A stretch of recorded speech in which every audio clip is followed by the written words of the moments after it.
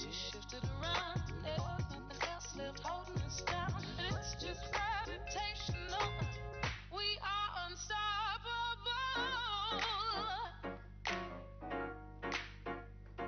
I just can't escape the pull. We are unstoppable.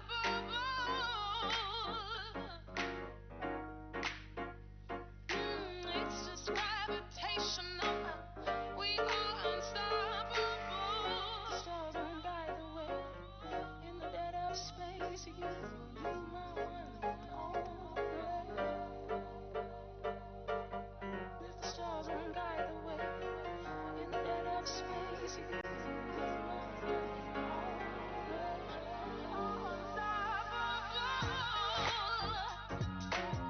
We are unstoppable. We are unstoppable. We are unstoppable. We are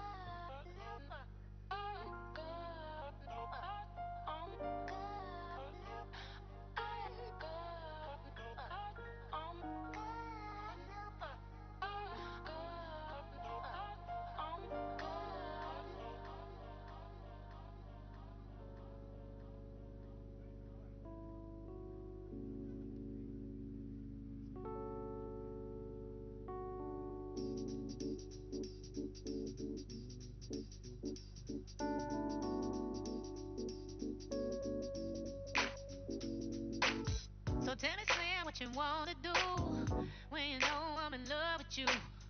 Every time that I turn around, love for you, but you can't be found. Fly free, baby, fine with me. I'm in love with a bumblebee. Ooh, Slim boy, you're killing me, but you so sweet to me. Oh, honey, yeah, you so sweet. Hey, sugar got a long way to get you. Oh, you so sweet.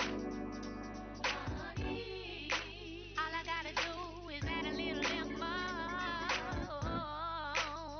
You my favorite drink. Hey, you make me think. Oh, honey, yeah. Oh, you so sweet. Honey. So tell me, Slim, what this gonna be? It don't be like this usually. When it come to that, what it do? I don't fall for that whooping bull. Oh boy, can you tell me please? Wanna know if you're feeling me? Oh Slim boy, you're killing me, but you so sweet to me. Oh honey, yeah, oh, you so sweet. Well, honey, just a kinda long way to get you. Oh, you so sweet. Honey, hey, all I gotta do is add a little lemon. You my favorite drink.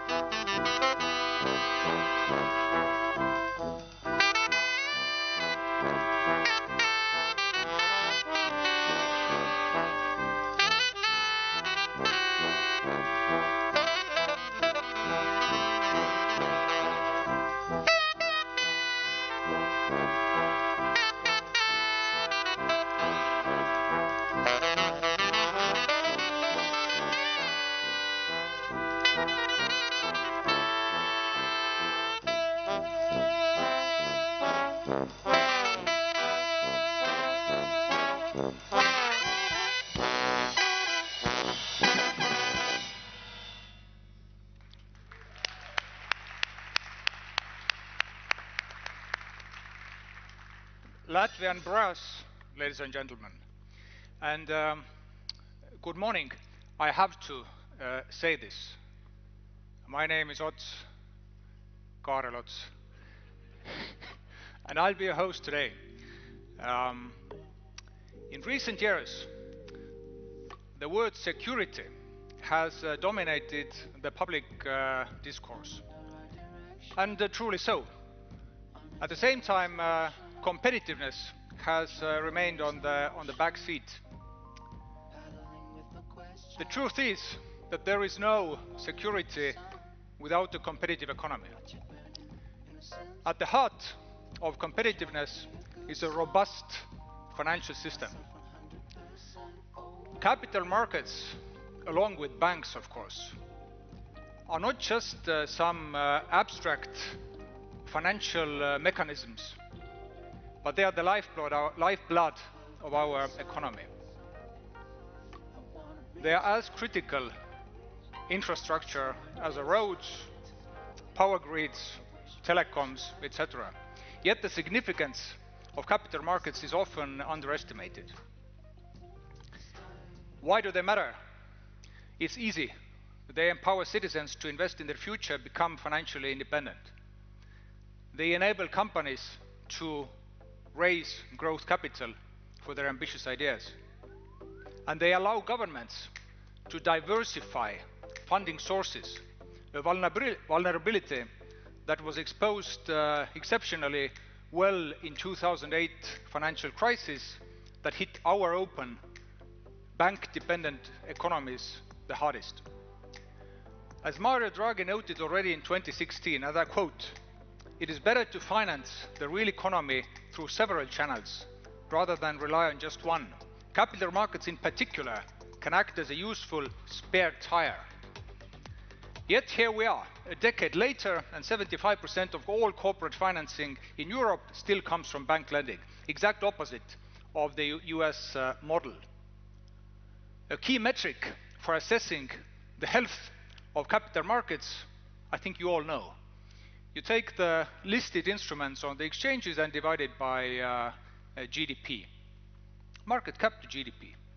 When you now line up all the European countries, in the middle there is the EU average. we combined, we trail the EU average by a factor of 4, roughly. And the EU average lags the US by a similar number. There are several positive developments, though. First, our equity culture with financial literacy is slowly but steadily growing. Our bond market has really picked up already in 22, I would say, making records, and the interest income or the interest revenue has more than doubled for the investors. And third, our regional cooperation among Estonia, Latvia, Lithuania is advancing. We are part of MSCI Baltic Index from 23. This is the first time in Europe that there is a regional index introduced. From this year, spring, there was a new index introduced, again by MSCI. It's called Advanced Frontier Market, meaning that we almost cover all the criteria except size and liquidity. So why does it matter? A big chunk of all passive investing, ETFs, assets under management, tracks these indices. So whether we like it or not, size matters. And meeting these size criteria helps us move from frontier, that these both indices that I mentioned still are, to an emerging market. Just a nice number, the difference between passive capital that goes into frontier and emerging is 200-fold, 200 times. We have had 33, 34 years to develop not only the capital markets, but also market economy, capital pools, market infrastructure. Just put into things into context, the Swedish exchange celebrated their 170th anniversary for their stock exchange. So some things need time. I think it was Mark Twain who said that history doesn't repeat itself, but it often rhymes. The US experienced the roaring 20s 100 years ago, give or take. After the crash that followed in 1929, the investor sentiment had soured. And it was like, never again. After the World War II, Wall Street launched a campaign. It was called Own Your Share. Great name, I think. The long version was Own Your Share of American Business. It ran from the 50s for almost 20 years, encouraging citizens to become shareholders in American business. During Cold War, equity investing was positioned as a safeguard against communism, strengthening both national security and economic resilience. So promoting financial self-sufficiency was seen not just an economic goal, but as a matter of national security. If we also want security and prosperity, we have to prioritize the development of capital markets. Don't get me wrong, the heavy lifting has been and will be done by the private sector, but I believe the governments can also lead by example, by creating a clear capital market strategy, by accelerating the financial literacy development, and by creating a supportive financial environment for long-term capital. Good examples are contagious. Collaboration is key. I think this conference is a perfect place not to start anything, but to continue what we have been doing for many years. We have an exceptional lineup, and who else better to open the conference than the Prime Minister of Latvia, Evika Siliņa. The floor is yours. Dear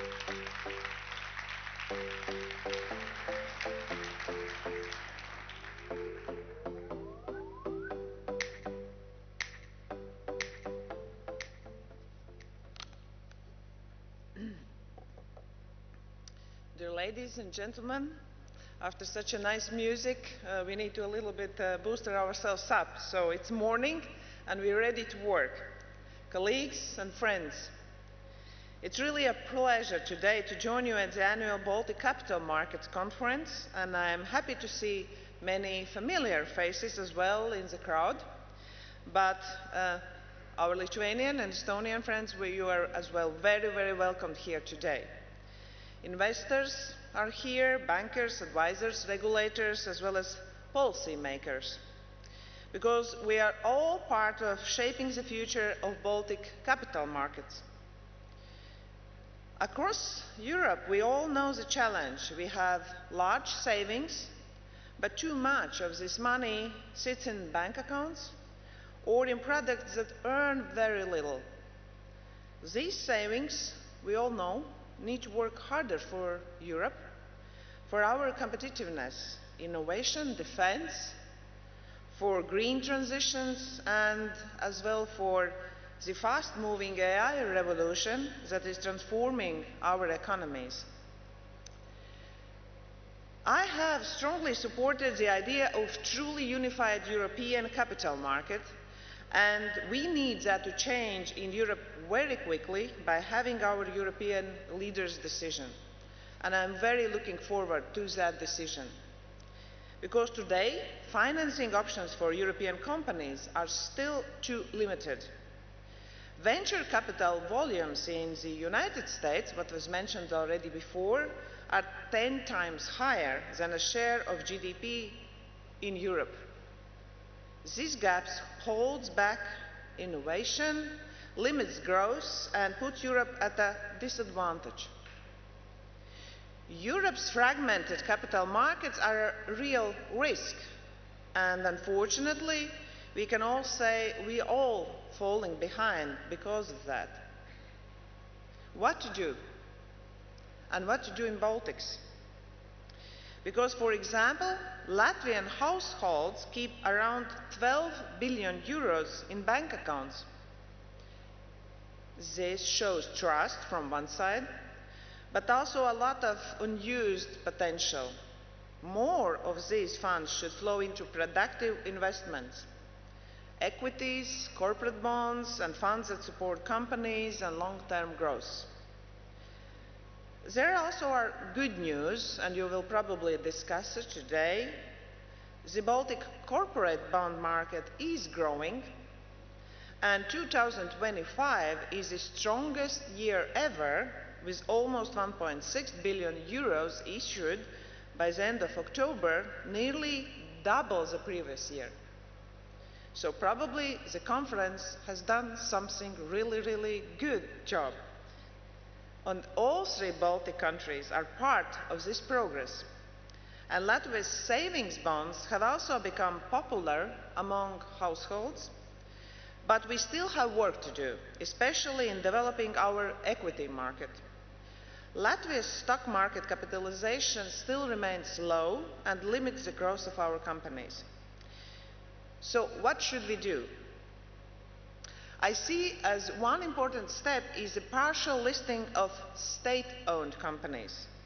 This is not only about raising money, it improves transparency, governance, and competitiveness, and it also gives our people more investment opportunities. We spoke before a little with finance ministers of 3 Baltic states, and we all know this is our budget time. And what we really need is more investment opportunities for our companies, for our economies. A recent Norstat survey shows that 62% of people in Latvia support this idea of listing state-owned companies. I believe we must move forward and include state-owned listings in our long-term growth strategy. For many, many years, our region has relied mainly on bank lending, And we all know that banks will always be important, but capital markets must grow alongside them. Ambitious companies should consider all options: bonds, equity, investors, or even IPOs. Only by working together we can close the gap with more developed markets and build a strong investment environment in the Baltics. As a government, our role is to ensure predictable policies, clear rules, and a business climate that supports innovation and long-term investment. That includes supporting AI adoption, AI-driven business models, and digital finance tools that will define the next decade of growth. Capital markets will be essential for funding this transformation, from deep tech to data infrastructure, from cybersecurity to new AI startups.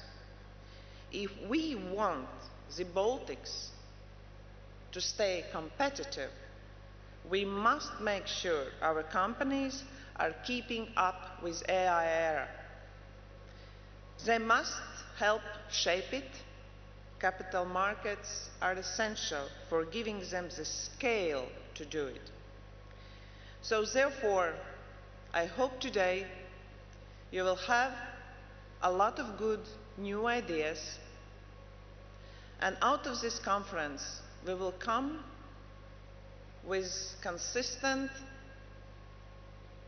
confirmation that we need united European capital market as well.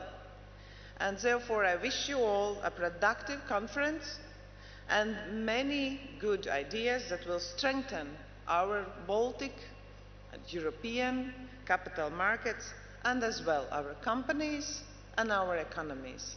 Thank you.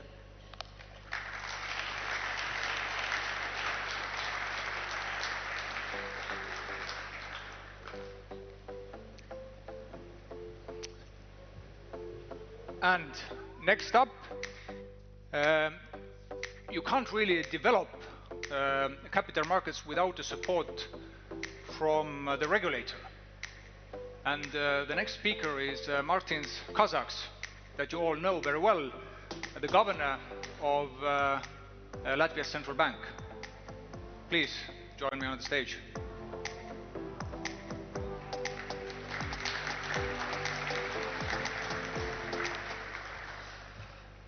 Labrīt. Good to see you all. And I feel that it is a bit like preaching to the converted. I think we think very similarly, and it is a true honor for me to be part of this meeting, because as the Prime Minister just said, we have by and large all the ecosystem here. We have investors, we have policymakers, we have business leaders, and I think we all share a common conviction, which is that strong capital markets is certainly not a luxury. It is a necessity. Strong capital markets is a necessity for our economies to grow, for our economies and societies to flourish and develop, especially in these very uncertain times that we live in. Stability is not something that we can take for granted, and we see that Russia's brutal war in Ukraine still continues. The global geopolitical power shifts do happen. The trade system is being transformed, and technological developments are fast and pushing lots of pressure onto existing financial systems. So we have to be able to adapt and to move ahead. In such a world, we Europeans, and I would certainly stress we Europeans, it is of course about the Latvian economy, it's about the Baltic economy, but in my view it's a much broader story, which is about whole of Europe. So we Europeans do need tools to bolster our resilience, strengthen our economic growth, and capacity to self-finance our future. And this is precisely what capital markets allow us to do. And our financing needs are immense. Draghi's report puts the additional need at about 800 billion per year till 2030. And these are just most urgent of the needs that we have, starting with defense, energy transition, and all the other things. And it is by no means possible to deliver this size of investment without capital markets. So, given this backdrop, I have three short things to say today, which I think is all about our joint decision-making and cooperation to deliver. So the first one is complementarity. Public funding certainly is critical to drive structural change for Europe and to deliver what the citizens need. But of course it should not be done, and in fact I would say it is impossible to be done by public funding alone. Public funding and private funding are complements, not substitutes. And much more of our private sector wealth, and we are rich, but we do not invest in Europe. So more of our private sector wealth must be invested here in Europe into productive European investment alongside public funding. So complementarity, importance of private sector wealth and investment is immense, and it needs to be unlocked. Second, scale. We must deliver a fully operational savings and investments union as soon as possible. We need true single market in financial services. So we need to reduce hedges, fences, or whatever we may call the barriers that we have built ourselves to open up avenues for growth by reducing fragmentation. And I want to stress that those barriers that we currently have that make the financial markets of Europe fragmented and less efficient and less able to deliver growth are imposed by ourselves. So we have imposed slower growth onto ourselves, and implementing savings and investments union is a way to overcome these problems. So simplification, proportionality, these are the issues that we should not only talk about but deliver, take decisions that open up the free flow of capital markets. And the third is financial literacy. It's important so that both individuals and corporates, when taking decisions to invest, do take educated decisions that are good not only today but also tomorrow and long term. So, in terms of the Baltic capital markets, where do we stand? And of course we have had quite a good run for corporate bond markets. So that is a very good story. For overall capital markets, of course, unfortunately I have to say, of course, the storyline is still quite weak. The markets are underdeveloped, equities are still waiting for a good story to be told. And in my view, without well-functioning capital markets, it's impossible to build a strong economy. It's like an athlete competing on low-calorie diet. He or she might hang on for some time, but will never reach the podium. It's like, excuse for the comparison, in my view it's like, it's not all you need is chicken. An athlete cannot reach the best results by eating just chicken. It needs balanced and nutritious diet to deliver. And similarly, for a dynamic and resilient economy to deliver, it needs not only bank lending, it needs not only corporate bond market, it needs equity financing, it needs strong non-bank financing segment. Here in the Baltics, we have laid much of the groundwork. We have reasonable fiscal policies. We have credible institutions. We have an innovation record that far exceeds our size. Yet, equity and debt markets remain much shallower than our economies warrant. Our ecosystem is still evolving, and it deserves a supportive boost from the public sector. And I was very happy to hear the Prime Minister's view and policy decision to move ahead with IPOs of public sector entities. That would provide more liquidity and boost for the activity in the market.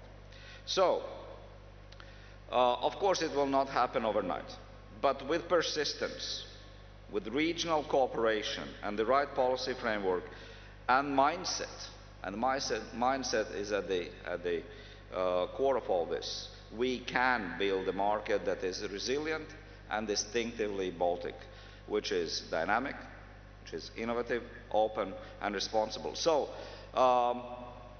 ladies and gentlemen, we need your enthusiasm. We need your ambition. We need your ability to cooperate and drive to deliver. Let us cooperate to deliver for our societies. Thank you.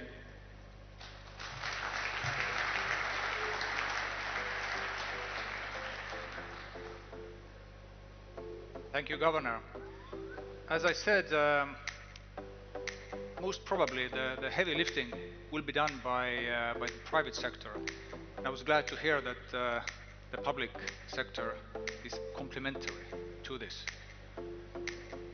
One of the companies, stakeholders who have done a lot of this heavy lifting and who also organizers of today's event is Signet Bank. And I'd like to ask the CEO, Roberts Idelsons, here for the next keynote.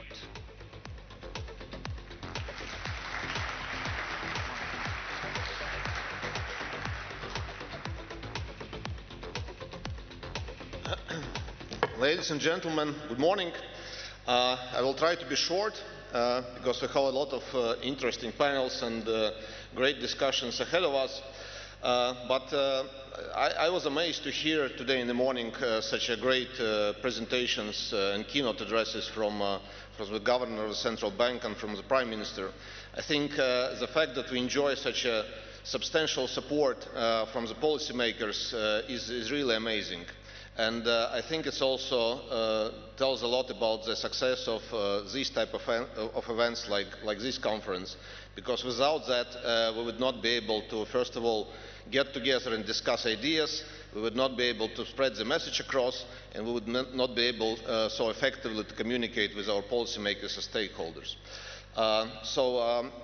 Today in the morning I'm actually extremely positive, not only because I see so many people around the tables, and not because it's like a record-breaking attendance of this event, which we have for a fourth time, but basically because I think in the recent years we've made substantial progress in developing local capital markets in the Baltics.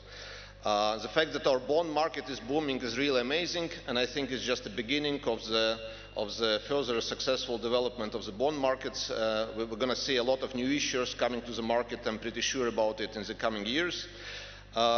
We have improving financial literacy, both in retail segment and also among entrepreneurs. And I really believe that actually financial literacy amongst entrepreneurs is something which we really need to focus on, because in the end of the day, the decision to list a company on the stock exchange, to make an IPO, to issue bonds, that decision lies with owners and managers of the local companies. And I think the fact that we've seen so many new issuers on the stock exchange in form of bonds is a real testimony to the successful improvement of financial literacy in the Baltics. lower interest rates definitely facilitate the development as well, and I think it's a great news that, that rates have normalized. We see a lot of not only companies not only accessing capital markets, but also we see extremely positive growth of lending volumes in all three Baltic countries, and I think that also supports development of the markets over here.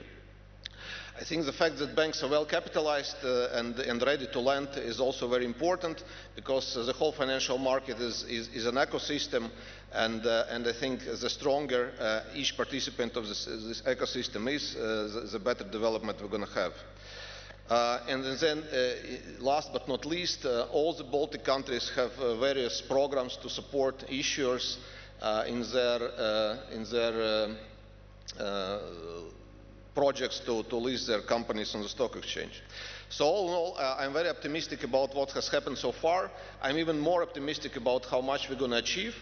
And I would like to wish everybody today to have a very productive day, to all of us to have a lot of productive deals this month, next year, and the years ahead.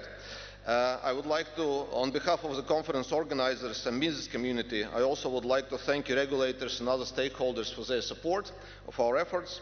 And also I would like to thank all the supporters of this event for their contribution, because jointly we will succeed. We are succeeding already.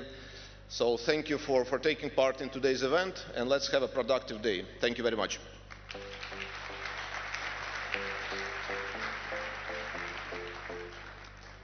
Just curious, show me hands, who's been here before in this event? So quite a lot. So you know that we will have great panels coming up. We have 5. And for the first one, I'd like to invite here on the stage the CEO of Finance Latvia, my colleague actually. I also took more responsibility for Finance Estonia recently. And let you, Uldis, invite your distinguished panelists. I think this is the first time when you have three ministers on stage together talking about capital markets.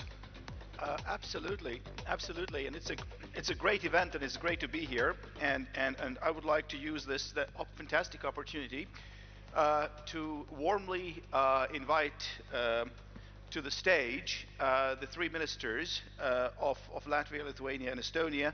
And let me start with the Minister of Estonia, Mr. Jürgen Ligi.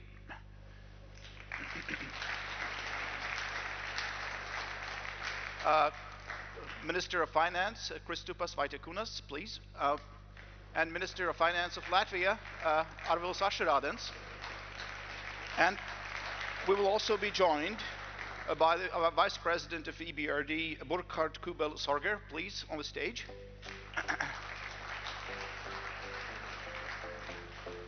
Great.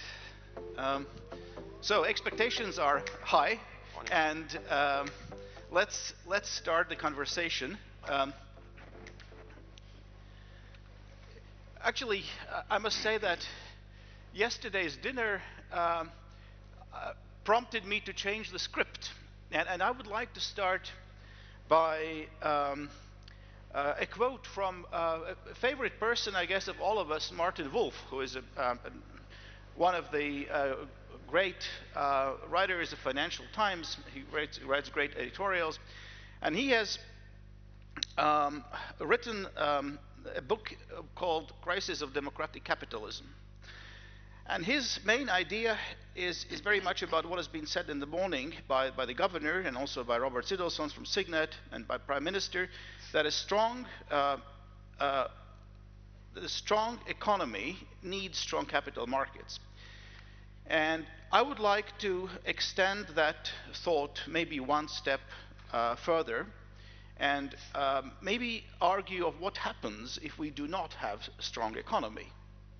And I think this is what Martin Wolf has written his book about, where he outlined clearly the dangers of when economy is not meeting the needs of the people, and when ordinary people don't see the fruits of their work, and when society cannot meet essential needs such as defense and increased prosperity, you have all kinds of problems showing up, including populism, including identity politics, including radicalization, And these type of problems only persist. So just to kick off the conference, I wanted to little bit maybe start from the process of outlining what are the risks if we do not get things right.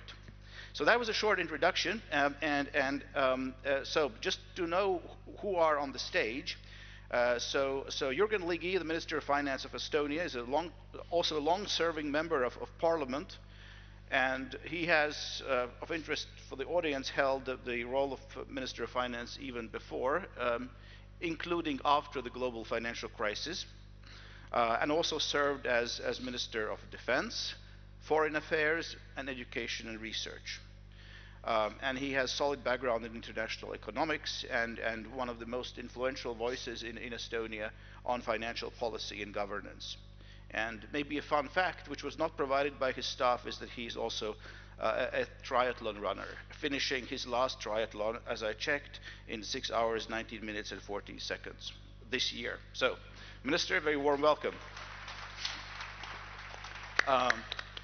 Arvils Ašarādens is, for now, almost 3 years Minister of Finance of Republic of Latvia, but he has been a long-standing member of political community, being Minister of Economics, Deputy Prime Minister, and prior to engagement in politics, he has worked as entrepreneur, press publisher, long-time board chairman of Diena Media, and also been on the board of AB Maria Berg, which is the holding company which owns Swedish newspapers such as Dagens Nyheter, Express, and some others. So, and he has a solid background with a master's degree in economic geography, and he has also been the board chairman of Vienoti political party. So, Arvils, very warm welcome to you.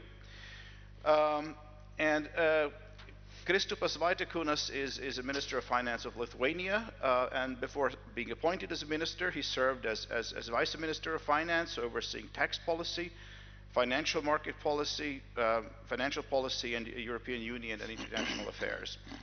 And he has also been instrumental in recently securing increased funding for defense and other priorities that the country is currently facing. Mr. Vaitiekūnas has a master's degree in international finance from Vilnius University, and I learned also that he has very close link to Latvia, as his father was a long-time ambassador of Republic of Lithuania to Latvia. So very warm welcome to Riga. Thank you. The fourth panelist is Mr. Burkhard Kubel-Sorger of EBRD, Chief Financial Officer, with a long background in JP Morgan, having served as Chief Operating Officer and Chief Risk Officer, and lately as Chief Financial Officer, and having also several senior roles at Association of Foreign Banks in Germany. And he's also a member of the EBRD's Executive Committee. So welcome to Riga. And again, looking forward to a great discussion. I would like to return to a number that was brought up by Prime Minister Siliņa, saying that recent opinion polls show that 62% of people, like ordinary people, like voters, actually support IPOs of state-owned companies. And state-owned companies, in fact, are the engine of I would say, boosting the market cap in any countries where you look at. It's an essential component for kicking off, especially the equity market component. So my first question would be to Latvian Minister Arvils Ašarādens. So how would you characterize, what is holding back the government for over 30 years from those important decisions, and what can be done to actually perhaps demonstrate that IPOs of state-owned companies is a doable proposal? Thank you for the question. And let's say somehow it's for Latvian society is quite painful, and for 3 decades we had difficulties to overcome to this issue. And of course, if we look on company structures and half of top 10 companies are controlled by government, and that is last decade we spend on political debate. Do we going for IPOs or not? And I would, if you address this issue, I would like to then, how to say, slice down this issue in three fundamental segments in political debate. Number one is there is still Latvian society have very bad memories about privatization process. And still we have in parliament people who says in the beginning of 20s we had been struggling for not to privatize anything, and we put in law bans on restricted not to privatize state entities. And please don't examine this again. We will go on streets. Second is very interesting debate around, let's say business and society. And there is, in a big part of the business, there is strong beliefs as state-owned companies should serve needs of business. And companies should not make profit. The government-owned companies should not make profits. Yeah? And those are strong beliefs rooted in like way how we organized, for example, free ports and free economical zones. These are non-profitable entities, and mainly, for example, in ports, the only capital gains is done by, how to say, companies cooperating in ports, but not government. Yeah? And this is attitude is, for example, towards, and there's on very serious faces are people speaking about, for example, energy companies. They're saying, energy companies have to provide cheap energy and not making profit. We have to make profit, and we have recent debate on, for example, Latvian forests, the same thing, yeah. And these political political parties and representatives of economy say no, we're objecting against IPOs. We don't want to move on so to say, on free capital market. We don't want to put those companies in free flow on capital markets. And last one is another very important aspect is, and this is important to put it in mind, that is, I might say, define it as we are not there yet.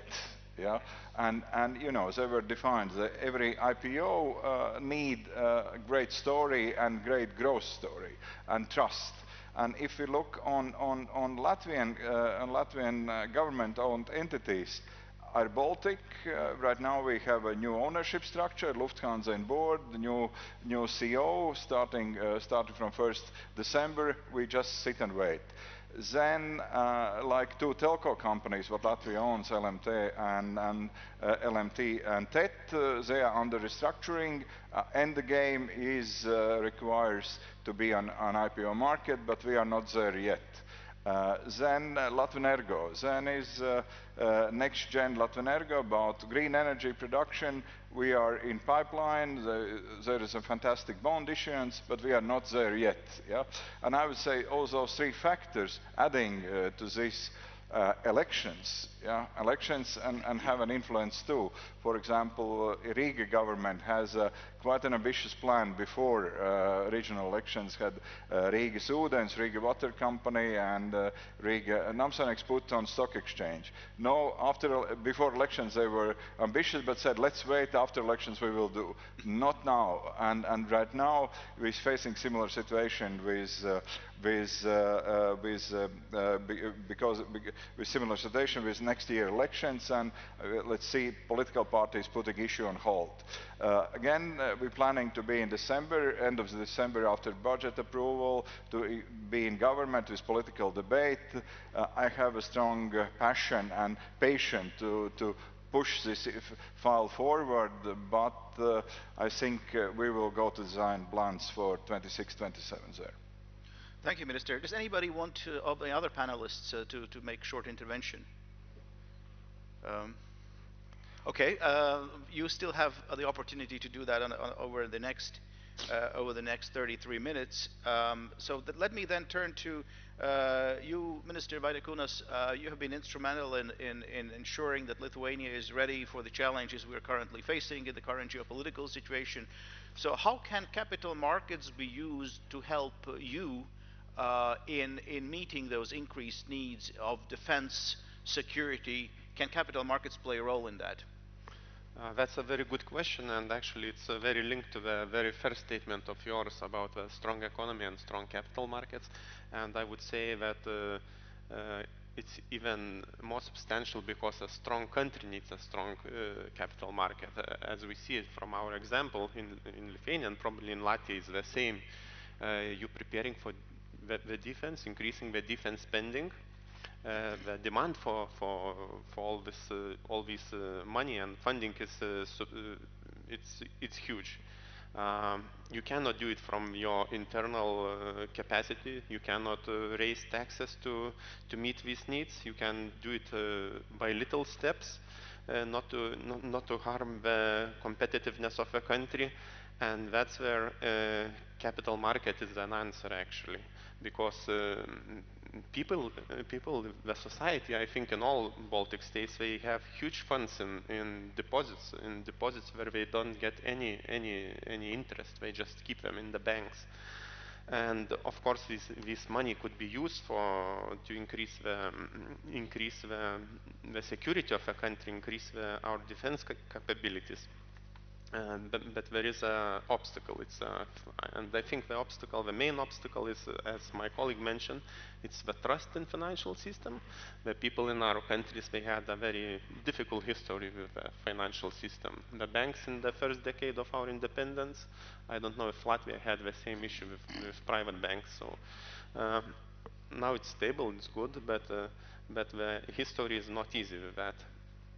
So we have this huge challenge of financial literacy, and if we make it through this, then we succeed. Our markets will deepen, and we can borrow from them.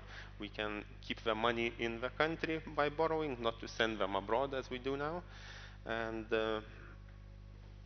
we started doing this. We are issuing the defense bonds in Lithuania. The popularity of this instrument, it could be a lot higher than it is now, but you have to find how to persuade people that it's safe, that it's better than to keep the money in the bank. You have to establish new channels for them to invest, the easier way to invest. We have a lot of challenges ahead of ourselves and a lot of work to do. Well, thank you. You said something that caught my attention, that it would be very good that more of our money would be working locally. Yes. And I would like to maybe turn to your Estonian colleague, Minister Ligi. Do you also think that it's a good idea that the Baltic savings should work increasingly more in the Baltics? Or why should we not, just to be very maybe incorrect politically, but why should we not allow people to benefit from the growth in Magnificent Seven? We know our pension savings are working to a very large extent in the United States. What is all this debate about local investment? I mean, we are currently in Lastadia region in Latvia. Should Lastadia money work in Lastadia? Sorry for maybe putting it too bluntly. What is your view on that?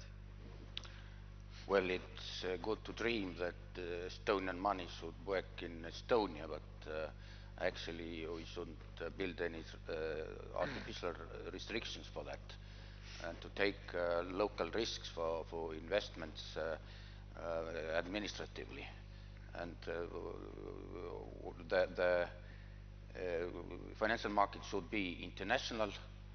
But of course, the problem is not to build, the aim shouldn't be to build any barriers, as the political ambition sometimes sounds, that to take them away and to make investing in Europe, in Estonia, more easier, to make to unify the regulations, to have similar even culture.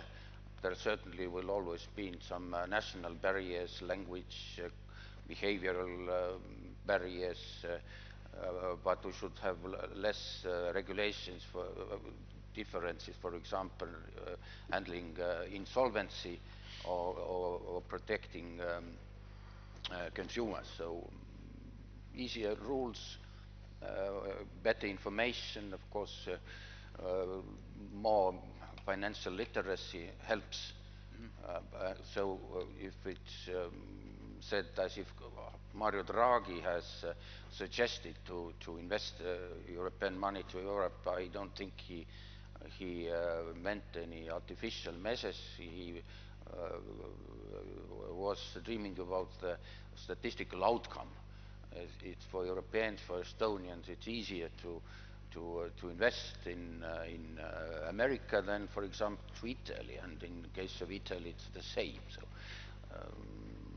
So no artificial regulations are necessary. And in case of course, pension funds, which is increasing property, financial property, which is by GDP, the share of it is, at least in Baltic states, steadily increasing. You shouldn't press them on local market artificially again. But saying that, I have to admit that there is an initiative which is not public yet in Estonia as well. I maybe probably initiate how to make pension funds to invest more Estonia, but it's again not so artificial, but because pension funds do not actually work very much on the shares, analyzing them, that most of the work is index funds, which is very cheap work. So regulations about the fees that they can take from consumers should be a little bit different, whether it is investments where there is real analysis behind, or index funds. So I think we will change the rules, but it's not that artificial. This is taking into account that the fees are too high in cases of index funds. Well, I think what you said is very important, because it appears that the whole debate is rather about creating an enabling environment that allows and incentivizes money to flow in the same way as it's easy for money to flow out if there are good opportunities where people and the savers can benefit. But you mentioned the EU Capital Markets Union, and also that was mentioned by Prime Minister Siliņa. In fact, this is not a new project. It's been a very old project, and I would say maybe two piecemeal projects so far, but now we see a couple of tangible initiatives coming out, including recommendations of investment and savings account coming from European Commission to incentivize retail savings in capital markets. So I would like then to turn to you, Mr. Kubersorger, on a more broad topic. Given where we are in the Baltics, what are the lessons from maybe other jurisdictions and good practices that we could think of in developing capital markets, and perhaps particularly the equity segment, which seems to be maybe a bigger problem? Yeah, so thank you very much. Maybe first to say why I'm here. EBRD had been, let's say, supporting the Baltic countries since 1991. And at the moment we have 200 projects that we invested in a total amount of 2 billion. And we promote the private sector, we promote economic governance, and therefore also the development of capital markets is really important. And we had been at the side of the Baltic countries in developing the capital markets since, well, 2017. And congratulations what you have achieved. And the latest step is actually the index of the advanced frontier markets. But now we need to think ahead. The next step is getting the status of emerging markets. Quite honestly, international investors don't need the Baltics, but the Baltic countries need international investors. And there the question is, how do you make your market more attractive, especially in the equity segment, for international investors? And the status of an advanced frontier market is more or less recognizing all the efforts that you've done in setting up an infrastructure that is up for international standard, regulation that is standardized. So you have done everything in order to set the framework. Now the next challenge is how to get liquidity, the necessary liquidity for equity listing into your market. And you mentioned already, let's say, partial listings of SOEs. It's not about privatization, right? That's another step. But again, first of all, not selling existing shares, but only actually when you issue new shares, actually put listings out and indicate also to the market that also the sovereigns, the government, is actually now putting trust in international investors. I think this is a very important signal to the market. Then if you look at, let's say, further expansion, it is about building a network. So if you have all your let's say, private sector entities that might want to go for an IPO, local listing is not good enough. You need to have a dual listing. You need a partnership, let's say, with either Euronext, with Deutsche Börse, whoever, because studies actually show that, again, you actually more or less triple the value of your IPOs if you actually go for dual listing. So you open up, again, your market for international investors. And I think that is another step in order to, let's say, build those partnerships. It might be first maybe with Scandinavia, building more or less expanding the pan-Baltic network into Scandinavia, but also look towards bigger European markets in order to get a listing there. And then, of course, the last element is you need to broaden your base. It might be on the issuer side that we've just mentioned, but also investors. It might be retail investors, and I think you have already mentioned it, in terms of offering the right products. It might be also looking at tax benefits and also how can actually pension funds play a role. The discussion around local money needs to be invested locally, also pension funds, I think is too limiting. It is more the question how to attract international investors, and then also the questions about local pension funds investing locally is no longer as relevant. Well, excellent leads. Thank you. There is one point where we, I think, can debate, and that's the value added from dual listings. I personally am not convinced. You know, as a former president of Riga Stock Exchange back in 1996, my main priority was here to establish world-class infrastructure, and that's why the exchange was sold first to Finnish HEX, then to Swedish OM Group, and then finally to NASDAQ. That's why we have NASDAQ exchange here, a NASDAQ depository. Whether there are value added from additional dual listings, I think it remains up to each issuer to decide. But I think it's important what you said initially about the importance of world-class regulation, world-class infrastructure. That's very key. But of course, we live in a competitive world, and dual listings might be something to consider. But if anybody wants to delve into that discussion, if not, I would put one additional lead from what you said on importance of domestic savings, and then I want to turn to primarily the Estonian minister, whose country has some experience in demobilizing domestic savings in the second-tier pension reform. Yes. So what happened? This is the silliest thing Estonia has ever done, I believe. Demolishing the triple system was idiotism from 2021, I think it started. The outcome, of course, was increasing inflation and boom of consuming, not party of private investments, which was promised that people are starting to invest it. Of course, some people paid back the consuming loans, which were very expensive, but it's stimulating the system to take it again and then to have this easy money is actually demoralizing for consumers as well. So it was bad for general macroeconomy and behavior of the people.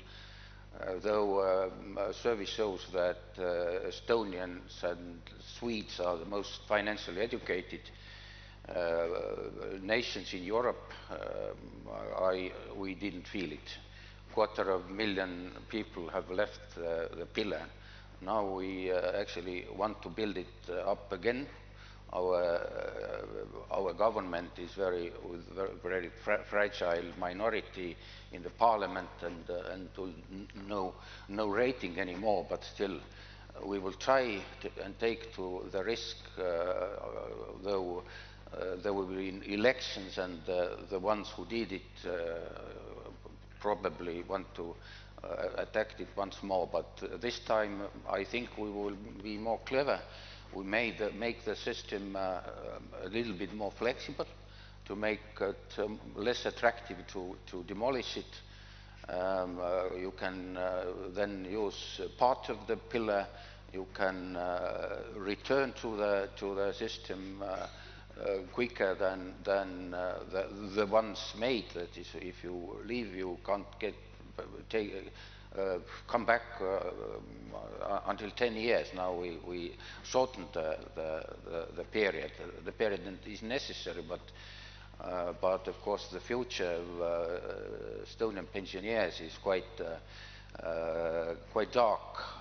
250,000 have left, and we'll get one third of lower pension or even more in the future.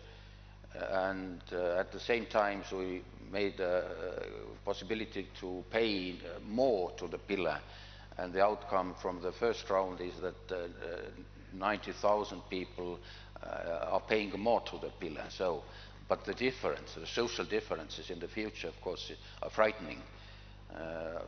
In general, it's all the prestige of savings and everything was compromised in Estonia, and so don't try it at home. Well, thank you for an extraordinarily honest and straightforward answer. I would then like to turn to Minister Vaitiekūnas. I understand that there are also decisions in Lithuania that go a little bit in that direction. So what is your take on it? We always try to catch up with Estonia, and apparently we followed their example, and we in the middle of this process as well.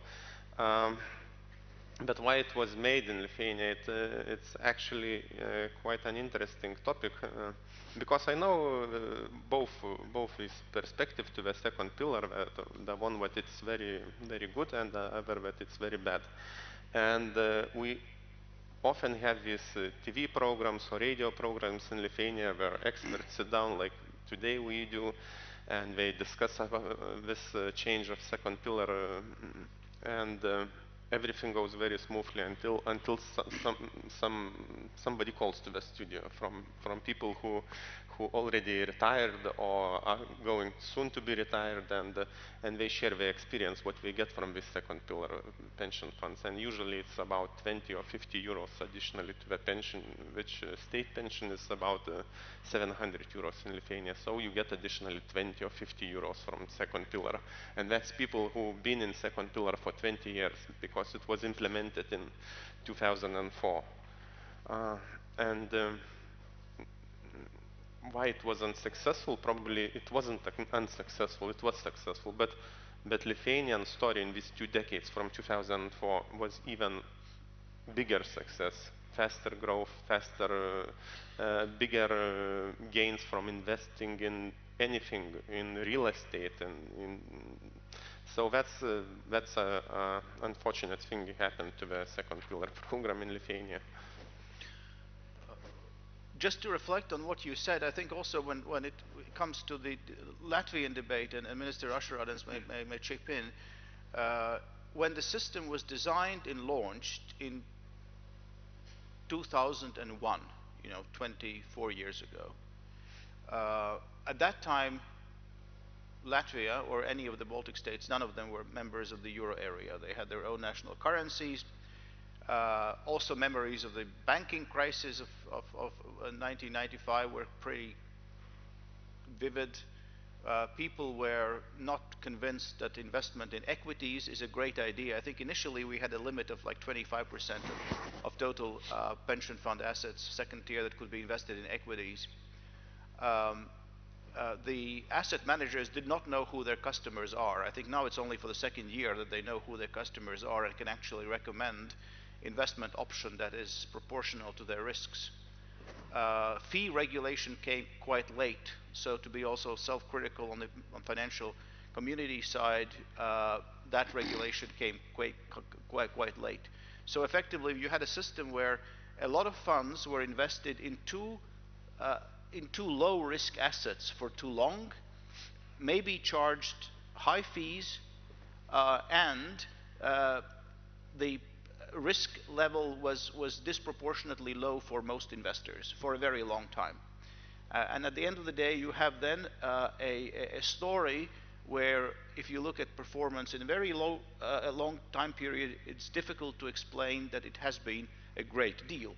Now, if you do all these things right, if you make sure that people invest in sufficiently risky assets early on in their professional careers, if you manage to have a sufficient competition so that the fees are appropriate, and if you manage to ensure that over the life cycle people adjust their portfolio composition, I think it's very difficult to politically argue against it.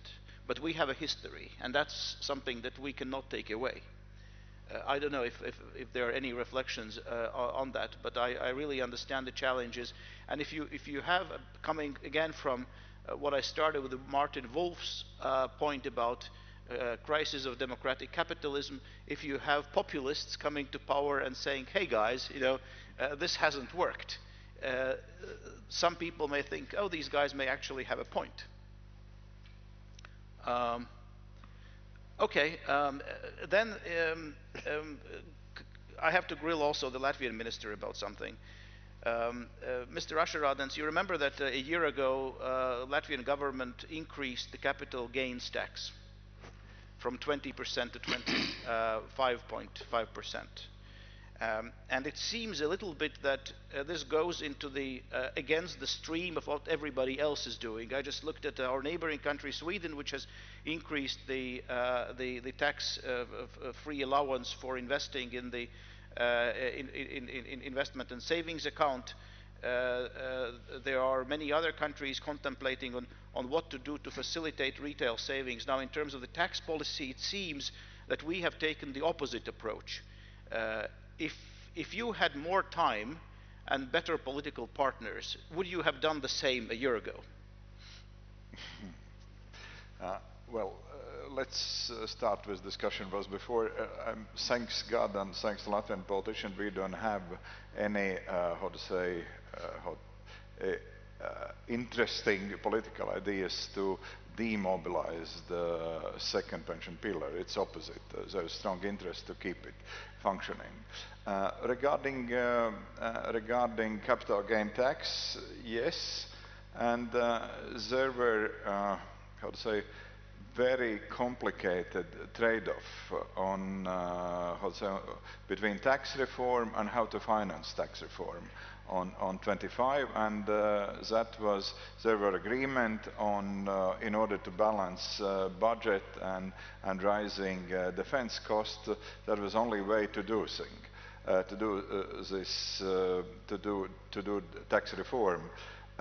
Yes, we at the moment analyzing impact, and one of the saving arguments for government at this point was the system that we have, that is investment account regime, which allow you to deter losses and from in your portfolio, and then in a case when you really divesting money from your portfolio, then only pay tax. But I have to say, with what already mentioned, debate on government, how to develop, how to grow, even how to accelerate the growth of capital market in Latvia. This will be part of the debate on the taxation on profits on profits on let's say on debt market or equity market products or financial markets products. That we have in pipelines, that's in analysis, and we carefully analyze Scandinavian or particularly Swedish system, and we will come with proposals to adjust this tax fee. It's very encouraging to hear. Would Lithuanian or Estonian ministers have any reflections on use of a tax policy as an instrument to mobilize domestic savings and encourage people to take higher risk with their investments? There are a couple of them which we are implementing already. One is, of course, the tax deduction on pension pillars.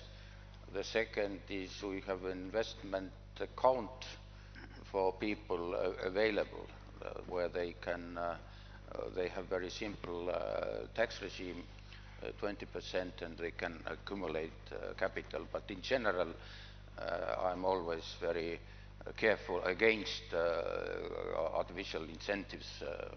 But in these cases, we have done it. I was also finance minister during the latter thing, that is the investment accounts. Then we introduced that, and pension reforms, I believe, were at the same time in the beginning of the century, where we started with tax incentives. Yes, we also have this investment account. The new instrument started in the beginning of this year, and the idea is that if you invest through this account, it can be any account in any bank, you just state it as an investment account, and you pay personal income tax only after you're taking the money out of it, not when you're making a profit. So that's an initiative to make people invest more.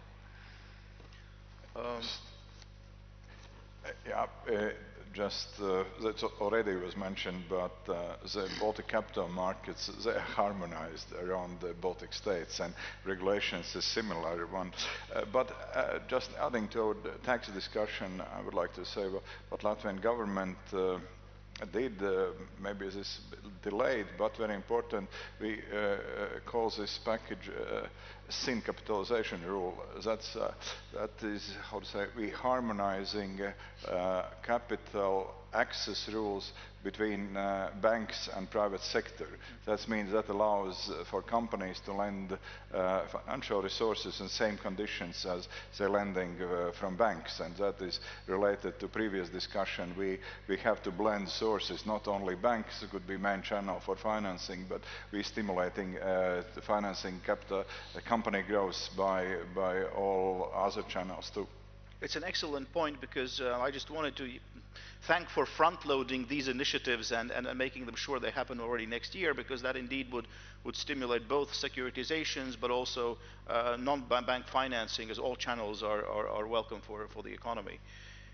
Now maybe since we are heading towards the end of the debate, may I quickly ask each panel participant to maybe outline just one idea of what could have a significant impact on further development of Baltic capital markets. So I offer anybody to start the answer. Well, what I heard so far is, I would say, very mixed initiatives. And I think one needs to be really to simplify the access for retail investors to participate in the capital market and the private, let's say, sector investments. I think this is important for a country, for stability, for resilience, but also challenges in all of those countries cannot be handled just by the sovereign or by the financial industry. You need the private capital market, and you need to unlock retail savings. And therefore, anything that helps to simplify, it's not just literacy, but it's really digitalization, but also simplifying tax schemes around this. To have a strategic view is, I would say, the first priority. I would agree that simplification is definitely one of the directions that we must move on. And the second thing I think would be we have to we have to take the new reality we are in now, and we have to take more risk in this in capital market. We must not must we should enable pension funds to invest more freely, take more risks, and because it's just a new reality we encounter. And of course, financial literacy for the public. In any way we can do that. It's a must in today's world. Well, I can't mention one thing, but there's a lot to do, and of course, for Latvian government, debate on state-owned entities IPOs is fundamental, and we have to go on to discuss until the point of understanding, and that's very important. Second, of course, is a very important issue is about development of ecosystem. Already the description for this excellent, harmonized MSI indexes, everything, but I think what is desperately needed, that is access to Central European depositories. Yeah, and we already in negotiations with Euroclear. Of course, it's costly. We have to find a way how to solve, but at least that is those are two important points. And I fully agree with retail infrastructure, infrastructure for retailers. Or this is something what we see there is a problem. How to usual, let's say, investor could access the capital market and could easily deal with to invest easily and have control over what he is invested products. I think the big thing that would certainly work is to shift our neighbor away from our borders, and I do not mean Latvia here. But if we fail in this, there are other ideas as well. For example, join the stock exchange of the Baltics and Nordics, and in the future the European ones. And there are things we shouldn't do. One is messing with the pension system, not messing it. Well, thank you for these ideas. And actually, I was asked to have a controversial debate, but it seems that we are agreeing here on many of those matters. And also it seems that the general theme that runs across this debate was that we want to have more integration, we want to have more involvement in capital markets, and we actually want them to grow.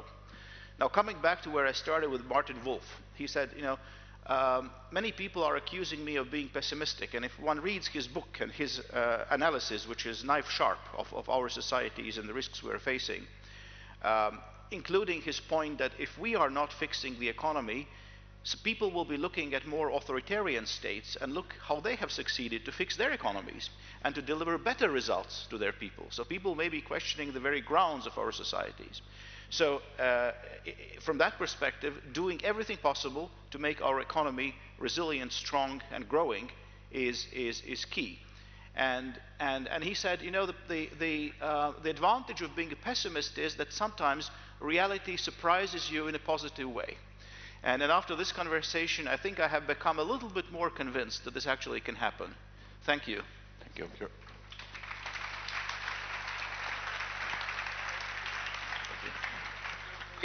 Don't go yet, gentlemen. We have questions. We still have a few. Still have a few minutes. Yeah, now maybe too controversial. I don't know. It depends. Just shout if we need to leave. First question is, as we are in Riga, then for the Latvian minister. So it appears Latvian citizens are supporting the listing of SOEs. Will you use that momentum to progress on that? And what progress can we accept during your term?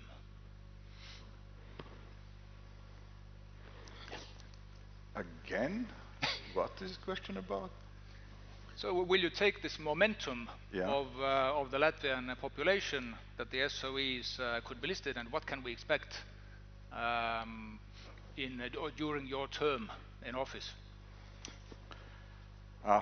I can expect on the government there will be agreement on what should be done on 26 and 27, not before. So something to look forward. 26 is soon Yeah, I coming. know. Another question for a Lithuanian minister. So you mentioned this a little bit about the pension reforms, but what long-term effect do you expect from the pension reform?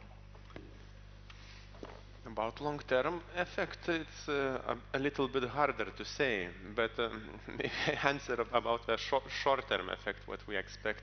Of course, next year we expect to have a little bit faster GDP growth, a substantially increased spending from the public, and of course a little bit faster inflation. This effect will last probably for mainly 1 year, but we will see something in second year as well, because people will have a gap to leave. It's 2-year gap, but probably most of them will leave in the first year. And to answer as what is the long-term effect, it's actually hard to say, because today the geopolitical situation is so unpredictable that it's really hard to predict what will be in 5 or 10 years. Of course, these people who are leaving, they're not getting this money in the future, they're spending them now. They have to understand the trade-off and make a careful decision. And I'm not sure who wants to take this, but what do you think of the idea of integrated Baltic capital market supervision? This was idea provided, as we heard in Vilnius, by SM researchers, and I like it very much. I like it very much. Okay. As we're ending... Karel, yes. and I just have been thinking on your question, and I think I see my function here is, as election is next year. I really hope I somehow will manage to break the ice and convince political environment as a capital market development and rapid development is fundamental for Latvia and Baltic states' overall general economy development. That's it sure is, and great to hear. And I think what we have been, at least certain stakeholders, seeing now that the European Commission is also warming up again, that capital markets are something that need developing. They even have a new name now, not the CMU, now it's SIU. Yes. Hopefully this will be more successful, but I think we need to keep in mind that, and I think our minister was spot on, that we can't force investors, to force them to invest in Estonia, Latvia, Lithuania, or even Europe. And there's a reason why money is pouring into the Magnificent 7 or 10 or however you name it. I mean, they are driving the global economy, right? If you take these 7 companies out, then the 493 companies in the US are performing as the European stock 600 and the Baltic, really. Pretty much, you know, not going anywhere. And the reason, I think, is that we haven't seen widespread economic growth for many, many years. And this is what is driving investors to one region or the other. So our job with policymakers is to make sure that there is no barriers. That if an Estonian investor wants to invest in France or Stockholm or the US, it is possible. And it's possible also the other way around. And as Burkhard said, that we need the institutional investors, not the other way around. And what we have seen is really a legacy of barriers inside of Europe that make it difficult for our companies, our unicorns, for example, to go and list where they are known best. So they need to look for regions, you know, where historically the institutional money is going. So this is something we can change. Yes, you have a comment. I think you should be excited by the perspective of getting into the status of an emerging market. And you outlined already in your introduction the benefits. And if each of the countries would commit in the next 2 years to have one of their SOEs publicly listed, it will more or less make that step towards emerging markets. If this is, let's say, the objective to get there, because then you get the inflow from international investors, and it will help to promote and to foster your economy, then I think this is like the step that each of the countries should commit to. Exactly. Great comment. And I thank you, gentlemen. Great panel. Big round of applause. Thank you. So, we are getting ready for a first break. Just for your information, after the break we come back, we have an IPO panel. Who wants to see? There is also a parallel session throughout, I think it's up to lunch, maybe even after that, in the hall there with the glass doors there. We have several issuers there that are talking about their bonds, their offerings, so you can check this out as well. And one more thing, I just came back from New York yesterday, where we were celebrating our listed company's investor relations. Is Latvian Ergo Cleaner Group here? Yeah, I see at least some hands. So they are winners of Latvian, or for Latvian issuers, winning for the best bond and best First North bond investor relations. So give them a round of applause as well.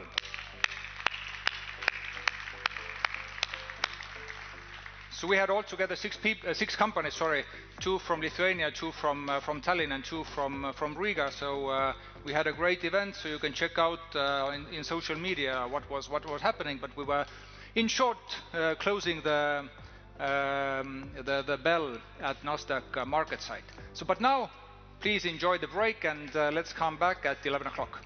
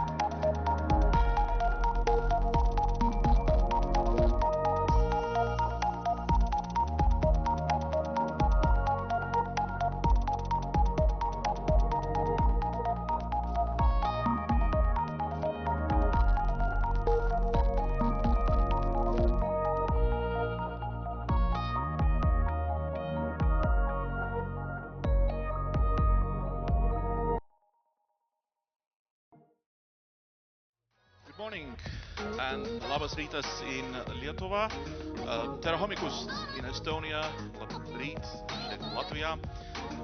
My name is Chris Peterson.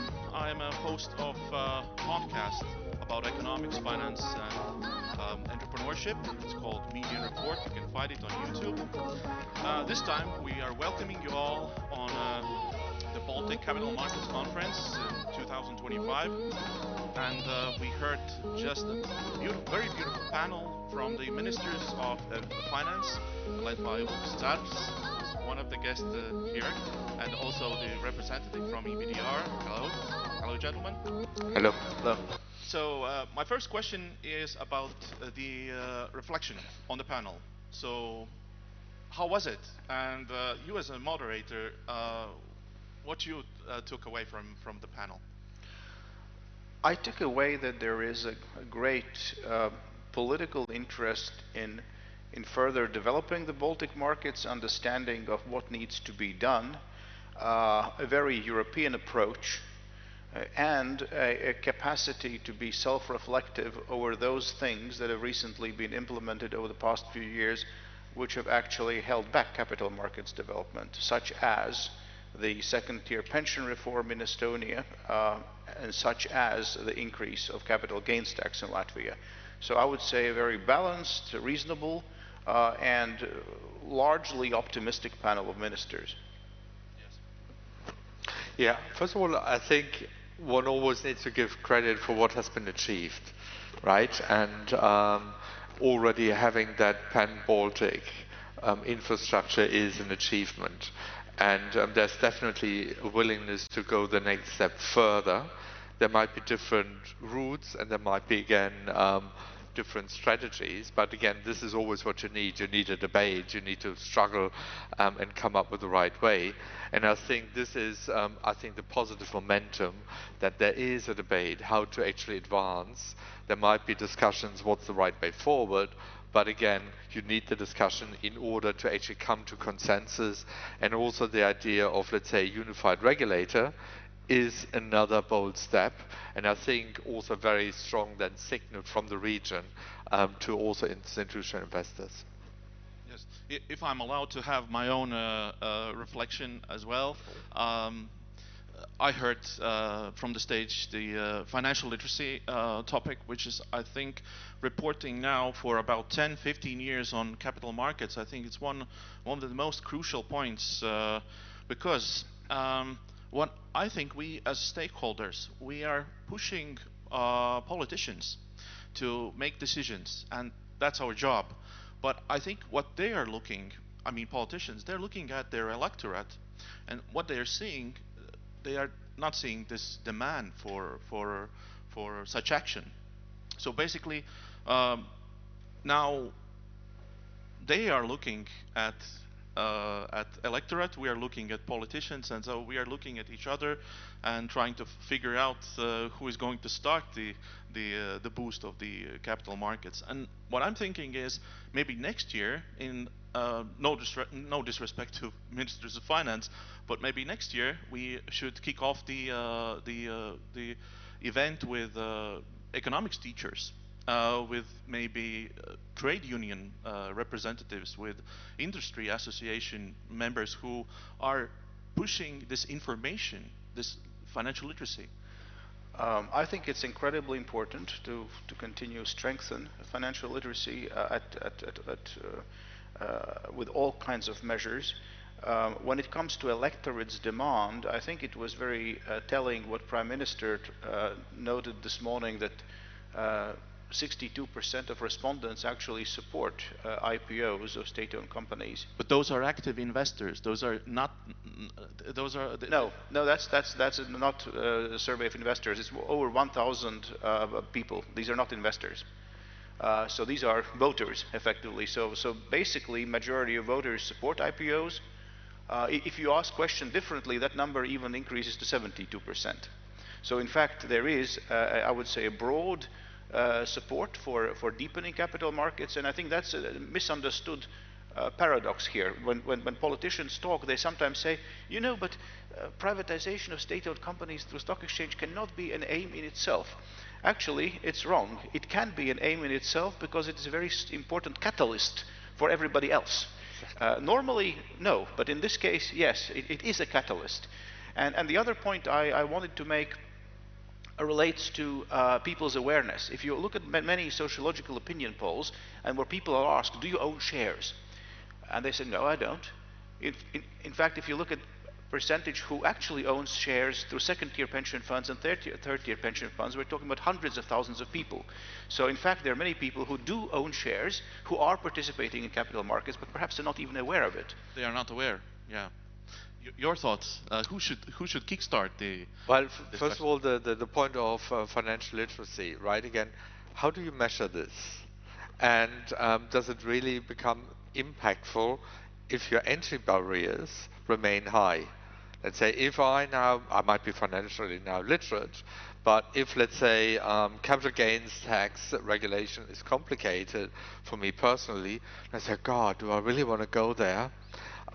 So simplification, lowering the entry barriers next to financial literacy is equally important.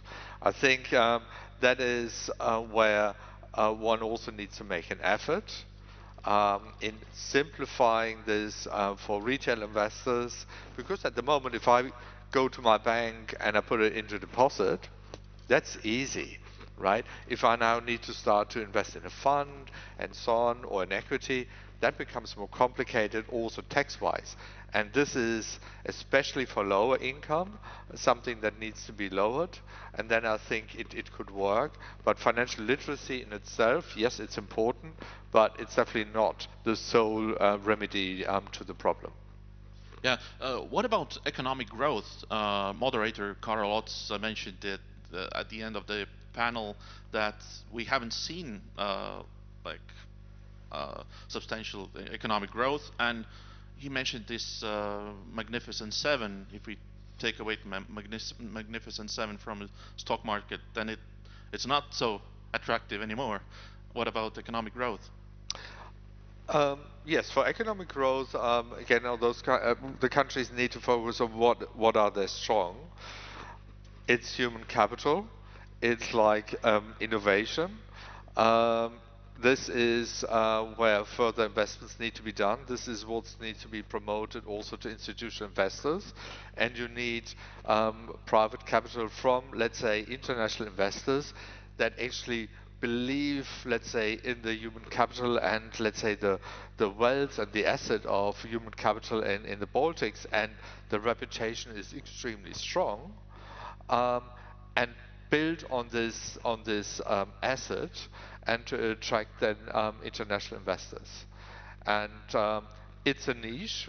The countries are small and they need to more or less find, let's say, the selling point as a niche player in the international market.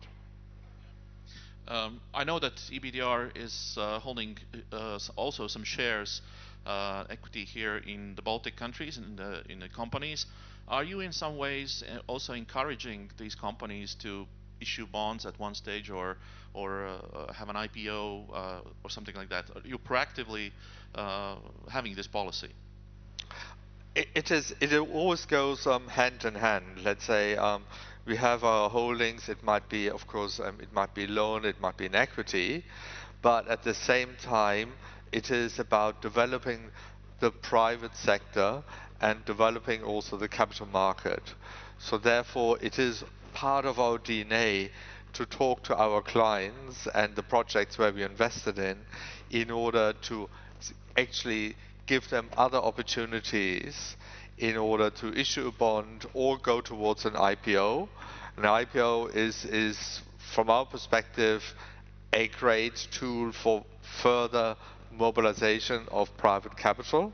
So we are not there to stay. We are maybe an anchor investor that is actually then attracting other investors, so we add credibility to a project, and we hope we have a halo effect in this regard. And therefore, when it would come to an IPO, we would say, well, that's a great success because we can more or less reduce our share and mobilize instead the private sector capital. And it's in your DNA. As It you is. said. Yeah. Well, this, I know that I asked you this question last year, but I still will ask you this year as well. Can banks help to boost capital markets? And in what way, maybe during a year, you have seen that this has happened in Baltics? I think they can definitely boost capital markets in several ways. One way is very direct.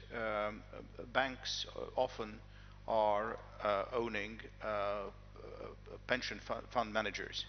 And these pension fund managers can, in many ways, through their investment decisions, facilitate capital markets. And especially now when we in Latvia have a more favorable regime for investing in alternative investment funds where you actually can charge higher management fee if you do that. That creates stimulus. Because in the Baltics, since equity markets are shallow, the best way to funnel more money into economy is through alternative investment funds and these type of venture capital and private equity investments.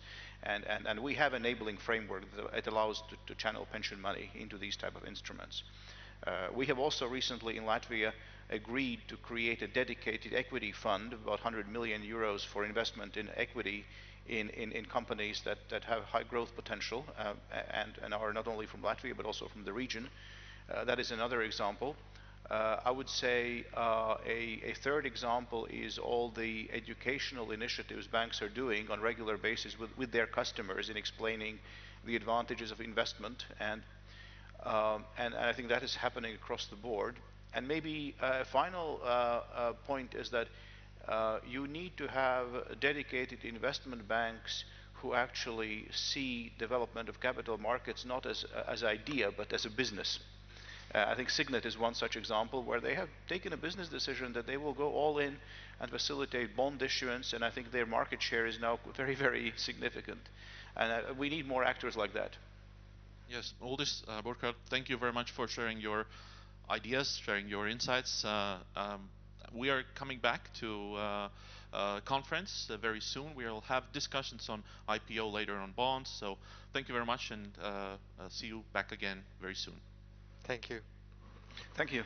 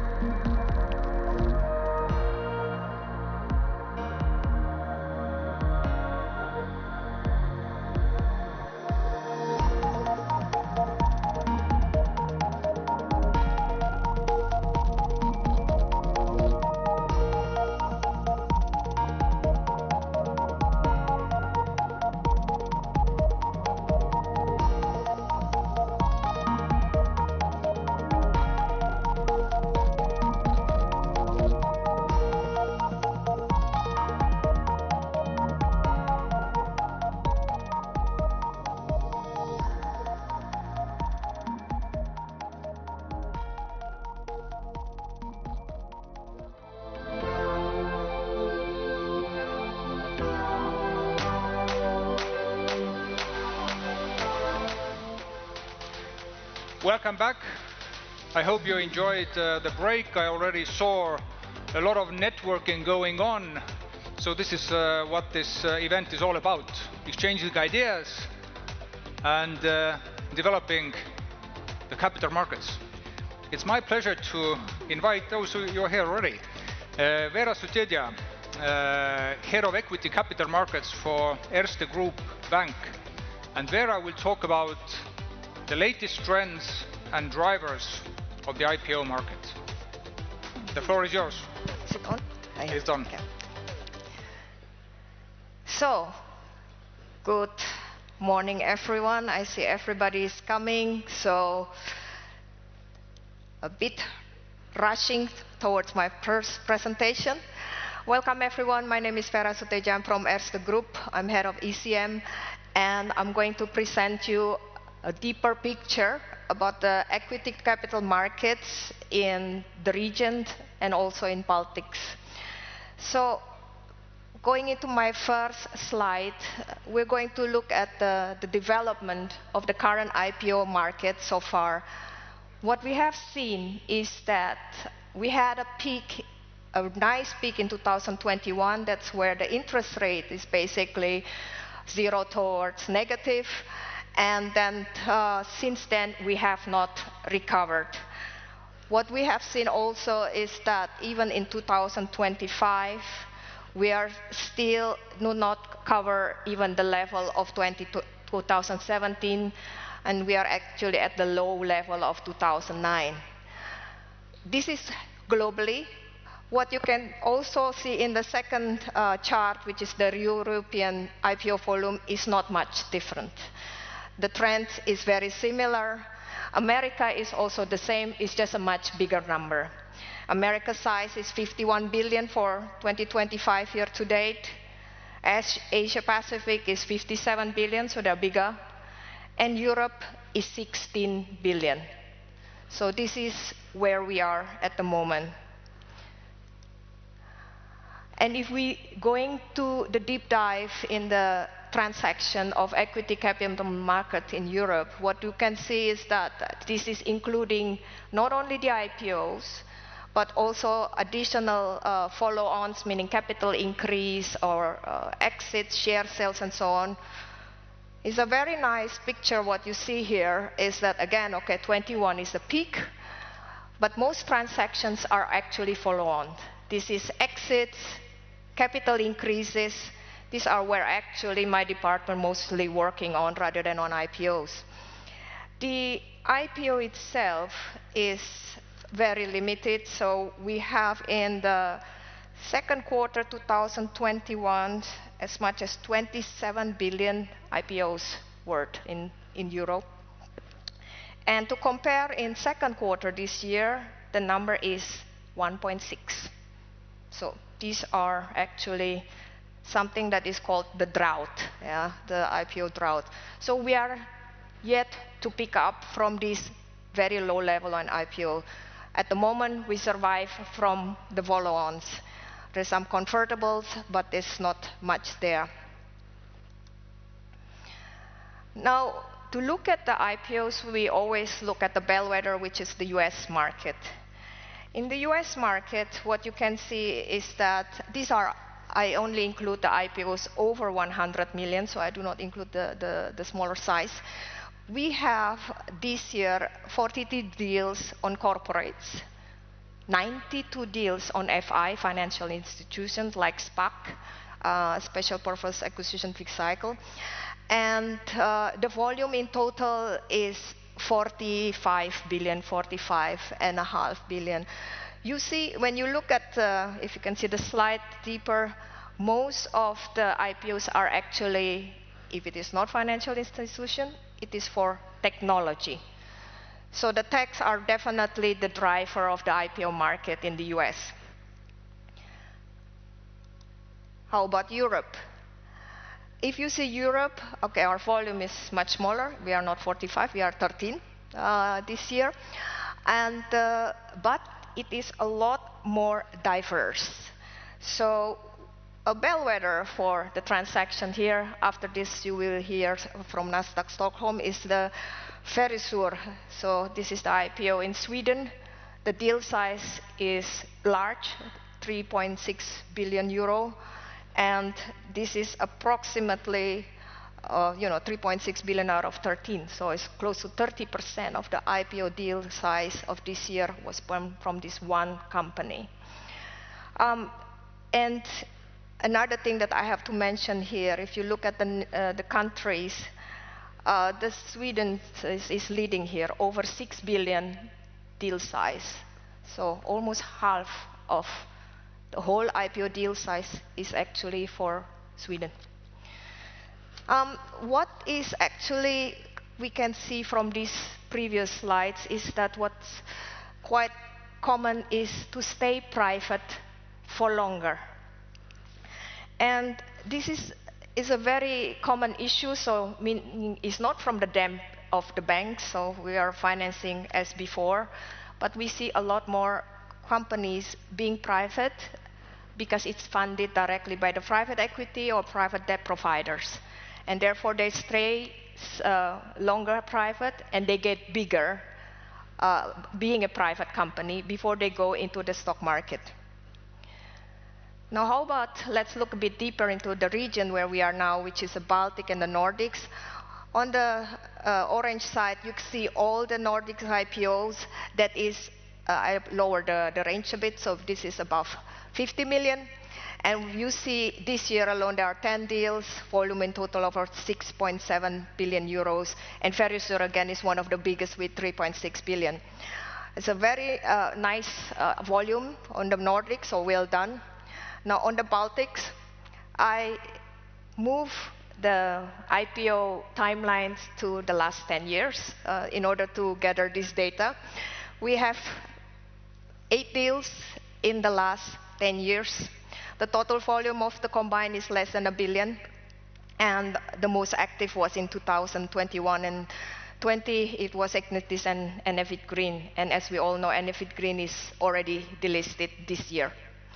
The last IPO is in any case with Elefing, so it's we do have. It was just very recently, and another thing that to look at this, so a lot of numbers, is the scale of the deal. So of course it's a Baltic market, it's the deal tend to be smaller because it's also dependent on the size of the company. Now when I was asked to do this this speech, I was asked for all the potential IPOs that we have. We gathered this information for the CEE, Baltics, and Nordics.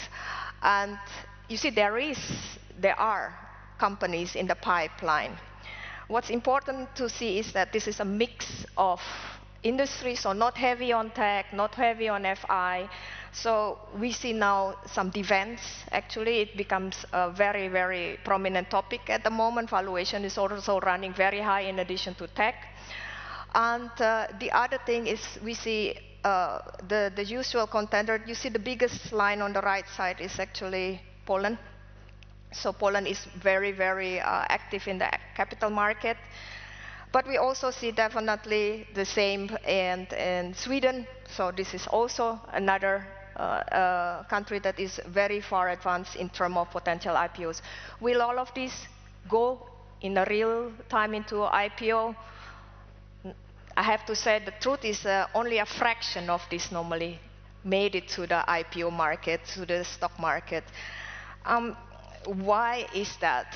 Well, IPO is about also being readiness for being listed. So are you in the right industry? Are you in the right size? I mean, profitability, sales. Are you in the right valuation? The sellers also need to make their return. Yeah. And it's when the sellers purchase an asset back in the low interest rate, so with heavy leverage, and now we are at a much higher interest rate. The WACC is different. The DCF, discounted valuation, looks different. And some people just definitely feeling very, very hard. Why do I need to make an impairment out of my return? So the right valuation is, until now, is a very, very sensitive topic when moving into IPO. And the heaviest discussion is normally the pricing discovery. What does the market willing to pay? Some of you here are investors. And you know yourself what you are willing to pay based on the available listed companies. And why do you have to pay more for a brand new company going into the market? So the valuation is a contested, heavily contested topic. And then finally, the right timing. The right timing means, like, you know, when you are very ready to go to IPO and suddenly the war starts in Ukraine. So this volatility of the market will increase significantly. Then sometimes we cannot launch during that period. So a lot of these basically giving into the driving factors why a lot of the IPO pipeline actually do not make it into the final round. Now, we have seen in the previous discussion about what drives the equity capital market. Frankly, we need the investors. We have the companies, we have very good European companies who needs to scale their business up, and it cannot be mostly done by funding from the banks. And what we have seen is that here is, we have only 3 slides on this, but what you will see here is how much we invest in shares. I have here in Latvia, Lithuania, and Estonia, the EU average is there. In any case, it's not very much. Yeah. The US pretty much have more than half of the US population actually invest in stocks. So we have a long way to go from here. And in the previous discussion, we see a lot of financial literacy was being discussed. So I will spend a bit more time on this slide because, you know, you have a lot of qualitative, but as equity capital market department, I'm driven by the numbers, meaning like you have to see what is actually in the numbers. This is the fact. You see that Sweden, where Sweden is, which is a very high financial knowledge, literacy, Denmark and Netherlands. And as a result, in this also their cash share that they own in the household is low. They tend to invest more in other investment products. We will see later in the final slide. Unfortunately, I do not have Estonia, so I only have the Latvia and Lithuania in this picture. But you see where the EU average is. The EU average is pretty much rather low in the first place. I wouldn't say it's very high. And then ideally, most of the countries actually will have less in the bottom. So we have more countries in the bottom, which means you have less cash holdings. But we are not there.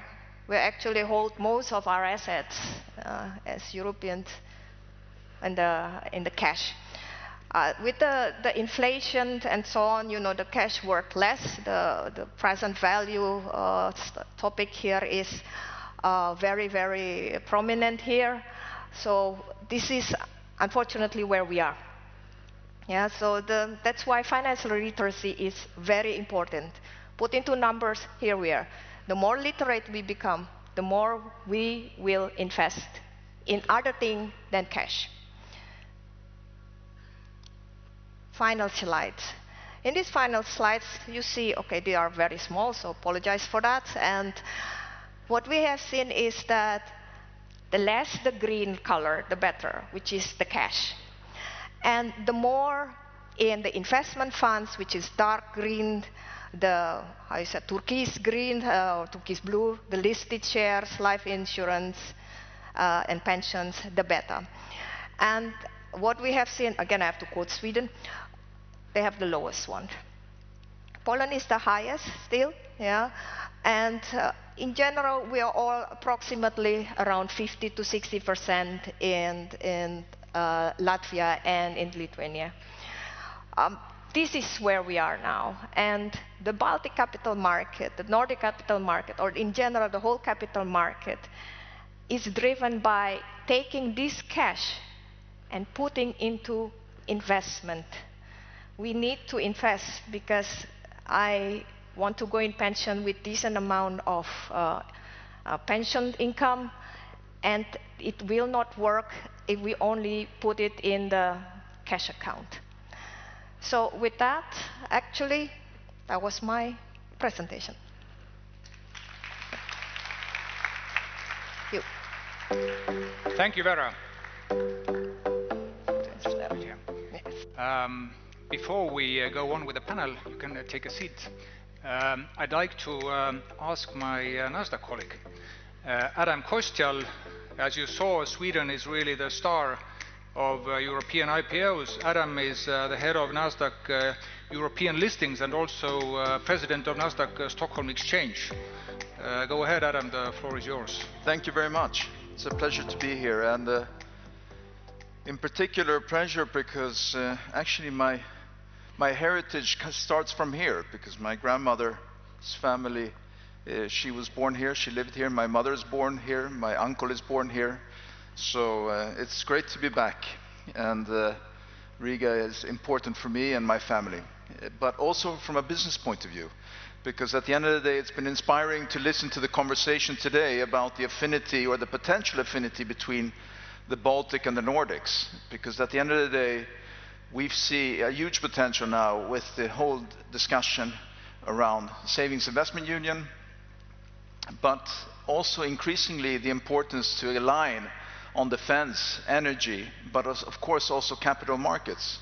And often I hear that there is a gravitation towards London or Amsterdam from this region, or Frankfurt, while in reality I think the affinity is even much closer and much stronger with Stockholm to start with, and potentially also Helsinki. So why not see what the opportunity is to really bring this region much closer together? And I was inspired by the ministers who discussed this earlier today. So we are, of course, just a quick background. As many of you know, we are an operator and owner of exchanges across many markets, but the Nordic Baltic market is a very important one for us. We have more than 800 employees in the region.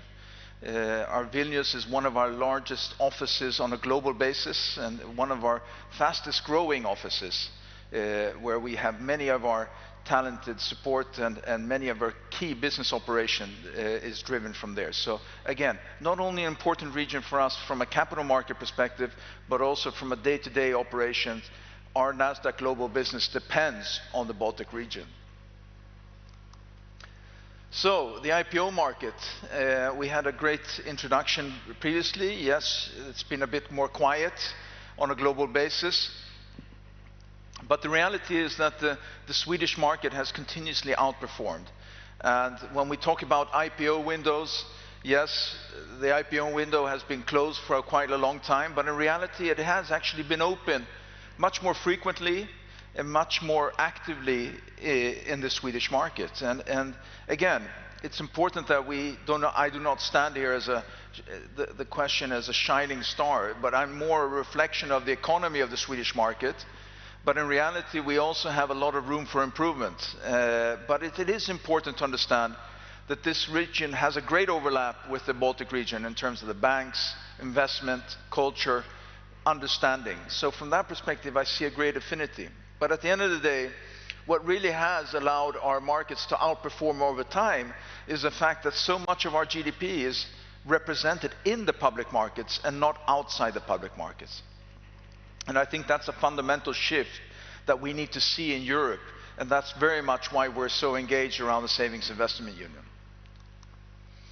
And if you look at the IPO activity, we often talk about big capital market centers like Amsterdam, Frankfurt, London, but in reality, the Swedish market and the Stockholm market has continued to outperform, and this year in particular, where 60% of the IPO activity has taken place there. And yes, there's a gravitation to talk about why did Verisure choose Stockholm and why did they choose to list in euro and why were they so successful in their IPO. That's absolutely important because as we were discussing before, many of the companies have grown to become significantly larger in private hands and now need to transition into the public markets. But equally important is the fact that we continue to support SMEs in the public market. And I think it's super important that the capital markets do not only become a resting place for larger companies, but also equally a vibrant environment for smaller mid-sized companies where so much of the innovation and growth takes place. And that's why it's important for governments, financial institutions, pension funds, retail, to really understand how can they engage, how do we engage the whole ecosystem, not only to allocate larger sums of money, but also smaller portions of money to smaller companies which are driving innovation and growth. And that has been the key driver for us, the continuous flow of smaller mid-sized companies that have transitioned into the public environment. One important statistic which I haven't raised here is that roughly 30% of private equity companies in the Nordics transition into the public environment. In Europe, that number is roughly 7%. This transition from private to public is a key issue that Europe needs to address, because that is where the value is created. That is where the democratization and the ability to really engage all flows of capital to participate in that continued growth really takes place. And that is why I believe the Swedish market and the Nordic markets have continued to outperform, because they have cracked the code on how to manage that transition, and that's what Europe needs to focus on as well. So that is also then reflected in terms of not only Verisure, but actually a significant number of the IPOs, the most active IPOs in Europe, have actually taken place here. Because yes, it is a very uncertain time, it's a much more selective market, but we have a much more engaged environment supporting companies transition into the public environment, and that has now been translated in this activity that we see. And again, these are IPO numbers, and I think it's a very important number that was brought up before, that it's not only about primary capital, it's also about the secondary activity, the ability for all the listed companies that we've had to continuously raise capital on an ongoing basis in difficult times. So if we look at what really has driven the Swedish innovation and the momentum that we have seen in Sweden, of course we have a vibrant economy which has been discussed today, about really that starts from the ground, making sure that households are exposed to the public markets, that is the key. That is absolutely the key, because that will then build the foundation for smaller, mid-sized institutions, larger institutions, international institutions to participate in the market. But also, we have a very vibrant ecosystem. And this is what you have in the Baltics as well. You have a very vibrant ecosystem that's being built up. Estonia, many of the Baltic markets are being raised as key drivers of innovative companies. The question is, how do you crack the code to make sure they also have the opportunity to transition into the public markets, which, as we have managed to do relatively successfully in Sweden, of course we need to do it better. And as I mentioned before, the retail is really the foundation. So many markets are built top-down, with larger institutions that make significant allocations, but do not engage with SMEs. And this is what we need to change on a European level. We need to make sure there is a fundamental depth of capital. What makes the Swedish market so strong in terms of supporting IPOs is not that we have significantly large investors. It's the fact that we have a depth of the full range of smaller institutional active investors that participate in smaller IPOs, which are raising smaller amounts of capital, but are significant for their continued growth. This is what makes the market different. If you look at Amsterdam, Frankfurt, London, the top layer is pretty much the same. The top layer is very mobile. The top layer will invest in any market. They like the Swedish market, but what makes the fundament of the Swedish market is the fact that you have this depth.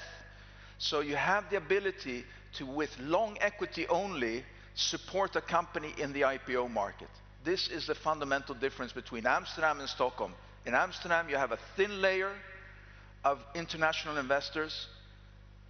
In Sweden, you have a deep layer of long-term equity of different size. And this is critical, and that's why Verisure was so surprised when they engaged with the Swedish market and finally understood this.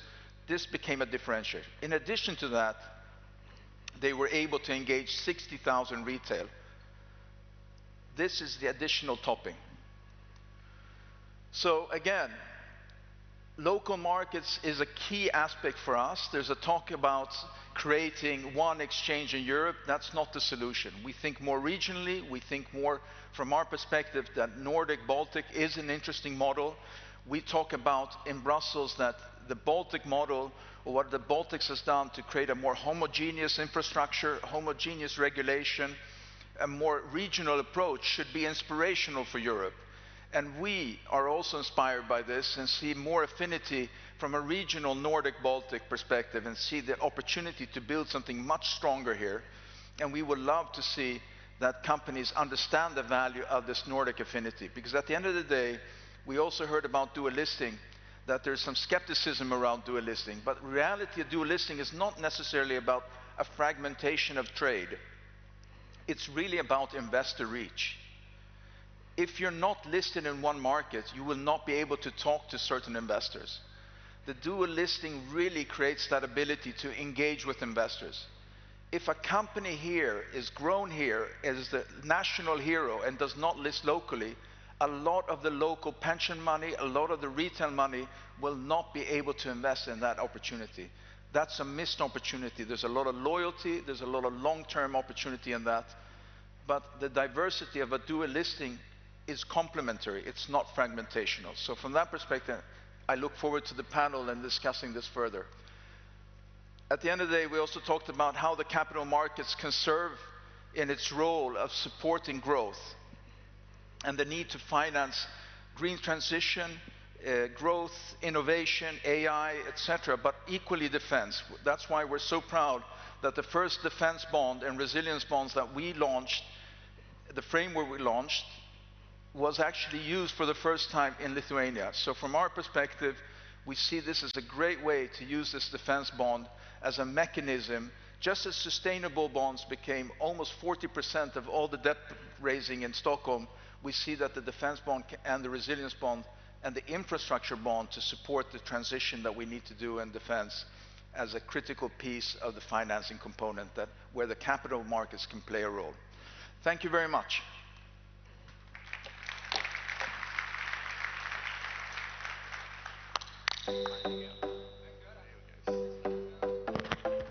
You can stay, yes. stay on the stage.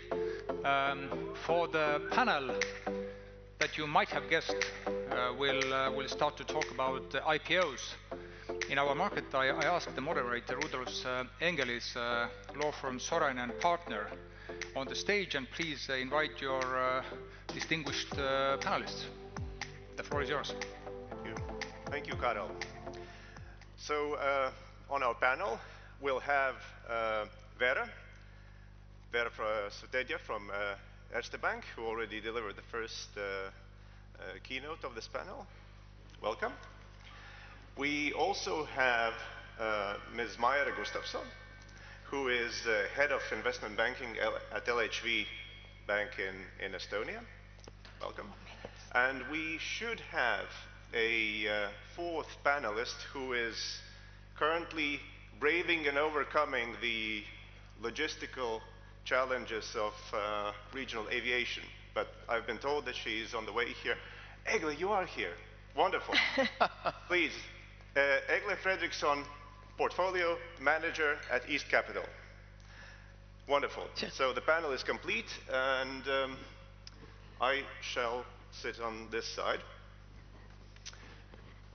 And I think the two presentations that we just heard really set us up for a great discussion and gave us some very nice talking points.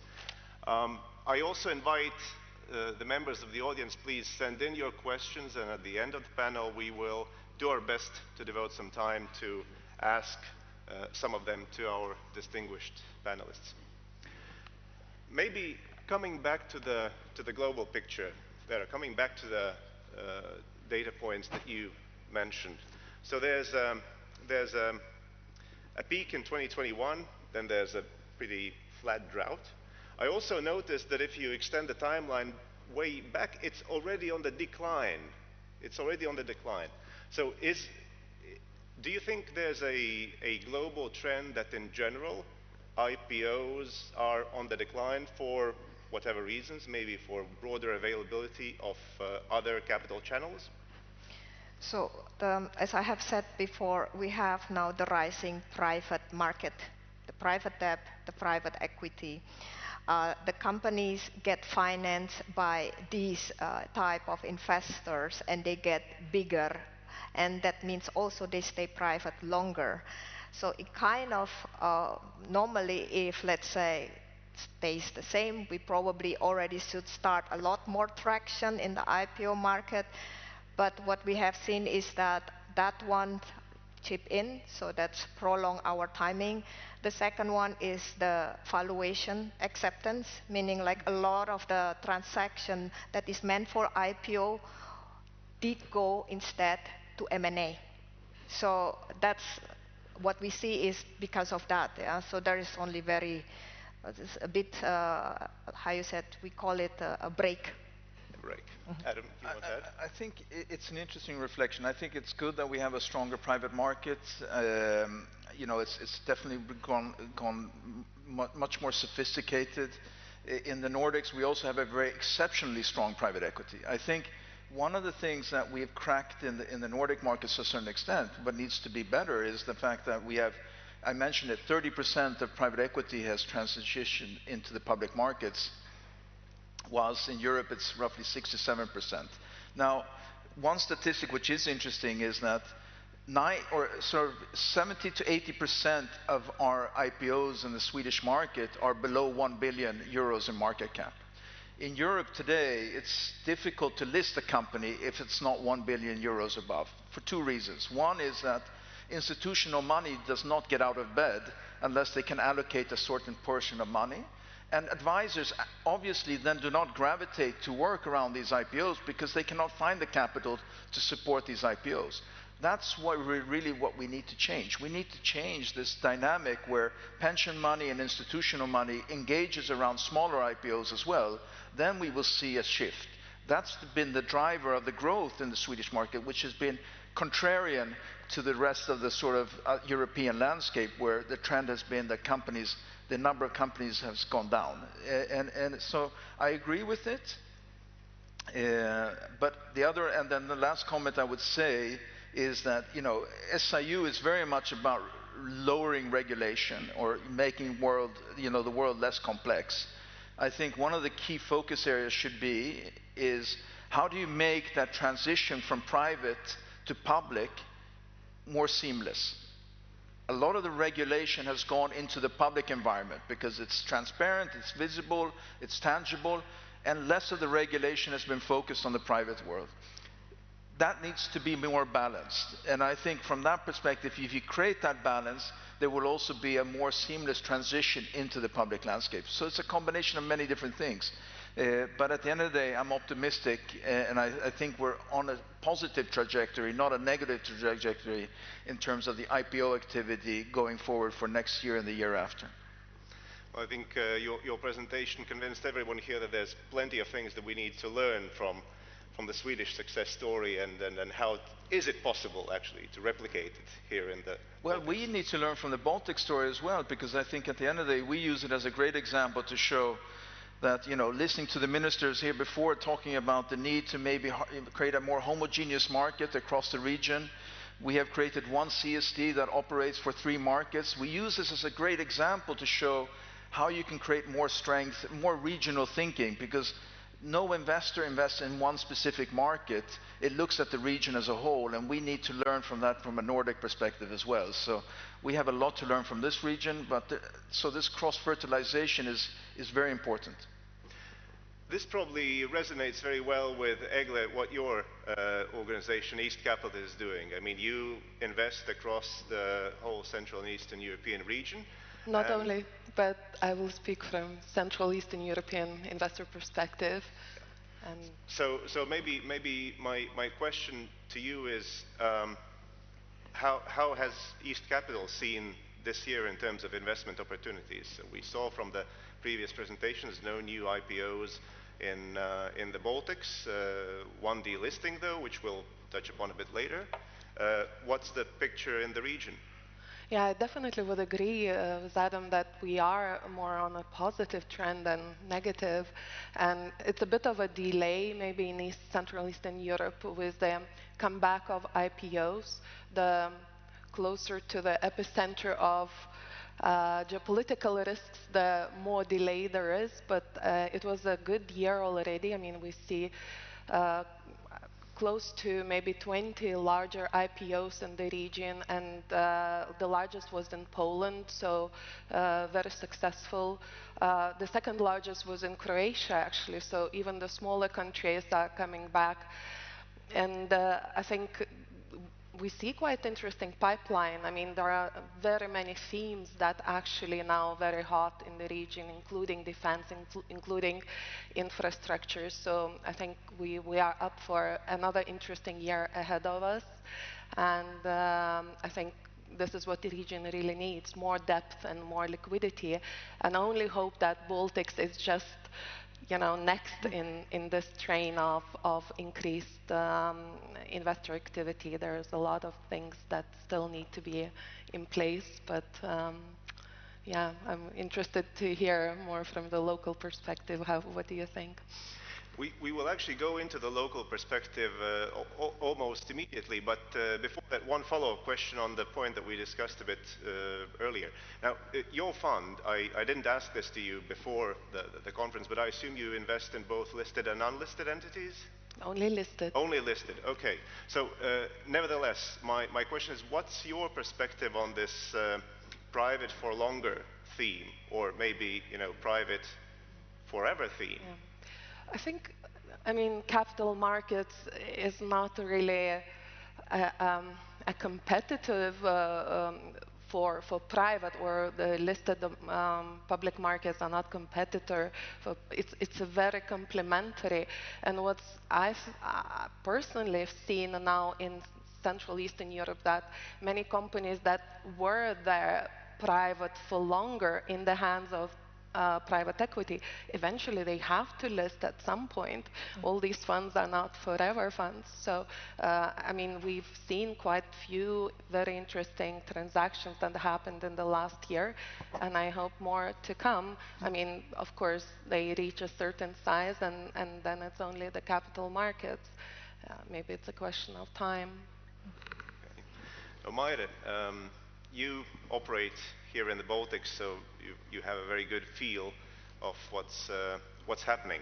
So this drought that we saw in the numbers, what does it represent? I mean, maybe it represents the fact that there are no companies which are currently experiencing a hunger for the capital that the public markets could offer. I think it's most of all the uncertainty, whether the Baltic capital markets work, whether if you do the IPO you will really succeed. There have been a few examples also in times where there was none IPOs in Finland, and we did this Infortar IPO. It was 30 million-ish. So good companies can make it at any times, but the overall feeling is that it's not the time for IPOs yet. But I think now it's really getting there, that the bravest of them all will come to the market hopefully next year and open the IPO kind of era again. So I'm quite positive that there will be IPOs coming. Okay, so you know of potentially real cases coming to the market next year? Yes, I think there are a few. It's obviously, will it happen or not? What's the market sentiment out there? But companies are preparing really seriously. They will not be the size that Tekla would prefer maybe, but in my opinion it's also important to have these mid-sized for Baltics, meaning also like 10 million IPOs present, because we need to do the homework also internally, that we have institutions, we have retail that invests in equities again. Okay. Since we're talking about the drought, maybe it's worth to briefly reflect on the delisting of NFET Green that happened this year. I mean, there's been plenty of commentary in the industry already about these things happen, and there's probably good reasons, good business reasons behind that decision. But maybe your reflections. Yeah. It obviously was a sad moment at first when I learned about it, because our team also worked with it throughout ages to get the listing done. But in the end, you understand that every company has a life cycle, and sometimes it's best to be public, and sometimes for the greater good, it's better to delist. So it's the right time for everything. It obviously for the capital markets, for all the international institutions looking at Baltic capital markets, I think from volume-wise it was around 20% of volume from the whole Tallinn main list, and around 12% from all Baltic main list. So it was a big impact. We need something as good to be replaced. But yeah, every case is unique, so it really matters. Exactly like the thing that I said about making an IPO when there's not really the market for IPOs, that if you're a good company, you can manage it. And the same is for the listing, that if you need it, then you need it. Maybe, Vera, coming back to you and a bit more of the global picture. The US market is now behaving in very interesting ways. Many people are observing how the capital markets have really divorced from the real economy. So it's a bit uncertain. I mean, it's a toss of a coin, basically. What will happen to the US capital markets next year? Will they continue reaching new all-time highs, or will there be a correction of a degree? Now, whatever happens there, to what extent it will impact what happens in the European capital markets? Well, the US market is now basically starting to move sideways rather than going into the positive trend. Yeah. So And as we have seen that NVIDIA's results even is actually beat the expectation by 2 billion. Okay, we're talking 57, so by 2 billion it's 55. But in any case, it's 2 billion over expectation is huge, but then the share price is not really doing very well. We reach at the level where actually a lot of people are warning that this is a bubble. Whether this is a bubble or not, I cannot really say, but if I have to put the money in my mouth, I'm not buying at the moment. Yeah, so there's, in reality, the volatility at the market is now high. We are above 20 again. It's not a so it's market is very nervous. So I think in the US, if the stock markets there is a correction, we will feel the impact normally. They are the bellwether.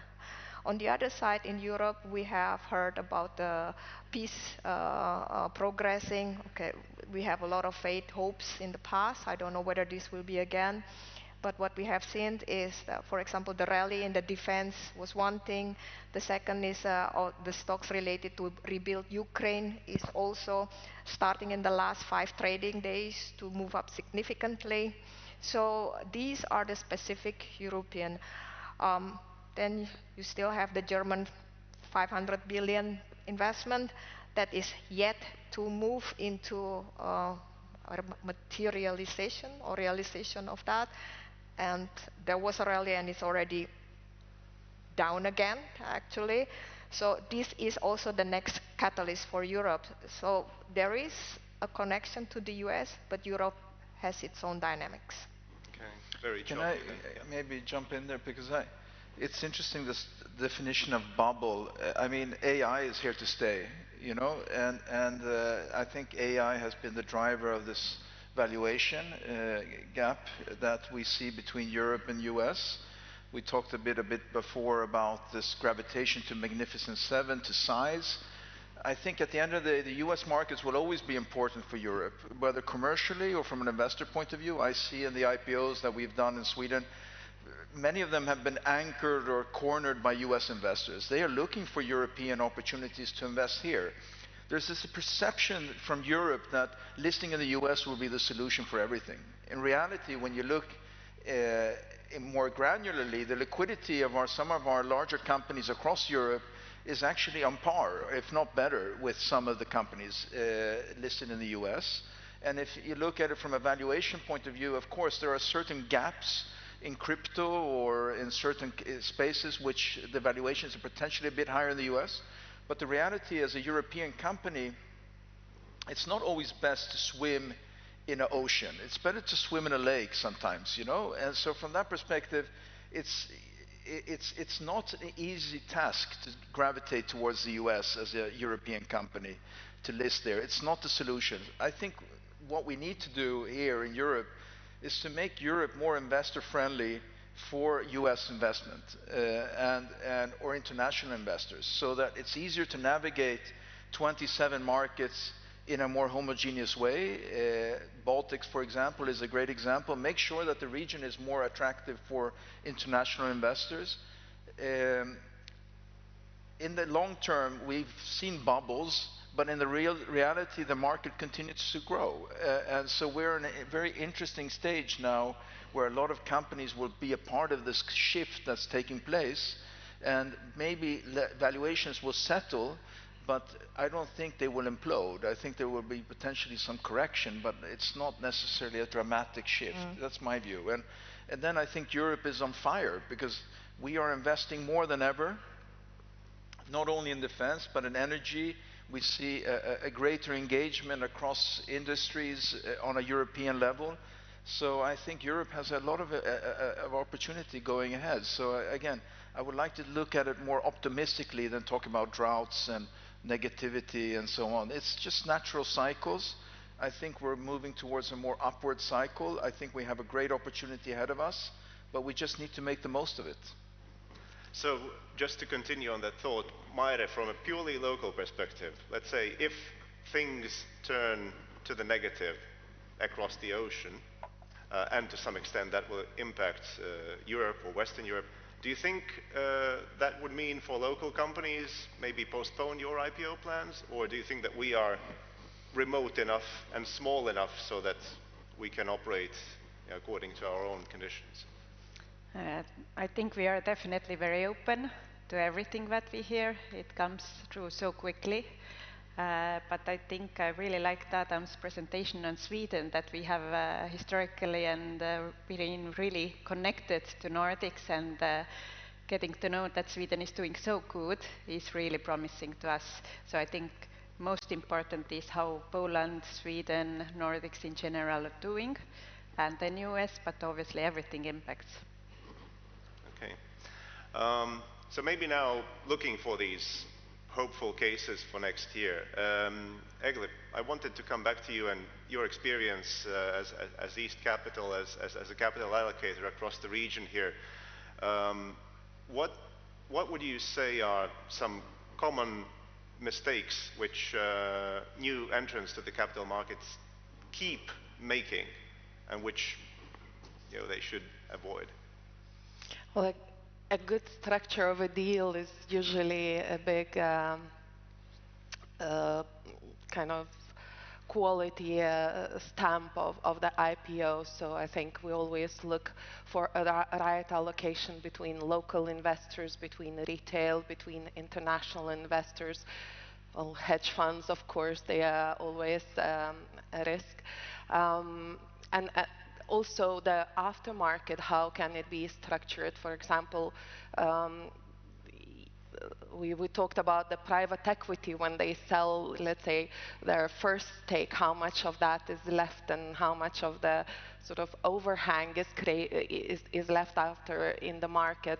For a good growing, good quality company with good governance and so on, this might not be a problem, but a more risky company with maybe a more cyclical nature, this could create a bit sort of less positive aftermarket. So as an investor, you have to pay attention to all of these things. And this overhang, if I recall, we discussed earlier, it's not necessarily the case for state-owned companies. So state-owned to public doesn't have this risk of overhang, but private to public would, right? Yeah, you're right. I mean, state has a bit more flexibility. They can, preferably, they also want to stay with the quite big strategic stake and don't sell out everything, while private equity usually want to sell out all of it, right? So they're naturally higher overhang after private equity, whereas the state can be a bit smarter and have.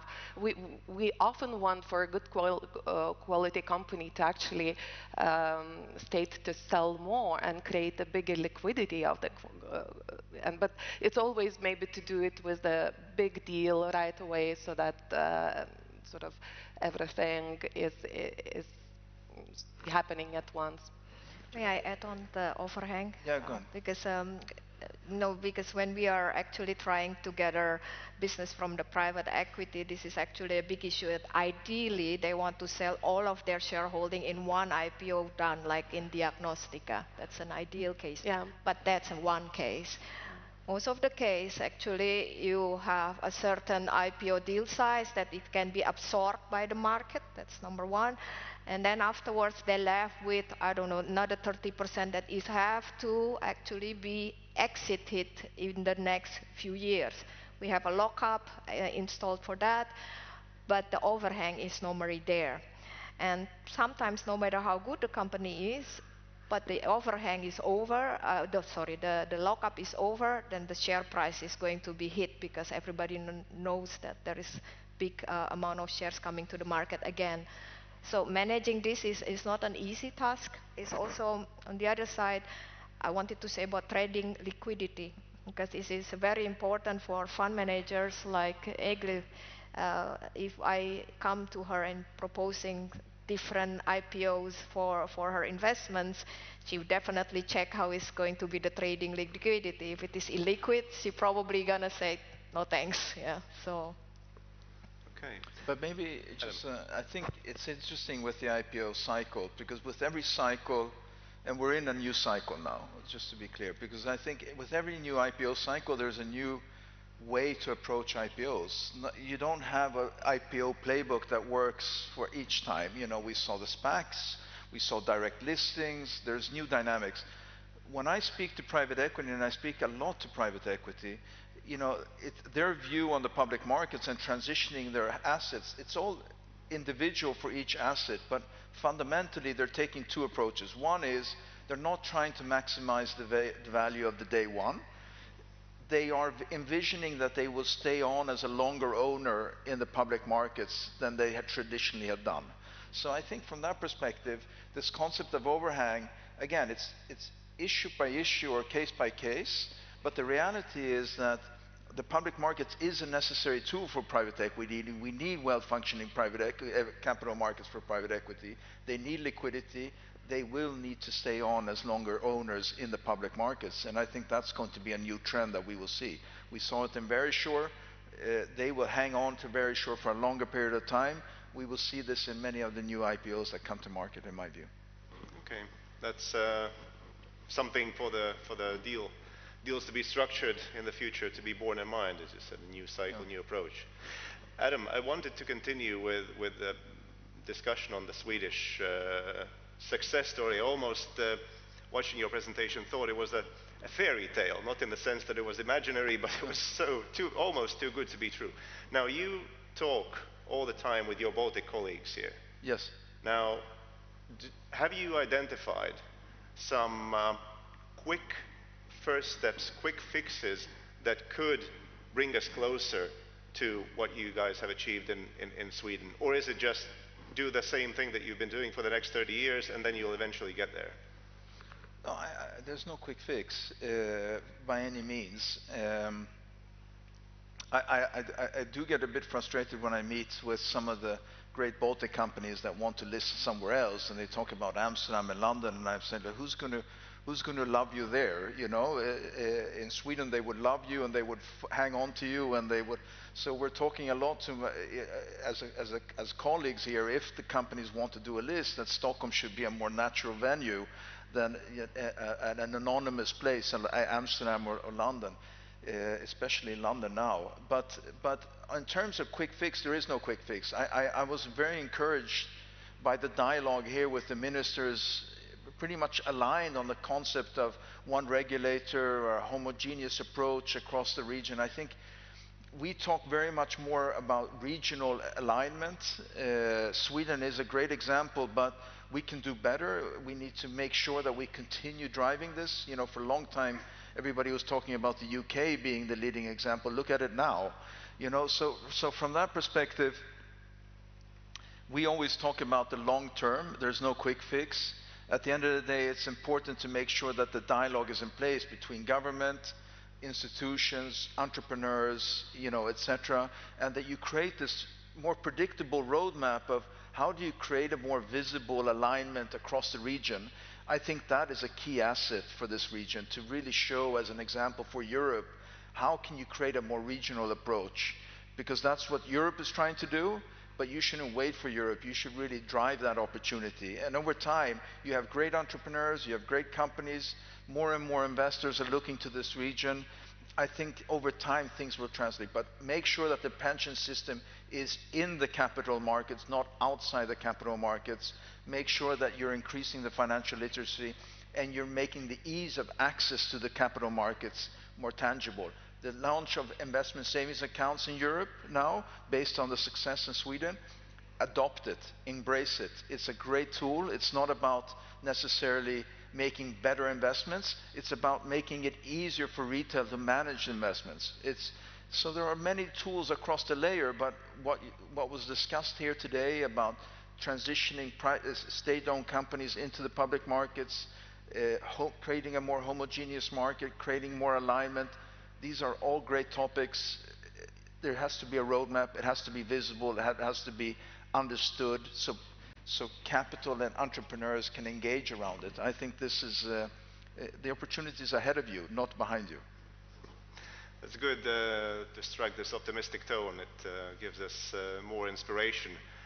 Maire, there's a question that came in from the audience that I thought maybe you're the best placed person to answer. what has been the biggest missed IPO opportunity for the Baltic markets in the last 5 to 10 years, and what should we learn from it? That's a tough one. It's a big question, yeah. Yeah, I think in Estonia we've had some good privatization. Lithuania had Ignitis, so I think getting Latvia quicker on the privatization route will open up their retail and their institutions. So kind of it's how you teach people how to invest by doing it, by creating these new exciting opportunities. So I wouldn't say a single one, but if Latvia can come now to chip in with privatizations on public markets, I think it would help. Can I maybe add one comment? Why talk about the missed one? Talk about the ones that are about to come, you know, or should be there. Engage with them. Vinted, NordVPN, Bolt, Citadel. I mean, the list is long. Air Baltic. I mean, there are so many fantastic companies, important companies that need the public markets within different sectors. Make sure you not waiting for that opportunity, but as government, are you really talking to these companies to understand what it would mean for them to list? As institutional investors, are you talking to them so they understand that you want to invest in them? Do you really make sure that they understand the importance of a local listing? These are important initiatives. The opportunities that have happened or not happened, that's past. Focus on the future. Next 2 years will be great capital market years, in my view. The opportunities in front of us. You mentioned Air Baltic, and there's a specific question here. It says, question to all the panelists, a yes or no answer. Do you think that Air Baltic will list in the next 3 years? So, Adam, do you want to go first? Listen, I don't comment specific companies per se, but I would say that a company that is a long-term player in infrastructural, it's not all about companies that need to be growth companies, etc. At the end of the day, they play a fundamental role of our day-to-day, our infrastructure. They need capital. There needs to be engagement. They need to shift ownership. There's no reason why the public markets cannot be a good place for them over time. The time will come when they need to make the assessment, and they will make the assessment at the right time. But it's important that there is an engagement between investors, advisors, and then to support them in assessing when the time is right. But there are many good airline companies listed, and why shouldn't Air Baltic be a listed company? Another question from the audience. Are we underusing technology, for example, fractional shares or app-based trading, to democratize access to Baltic equities? Who would like to take that? Maybe Egle or Maire? I don't know. I think NASDAQ is pretty good in using technology already. Yeah. So I would say here is a bit different problem than technology in the Baltics, maybe. But it is interesting. There's a global shift now with a lot of retail investing in crypto and so on. So what we are seeing is that there's a concern that a lot of the youth is going in the direction of new asset classes rather than investing in the public markets. We need to make sure that the public markets is an accessible place for youth in the future to invest in. We are looking into tokenization. We are looking into different infrastructures. We are a global technology player providing technology to 130 marketplaces. We have integrated the CSD infrastructure for 3 markets here. But at the end of the day, you need to make sure that financial literacy is high, the engagement in the public markets is high, and the ability to invest is easy and accessible and tax-wise incentivized. So then you can start talking about fractional shares, etc. But I think there's going to be evolution, and a lot of the legacy infrastructure fragmentation in the infrastructure needs to be fixed, and I think technology will be a part of that. Can I add on I'm just saying because you mentioned tax here. We had IPOs this year, 2 actually, a smaller one, less than 100 million. One is in Croatia, the other one is in Romania. In Romania especially, the retail part was very strong. The retail tranche was 42 times oversubscribed. Yeah.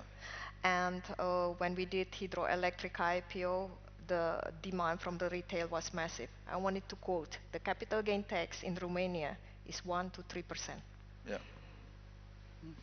That It's an investment. Yeah. You should incentivize that. So the last minute of our allocated time, I wanted to finish off with, Adam, again, a question to you. We heard several times mentioned today that transition from frontier market status to emerging market status. And I think Karel brought up this amazing statistic that the difference in capital invested is 200 times between those two statuses. So can you give us a very rough idea of how far are we as Baltics along the path from frontier to emerging? That's a good question. I'm probably not the best person to answer it. Karel probably is. But from our perspective, there are many different dimensions. But I think at the end of the day, it can happen organically because we need larger companies in the market. So it's not a significant amount. The pipeline that we have talked about, both state-owned governments, government companies, but also some of these, flagship companies like Bolt, Vinted, NordVPN, the list is long. If they were to list, that would definitely minimize or increase the likelihood. So you need to engage with them. You need to, we need to engage with them. We need to make sure they understand the value of the local listing. It's not an obligation, but there is value for them to list locally, and that value will then translate into that shift and contributing to that shift. And I don't think the gap is huge, but my view is that we need to engage on many different fronts. Okay. So plenty of tasks on our to-do list, so let's just grind on one day at a time. Thank you all panelists for sharing your thoughts. I hope the audience became at least a little bit more knowledgeable about the topic of equity capital markets. And Karel, with this I should hand over back to you. And thank you for the panelists.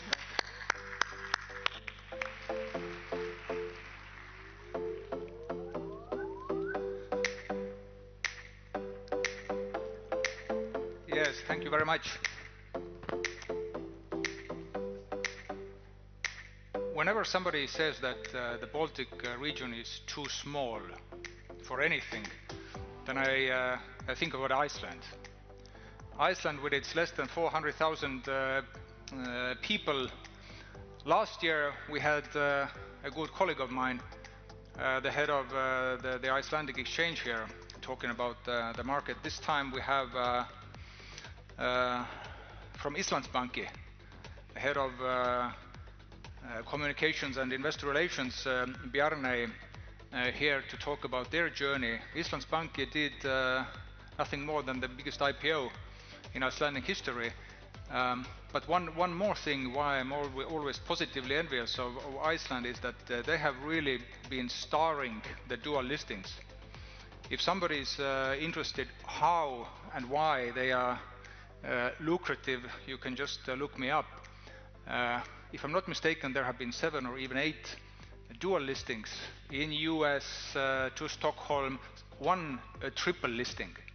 So why I'm so strongly believing in the fact that it could also be the success story for us is that we can clearly see that all of these dual listings are complementary. So whether it is an Icelandic US, Icelandic Stockholm, the investor pools are different. We in the Baltic region are very retail dominated market. Our trading is 75 to 80% by retail. It is huge. So therefore all the companies who are thinking of also different markets will miss this opportunity of getting this retail if they are not accessing the local market. Sorry for the long introduction, but really I look up to you and very interested to hear about your success story. So the floor is yours.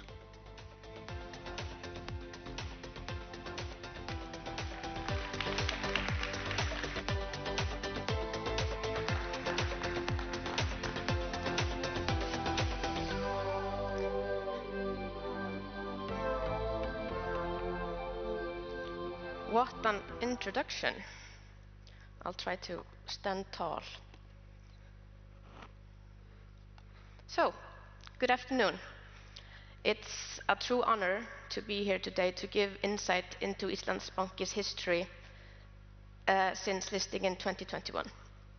It's been interesting and insightful to listen to today's speakers and learn about the Baltic capital markets and the sentiment to list the state-owned companies. I'm really realizing why I'm here today and happy to share some insight. And I hope I leave you with some useful points today. I'm very aware of the fact that I'm the one standing in the way of your lunch break, so I'll get moving and tell you what has brought me here to Riga today from Iceland. And it's the story of Íslandsbanki since listing. But let's start with a bit of background on the bank and how things are up in the North Atlantic. So Íslandsbanki is one of the 3 largest commercial banks in Iceland, and 2 of them are listed. The other one listed is Arion, and then Landsbankinn is fully owned by the state. There are then other smaller banks, fintechs, and boutique operations, but Íslandsbanki has throughout around 1/3 market share in the area it operates. And we operate across the country in 12 branches, and there's a strong roots in being privately owned as opposed to being owned by the state. So I'll get to that in a second. So we have a Moody's rating of A3 and BBB+ by S&P Global, and both are on a stable and a positive outlook, each of them. We have a population, as mentioned, of 390,000, and it's one of this, and our currency, the ever so mighty Icelandic krona, is one of the smallest free-floating currencies in the world.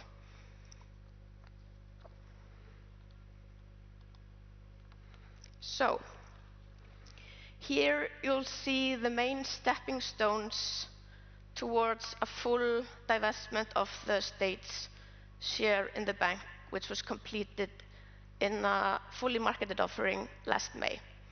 So we have a history. Everyone loves to stretch the history of their companies way, way back, and we can stretch our history back to 1875, when one of Íslandsbanki's predecessors was founded.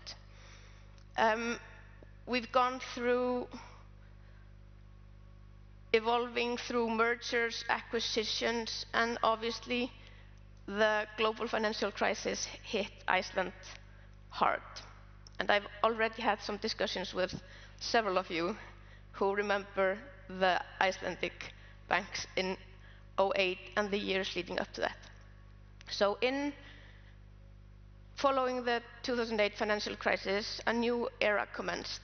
So the domestic operations were transferred to new entities with a clean balance sheet and no legacy exposures. And in 2016, the banks became fully owned by the Icelandic state. So this was part of concluding the winding up of the banks, the old banks, and was considered a stability contribution from the banks to the state, and the banks were then fully owned by the Icelandic state. Íslandsbanki was sold in 3 steps. First, through an IPO in 21, when a 35% stake was sold and the shares listed on Nasdaq Iceland under the ticker ISB for interested parties. And in 2022, there was an accelerated book building where a 22.5 stake was sold, which was highly controversial and led to the approach adopted in 2025, which ultimately became a great success story. And I'm pleased to be here to tell you all about it. So we have a market cap of around 230 billion ISK, which roughly translates to 1.6 billion euros, to give you an indication of our size. So it was known from the outset of the Icelandic state getting control over the banks that it had no intention of owning them forever. So the government disclosed its intentions to sell its stake completely when favorable and desirable conditions were met. And with that statement, the market was waiting for the IPO. And the sell-down was looming, and preparations begun. And the stake was managed by Icelandic State Financial Investment, ISFI, and it was a governmental body with an independent board, and the goal was to ensure distance from the politics. I'll tell you in a bit how that went. So the first step, the IPO in 2021. As already mentioned, it was the largest IPO in the history of Iceland at the time, when a 35% stake was sold. Book building took 8 days, and it was multiply oversubscribed with substantial interest both from retail and institutional investors. There was a guarantee to retail investors, as noted on the slide, of a minimum allocation of up to 1 million ISK. And the offering attracted cornerstone investors, both international in capital world and domestic in 2 local pension funds, who committed to participating throughout the offerings. And ever since the IPO, Capital has been the largest foreign investors and now holds roughly 5% stake in the bank. And this was the first involvement of cornerstone investors in an Icelandic IPO without an offshore listing. So there were many firsts, and it was a huge success, and having 24,000 shareholders was obviously a huge change for a bank that had been owned by the government. And following the IPO, retail investors held around 9% of the shareholding, and foreigners were around 11%. IPO was well received and feedback was positive. Quite a different story from the ABB in 2022.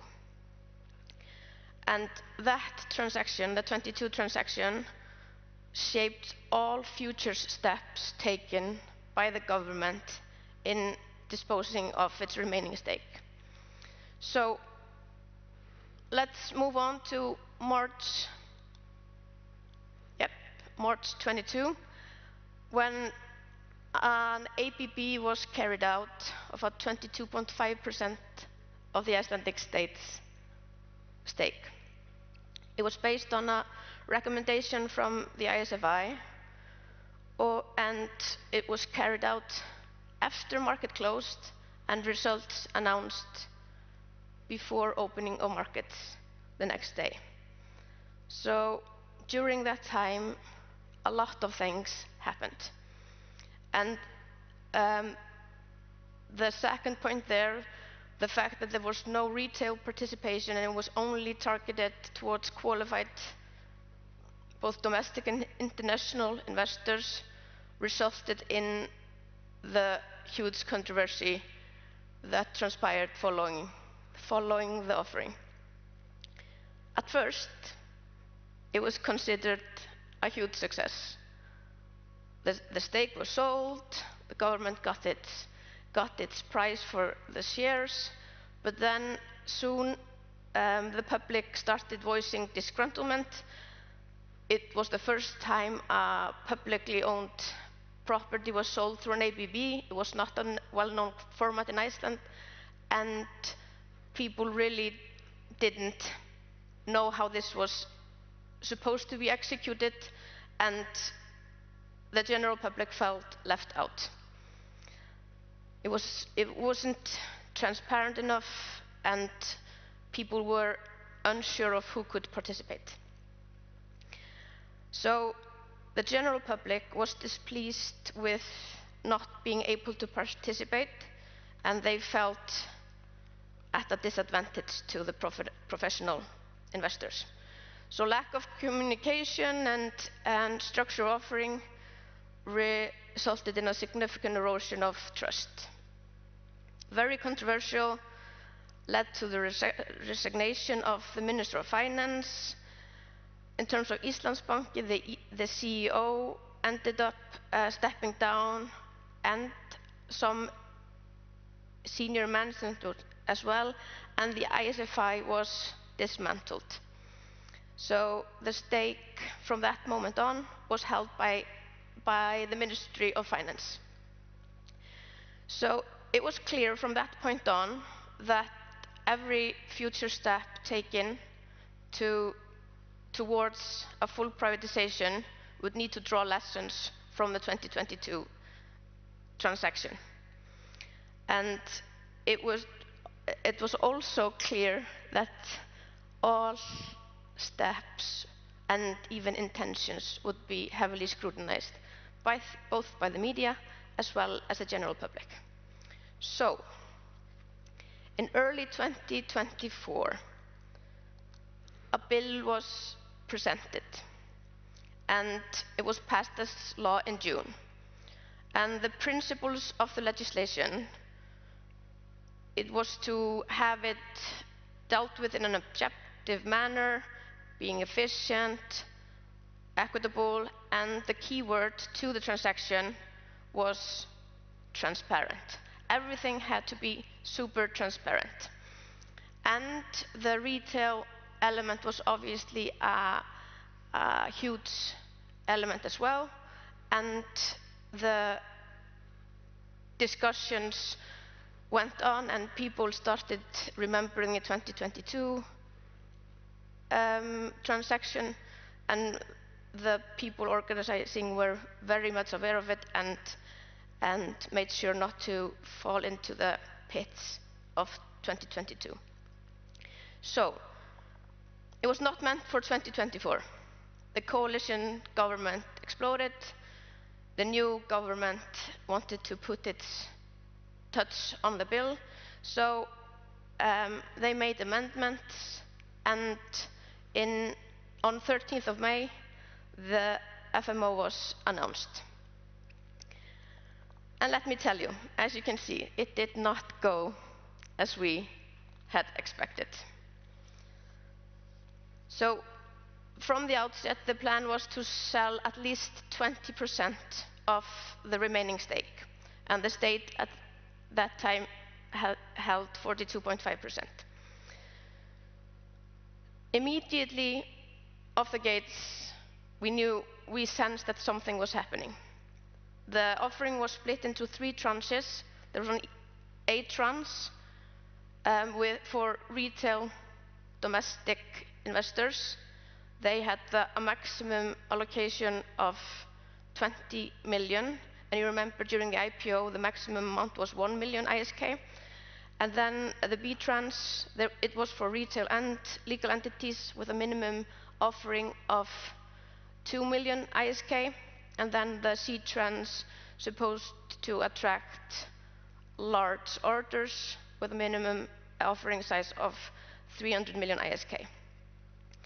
And an important part, the law stipulated that retail allocations should have precedent over any other allocation, which meant you needed to complete allocations towards Book A before even going on to other tranches. And we had 2 days of book building, and it was clear that retail demand was strong.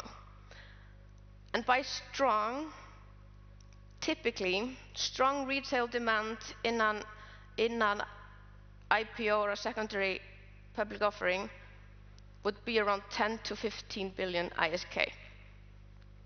We reached 90 billion, and it was sold to the general public in Iceland. So this obviously did not go according to anyone's expectations.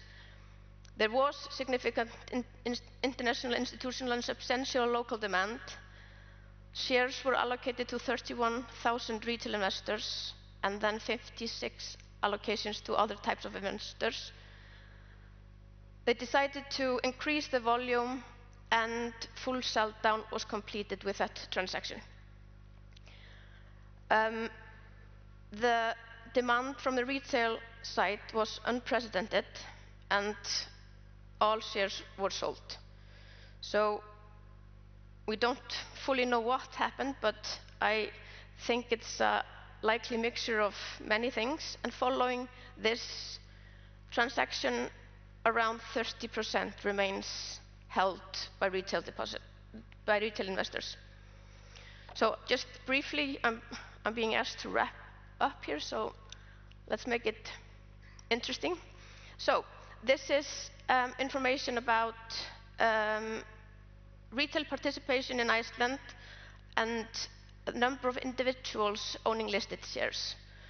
So bear with me, they've somehow shrank. So it's the last pillar is 30th of June, following the secondary public offering, and then it's 24/3 and goes back. So you see that we had significant activity in the IPO market in the years 20, 21, and 22, dropped down a bit in 23 and 24, and this was the only public offering in 25. But you can also see that retail participation is on the rise, and many individuals purchased their first ever share when they decided to participate in the offering. So obviously we did a lot of investor work, and I want to believe it paid off. But to close, what were our key elements to success? We remained vigilant in our messaging to the investor community, and this goes for before I even joined the bank and before the IPO.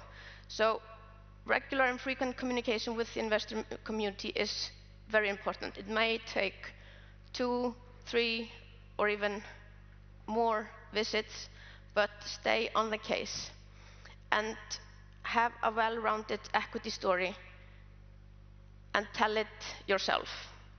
So when I joined the bank, a colleague of mine said to me, "Bjarni, we need to tell our equity story, because if we're not telling it, somebody else is, and he or she might not be telling it the way we want it to be told." So again, stay on the case. Be prepared. Both prepare the investor community and also internally, because during these transactions, you need to prepare all sorts of documents, and as you all very well know, and then expect the unexpected. Nobody expected 90 billion ISK to be sold to retail investors in a 2-day transactions. So, to allow you to get to your lunch break, thank you for having me. And do you have any questions? We don't, but we can. You're sticking around for the lunch break, at least. Yeah, I'm sticking around for lunch break, but then I have a plane to catch to Copenhagen. So happy to make use of it that you are here and look you up. So very inspiring. Thank you very much. Pleasure.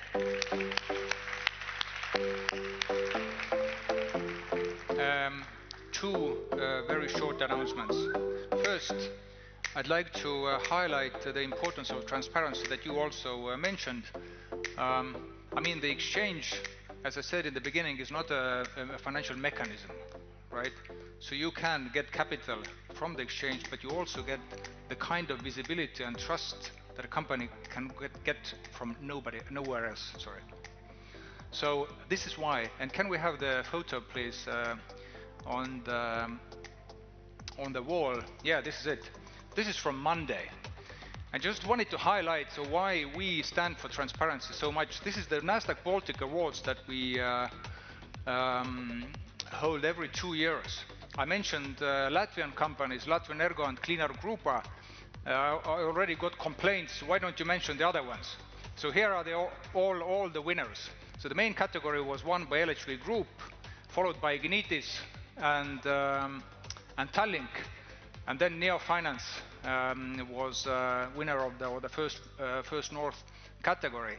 So there are happy people on Times Square, and it just gives me joy that the transparency and the investor relations is improving as we speak. The second more important announcement is we have news. Next year the conference will take place again, and we know when.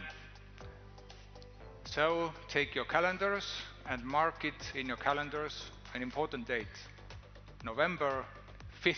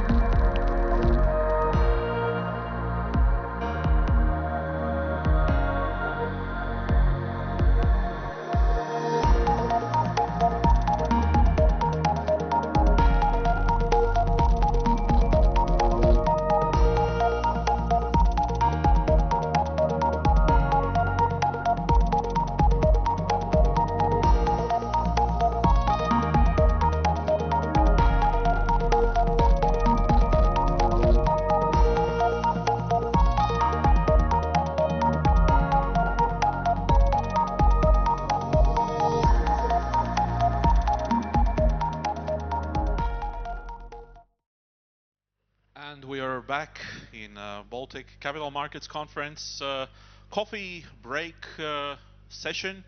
I would say rather this is a lunch break session. My name is Chris Peterson, and today I will also talk with two distinguished panelists here with Vera and Maire. Hello. Hi. Hello. So, first I would probably ask you about your takeaways from today's panel. So, summing up all this, what you heard, your thoughts. Vera, let's start with you. Yeah, so basically from the perspective of what is to come, there's a lot of homework that we need to do: regulatory measure, pension reform, financial literacy, the readiness of the countries to work together to overcome different differences, yeah, and in order to get into a better functioning equity capital markets. So we are still gradually getting there. It's going to take some time, but I think with this conference is also bringing awareness to most people that there are people who, like me and Maire, we are actually contributing to these baby steps. Yes, Maire, your thoughts? I think I had the same word that Vera has, homework. That I think we saw it also with the big state-owned companies IPOs in Tallinn, that we have to do the homework. We have to have the institutions putting money in. Retail was very good there, and then foreign and international financial institutions will come.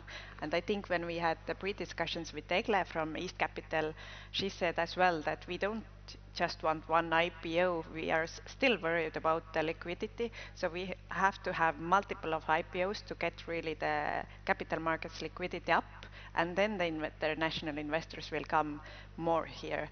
But we need to have local institutions who will really say, also validate the market for the foreign investors, that this is a good place to invest and these are the great companies. It's no secret that we are a very fragmented market if it comes to Europe, and we are of course dreaming of this common European capital markets one day. In that case, should we be surprised that we are talking about the IPO droughts, for example, at this point, because we don't have this common capital market? Well, the numbers that I presented before speak for itself. Yeah, so we are actually volume-wise, it's very low.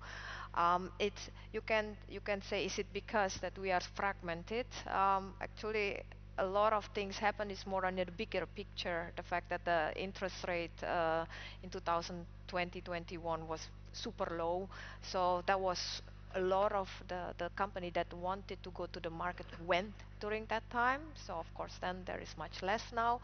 On the other side, at that time we didn't see the drought, definitely. I think the drought is more driven generally by the economic development of individual countries. The fragmentation itself is only feasible when we are already going into the details. Should I list here or should I list there, or should I do both of them, like the dual listing? I think we could overcome the fragmentation together, as what Nasdaq Baltic or the Nasdaq Nordic has done. But this is not the reason of the drought, in my opinion. But still, it's a capital flow. It's a larger scale.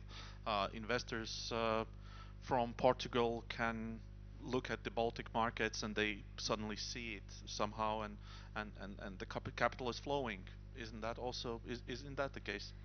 I think, yeah, the infrastructure and the CSDs are fragmented in Europe. I understand that they are more and more working of getting it flow easily.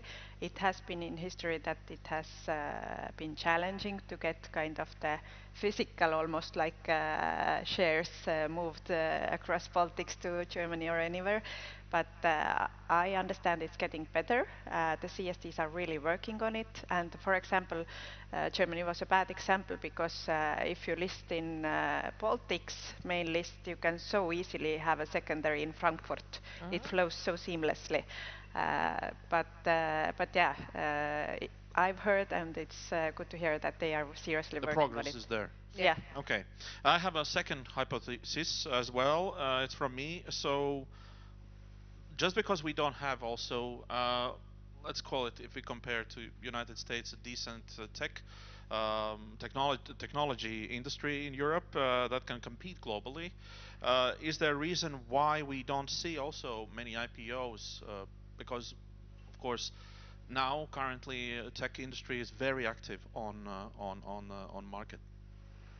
So for the tech companies, what we have seen is that when they are starting to have a very good proof of concept, a lot of funding is still done privately, so either by the private equity and the private debt, and then the source where these investors are also drive where the IPO is taking place. A company that is mainly financed by, let's say, European private equity, then most likely the IPO can take place here.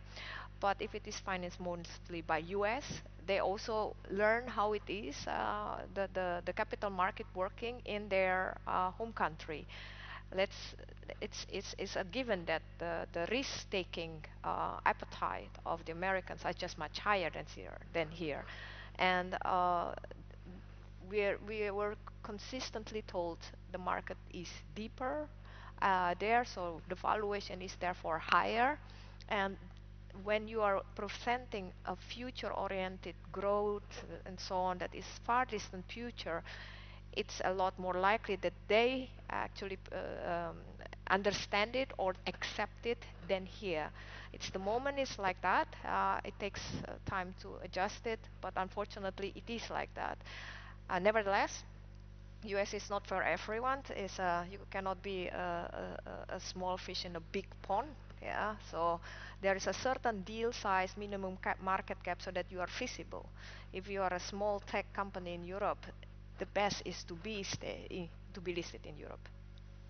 Yeah, I think like the home market validation is so essential, that where your roots are, where you come from, like the support you get from this really home investors, that every time we do roadshows, every time internationals ask what do they think back home. Like if you can't answer it with really sincere that there's very good support for it, then they move on to the next. So it's essential that the home market can reach, and it's best reached especially for retail if it's listed in your home market as well. But then again, I have heard in different conferences the same Vinted or Bolt or Printful, now Fuel, that European markets now currently are probably too small for them. They are looking to New York. You mean for listing? Yeah. Well, I mean, we have to work on that. Yeah, so I wish Adam is here to explain from his side as a Nasdaq Stockholm head. Yeah, Bolt is a very European brand. Yeah, everybody use Bolt. Yeah, even if also Asian markets as well. Yes, very rapidly. And to be listed in the US, you normally have to have a presence there. Where is the awareness of this particular company there? So it is indeed, if it is from the investor pool point of view or the one who's financing, it gets more and more towards that direction. But at least we should really give our best to convince the sellers that there is investor demand also in Europe for such company, because this is their home market or their ex-home market when they were smaller size. Yeah, I think it's exactly like what Adam showed with this, was it Verisure or this big IPO that they had, that a lot of investors were like pure almost Swedish originated, and you can go wild and think that you're so great company that you will anyways make it in US, but then again, like in challenging times, that you would have the local investors backing you up. You will definitely have a good IPO, good aftermarket trading, that's what you want to take, because IPOs are always a risk. And at the time of, you know, going out and book building, it's always like the day before, it's always so nerve-wracking how it will go. So at that moment, you will be thinking back that, okay, I don't know yet, but when you're closer to home, you know it will go well. Exactly, yes, that's one point. 2 weeks ago, I was in Brussels visiting a European Business Summit, and I left there with a, let's say, sour feeling because on the stage there were many discussions. I wouldn't call it panic, but lots of worries about not IPOs, but even losing companies such as ASML, Zeiss, Wurth, these big European-rooted companies that are really in front of the global competition.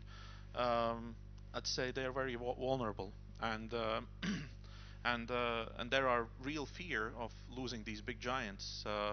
So what should, maybe not in terms of IPO, but I mean in terms of European competitiveness, we should do to really face these global challenges? It's a big question, I know. Yes. I think I've seen this, wasn't it AstraZeneca who changed the prime listing? So there is really even the current shareholders of these huge companies asking why remain listed when you are undervalued.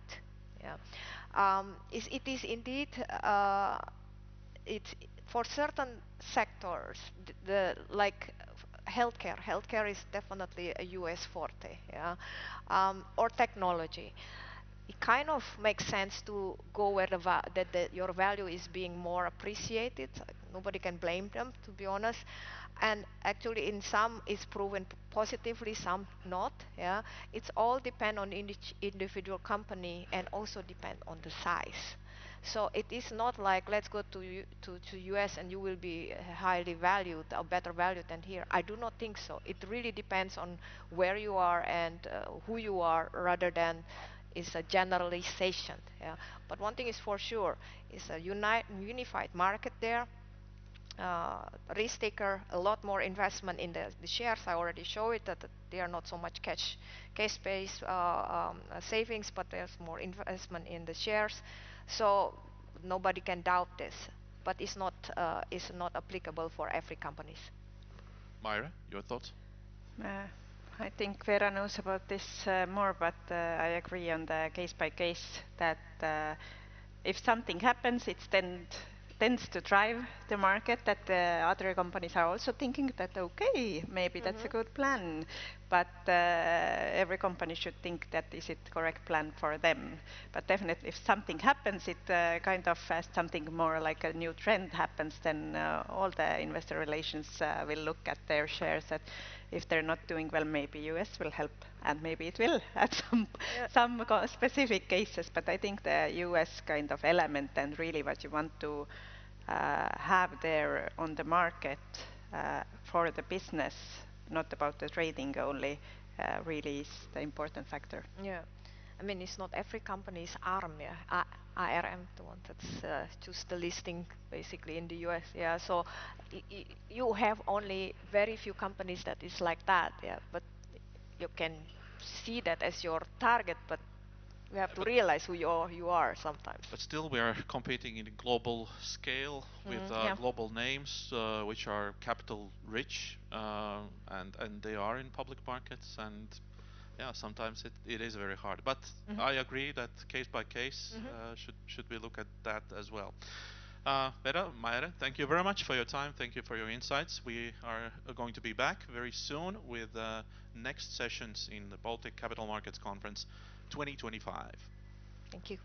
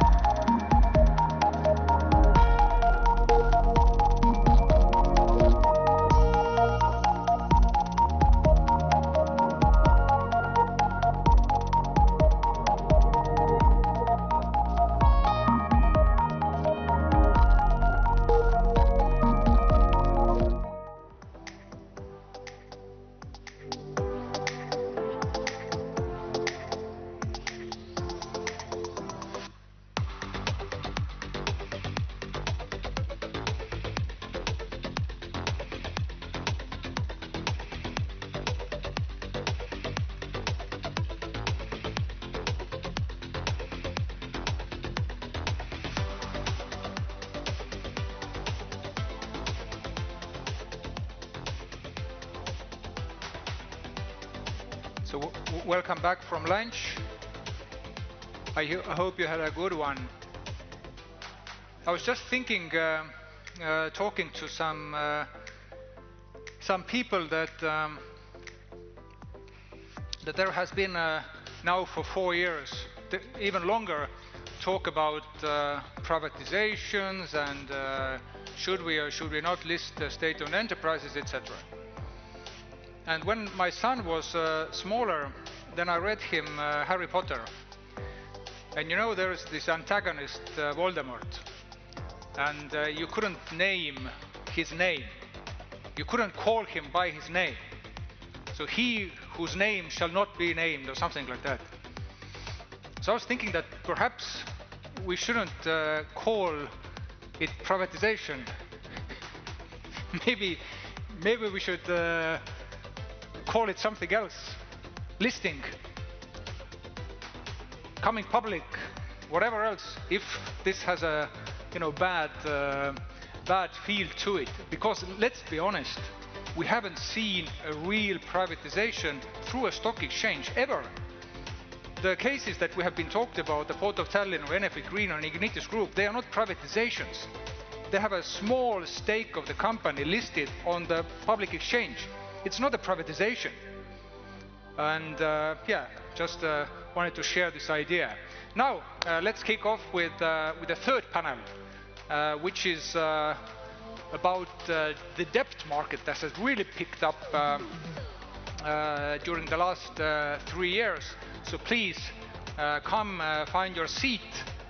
And before the panel, I'd like to invite here Edmunds Antufjevs, who is head of investment banking in Signet Bank, to talk about the Baltic bond market. So please, Edmunds, wherever you are, the floor is yours for your brief overview. Here you are.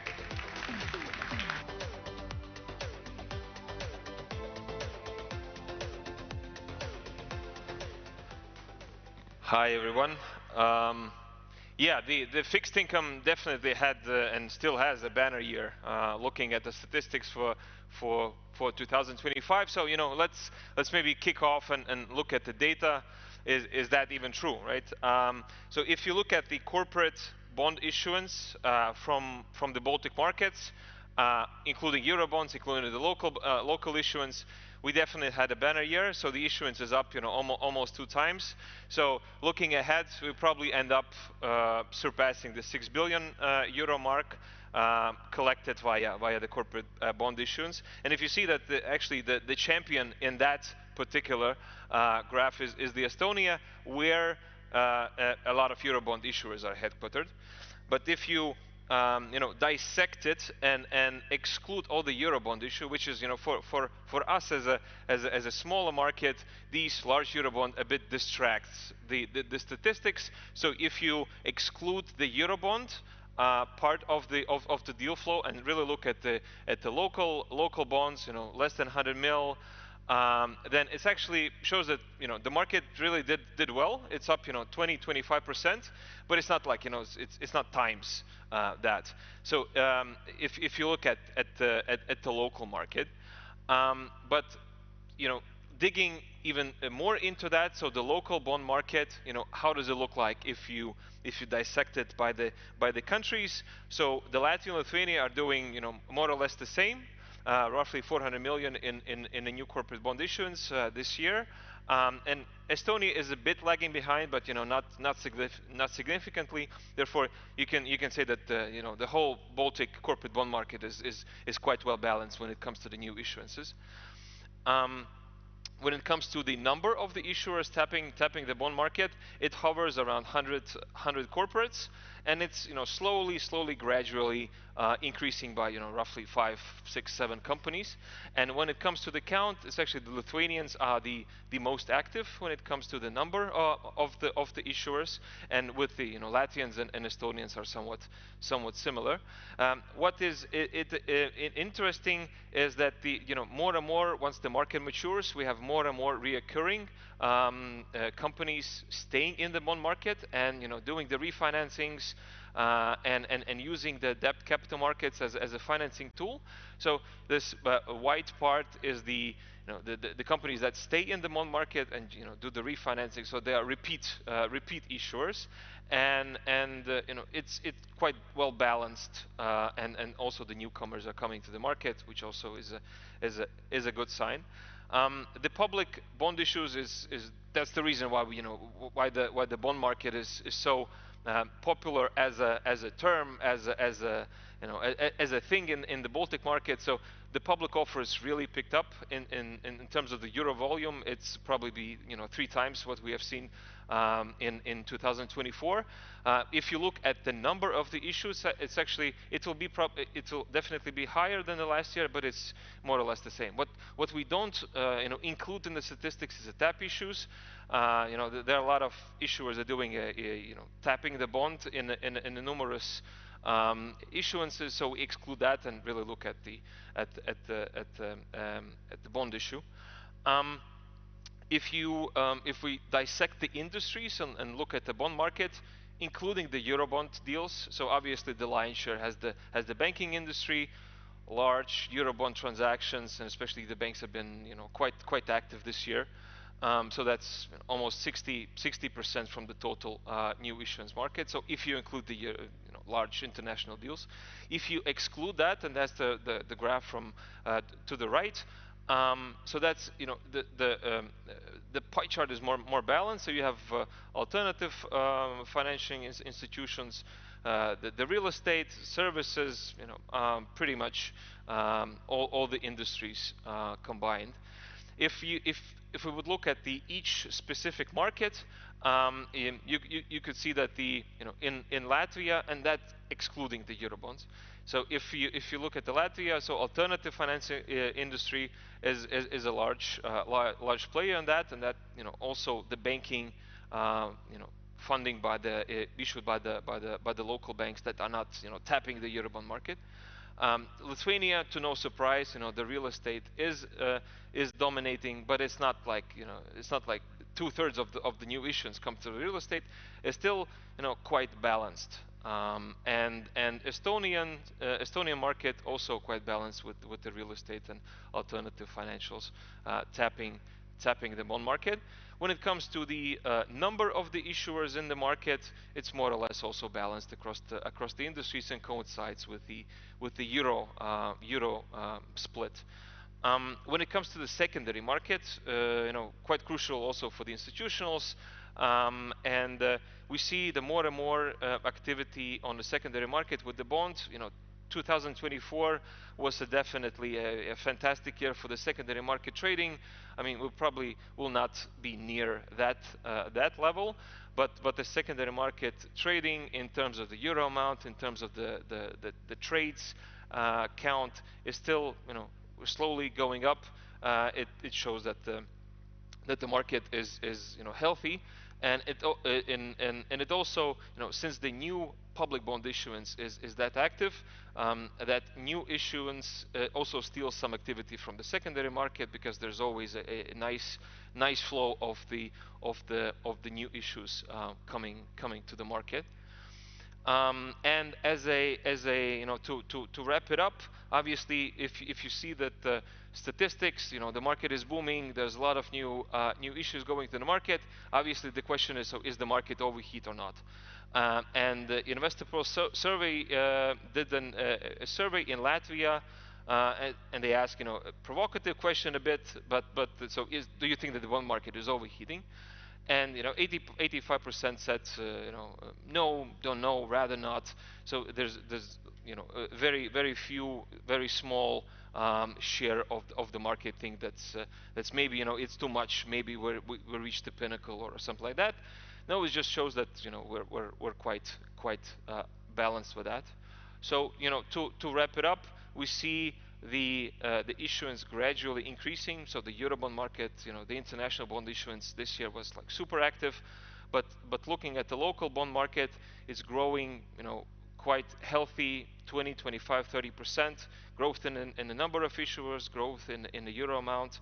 So across the board, healthy bond market going forward. Yeah, thanks.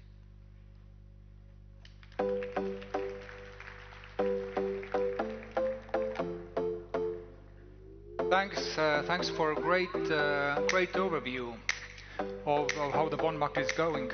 I'd like to ask now Edgars Loģins on stage. Edgars is a partner at Cobalt Law Firm, and he will be moderating the panel that dives deeper into the bonds.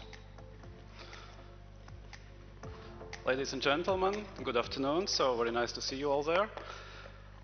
Edmund, thank you very much for the presentation. It is actually amazing. So what we have done over the past few years. So bond market is really booming. So I remember this year's May, when we actually saw 6 or 7 bond issuances simultaneously competing with each other.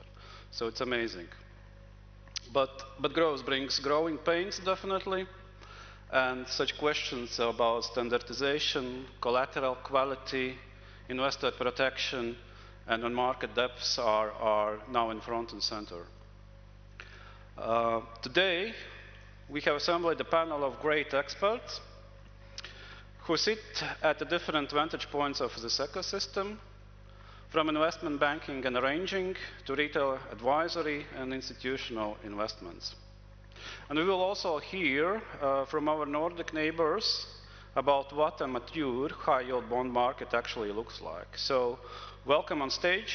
I will start with Aquila Skipare, Head of Financial Institutions at the Nordic Investment Bank. Aquila has extensive experience in corporate banking, risk management, and sustainability. In addition to leading NIB's partnership with Nordic Baltic banks to advance sustainable finance, she brings prior executive experience from SEB and board roles in Swedish-Lithuanian commerce, with a strong focus on talent development and diversity. Welcome, Aquila. Thank you. Next one, Aleksi Saarni, Head of Debt Capital Markets Finland and partner at Pareto Securities. Aleksi has advised on more than 3 billion euros in high-yield bond transactions from issuers across the Nordics and Central Europe. In addition to leading DCM in Finland, he supports the development of Nordic debt capital markets as well. So, the next one, Andrius Švolka, Head of Capital Market for Baltics at Newsec. Andrius, welcome on stage. Andrius has over 17 years of experience in real estate markets. He spent 10 years at Northern Horizon, working on the Baltic Horizon IPO, SPO, bonds and acquisitions. At Newsec for 7 years, he has led around 60% of major Baltic real estate market deals, including Alpha, Galleria Centers, and Technopolis campuses in Tallinn and Vilnius. Welcome, Andrius. And last one, you already saw him, Edmunds Antufjos. Edmunds has nearly 15 years of experience in capital markets, specializing in bond and share issuances for local companies. In addition to leading investment banking at Signet Bank, he serves as co-chair of the Capital Markets Committee at Finance Latvia and is a member of Nasdaq CSD Latvian User Committee. And I would dare to say even more. I would say that he's actually a key person here in bond market origination here in Latvia. So welcome on stage. So let's kick off. Aleksi, my first question will be dedicated to you. So, Aleksi, the Nordic high-yield market is one of the strongest and definitely most dynamic in Europe.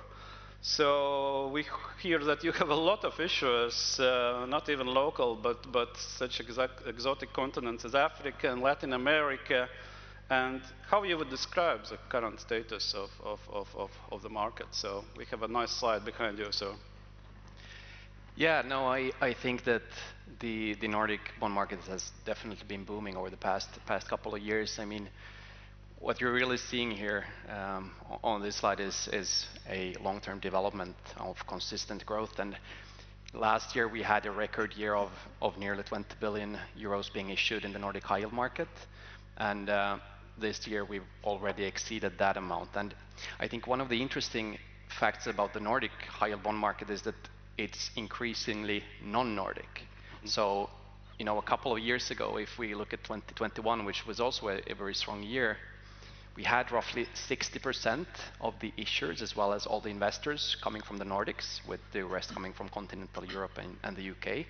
But now that share has actually increased so that every other company that is issuing bonds under Nordic law, essentially in the Nordic high-yield market, is actually coming from outside of the Nordics.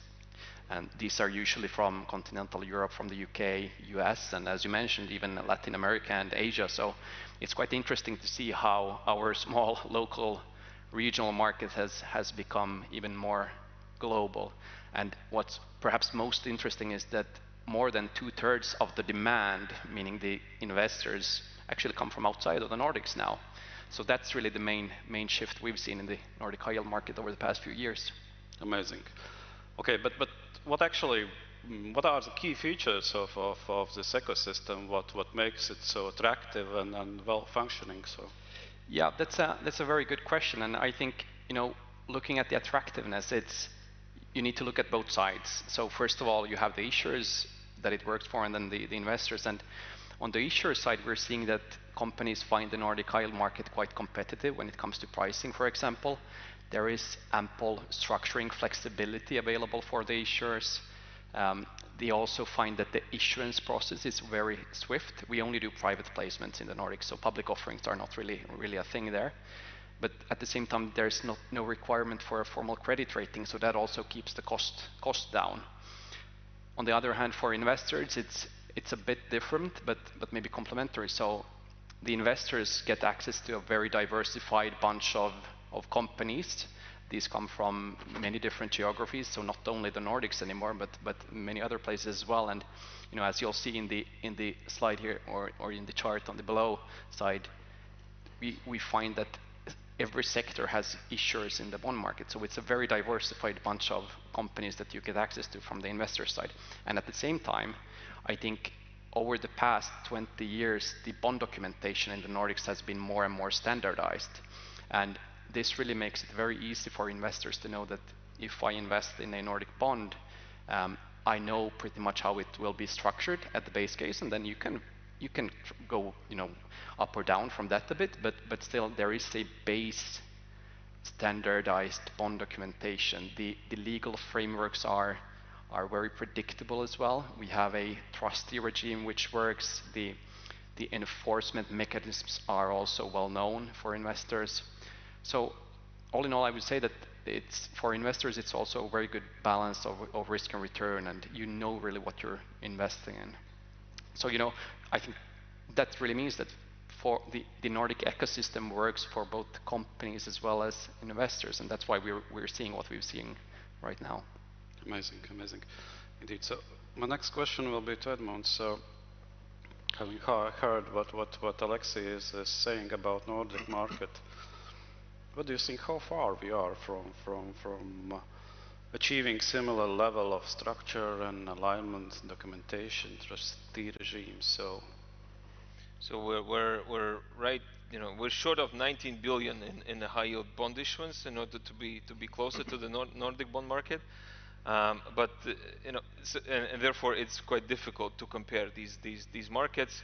And Nordic bond market has been, you know, around for many years. And that helps, you know, that track record also helps the investors to see how how the law works, how the trustee works, how the investor relationship work, you know, how the investment banks do work, and also very crucially how the bankruptcies or restructuring happens, and how fast does it you know gets resolved, and what's the results. And therefore you have that statistical data for many years already. And because it takes a lot of years to gain that investor trust. And with the Nordic market, fantastic example for the Baltic markets, where, you know, would be ideal if the Baltic bond market would be an export, you know, good that we could export it to the foreign issuers, like asking companies to come to the Baltic market. So it's, you know, quite difficult to compare those. Because of the track record and everything, but what we definitely can, you know, keep in mind and collectively work on is the unification across the whole Baltic states. We are simply too small of a market to be interesting for the foreign investors as a high yield bond market. So because with the Eurobonds we don't have problems. You know, you will. Just looking at the recent examples, you know, many times oversubscribed. There is definitely a demand from the international investors for that type of deals. But for the bond, for the high yield, we have to unify the legislation when it comes to, you know, the trustee as a body embedded in the documentation. You know, we are actively, you know, hinting or pushing this trustee to be embedded in the Latvian bond ecosystem. Lithuanian market already have that. You know, it looks like it's working. Obviously, it's also a trial and error path to do that. So it's a unification in terms of the legislative things, and the unification in terms of the documentation, the deal documentation. Maybe the banks and the advisors could come together and decide on the one T's and C's format that's more or less streamlined, and then whatever you want to add on top, the marketing, the descriptions and all that could be unique. But maybe let's think about one unified way on how to describe that, so the investor don't need to do the legal DD on every deal, or the investor don't need to spend a lot of time reading like all the pages in the documentation, because it's country unique or arranger unique things. Yeah. Yes, absolutely. So we totally agree with you about unified bond documentation. That's for sure. So as a follow-up, so what do you think actually is needed to attract more foreign investors to our Baltic capital markets and bond market, and speaking both actually, it's issuers and investors. So what is your view on this? It's straightforward. It's deal size. So whenever we talk about the local high yield, it's usually 5, 10, 20 million. That's the sweet spot, right? For the local deal. Sometimes it's larger than that, but on average. So and for the foreign investor to come in with the tickets, in excess of 5, 10 million, it needs to be, the deal size needs to be at least 50 million to be interesting for them. And even the 50 million is borderline, boring for them. Because for them, they need to deploy the capital in a meaningful way in terms of the ticket size. So they're not ready to deploy $500,000 in some Lithuanian or Latvian or Estonian company, because it just doesn't make sense for them. It takes, it's just too small for the funds that they're managing. So the deal size is the most critical, and when we'll have the more deal flow, high yield deal flow with 50 mil plus, then all there will be a lot more attention from the foreign investors coming to the market for sure. Agreed. Okay, Andrius, my next question to you. So we saw from Edmund's presentation a couple of minutes ago that a large part of real estate bonds are actually issued in Lithuania and Estonia. So, for example, for Lithuania, it was 44% of all issues in 2025. So, why Lithuania? So, what is going on there? So, why the real estate sector is issuing bonds so much compared to Latvia? We like to compare Lithuania versus Latvia. Let's get into that then. No, for the context, all of us are capital markets, but I come a bit from a different angle, because I work for Newsec, and now our main business is sort of transaction advisory on commercial real estate deals. So if that's a shopping center, office, or whatever, then we would advise clients on the deal. But yes, high yields, that has been also, a new topic, let's say, in our world. We see clients doing high yields for primarily, I would say, primarily for recently, last 5 years, maybe office development, because I guess suites wouldn't lend at so good terms. I've heard one client said that this is changing, but I guess last 5 years, high yields was a good mean to develop their project. And this is actually, the capital markets in action. Capital markets is actually, creating prosperity, and I think in Vilnius that's very visible with the CBD area. I don't know, we probably last 5 years we saw 10 developments erected with bonds being part of it. But coming back to your question, why Lithuania, let's say, versus Latvia, for example, I think probably the market size is one, but fundamentally, our real estate market was booming a bit, let's say, a lot more than Latvian, both on residential side and both on office side. And then, just to understand what are the cause roots of that, I guess we have to go back 10 years, and back office was the first, demand driver in terms of offices, and then local companies, they started also leasing new offices, governmental institutions, and so on and so forth. And at the end of the day, that resulted that even more supply came from developers into the market. and bond was an important instrument, to finance that. In Latvia, we don't see that, office, let's say, office or residential market is so strong fundamentally. So. Okay, then it's understandable.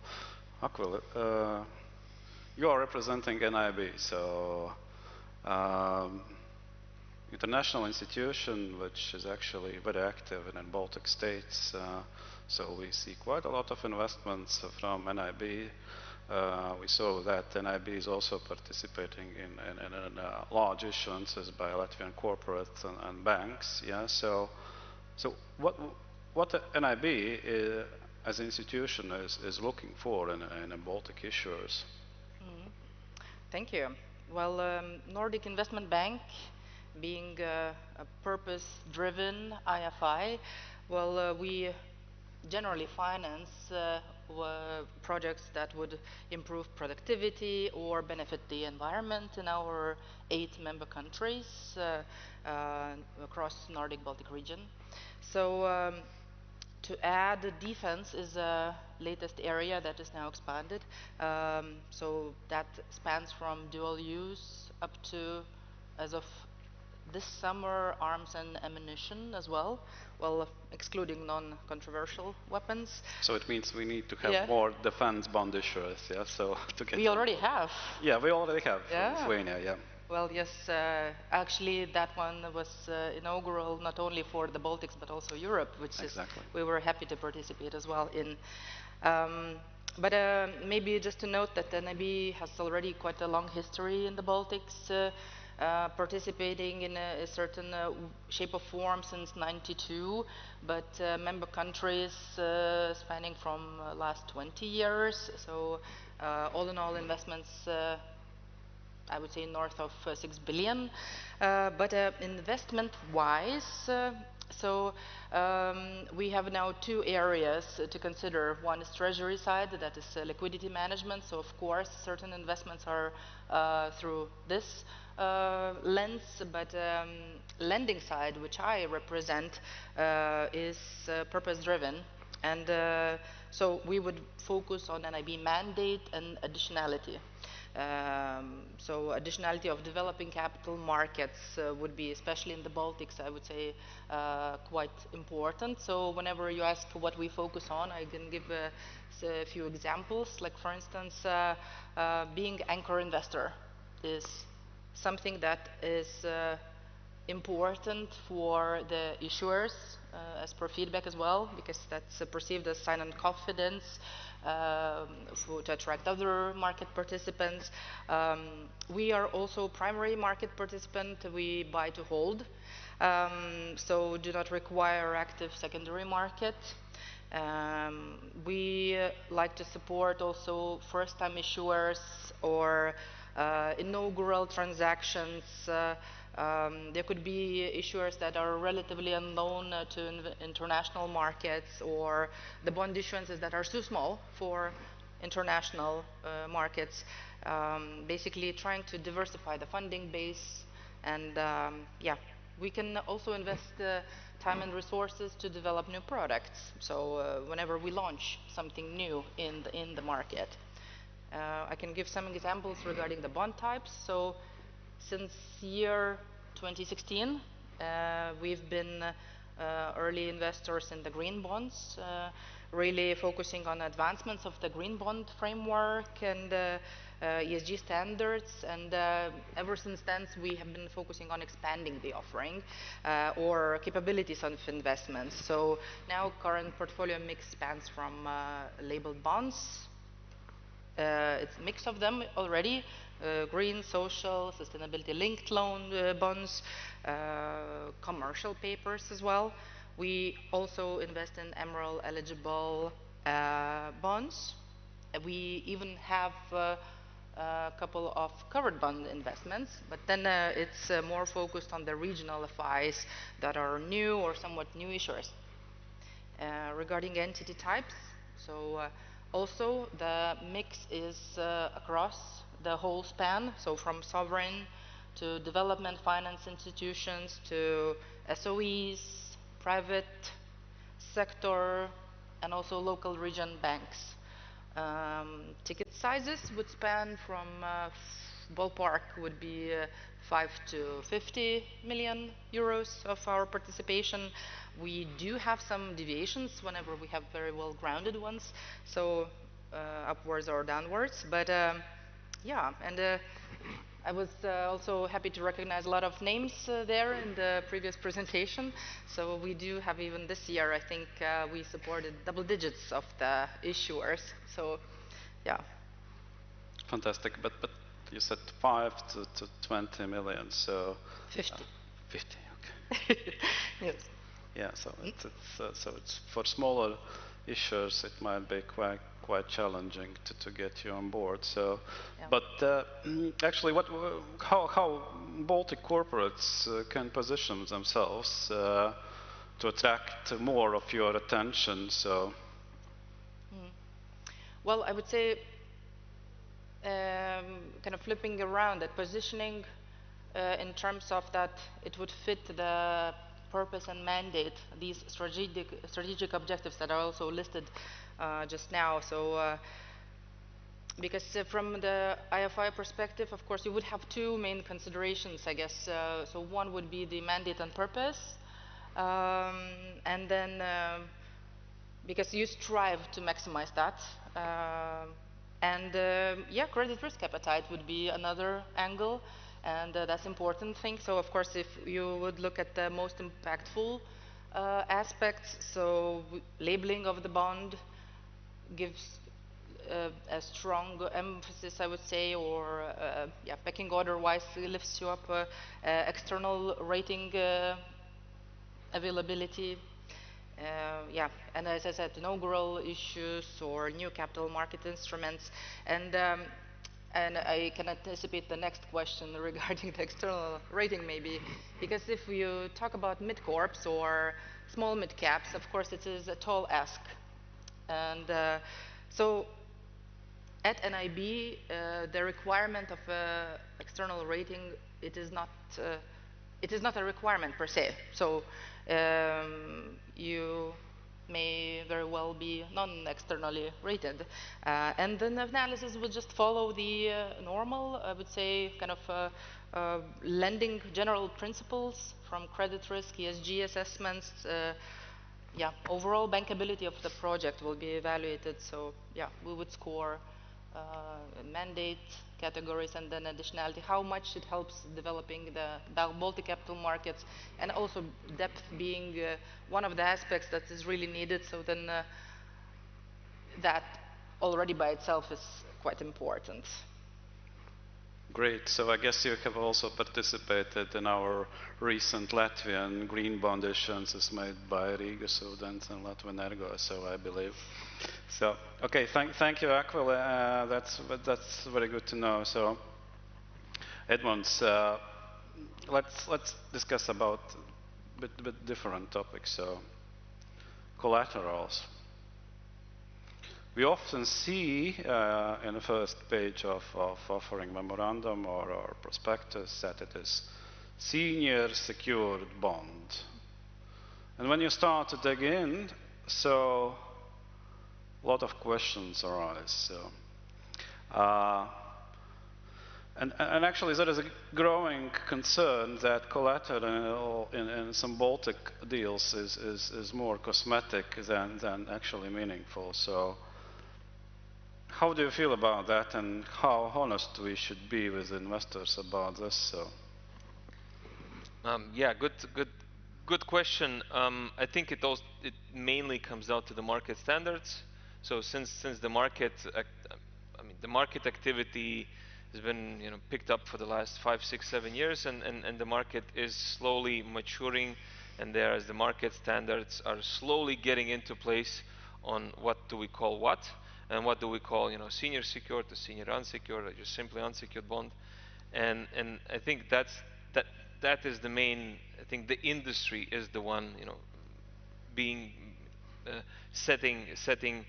should set the right standards, because as of now, it is, in a combination, with these public offerings sometimes, and it's also, I'm not or anybody here is not the judge to say that this is, is that the proper security or not proper security? But I think that the labeling something that's senior secured and putting in, as you rightfully said, that cosmetic pledge, it adds a bit of the lack of transparency to the market, and it gives a bad messaging, and for that. But on the on the contrary, when it comes to the security, we've seen a lot of good quality companies that are issuing the unsecured bonds, and they are saying that they do that, and even when we talk with the investors structuring bond before discussing the structure,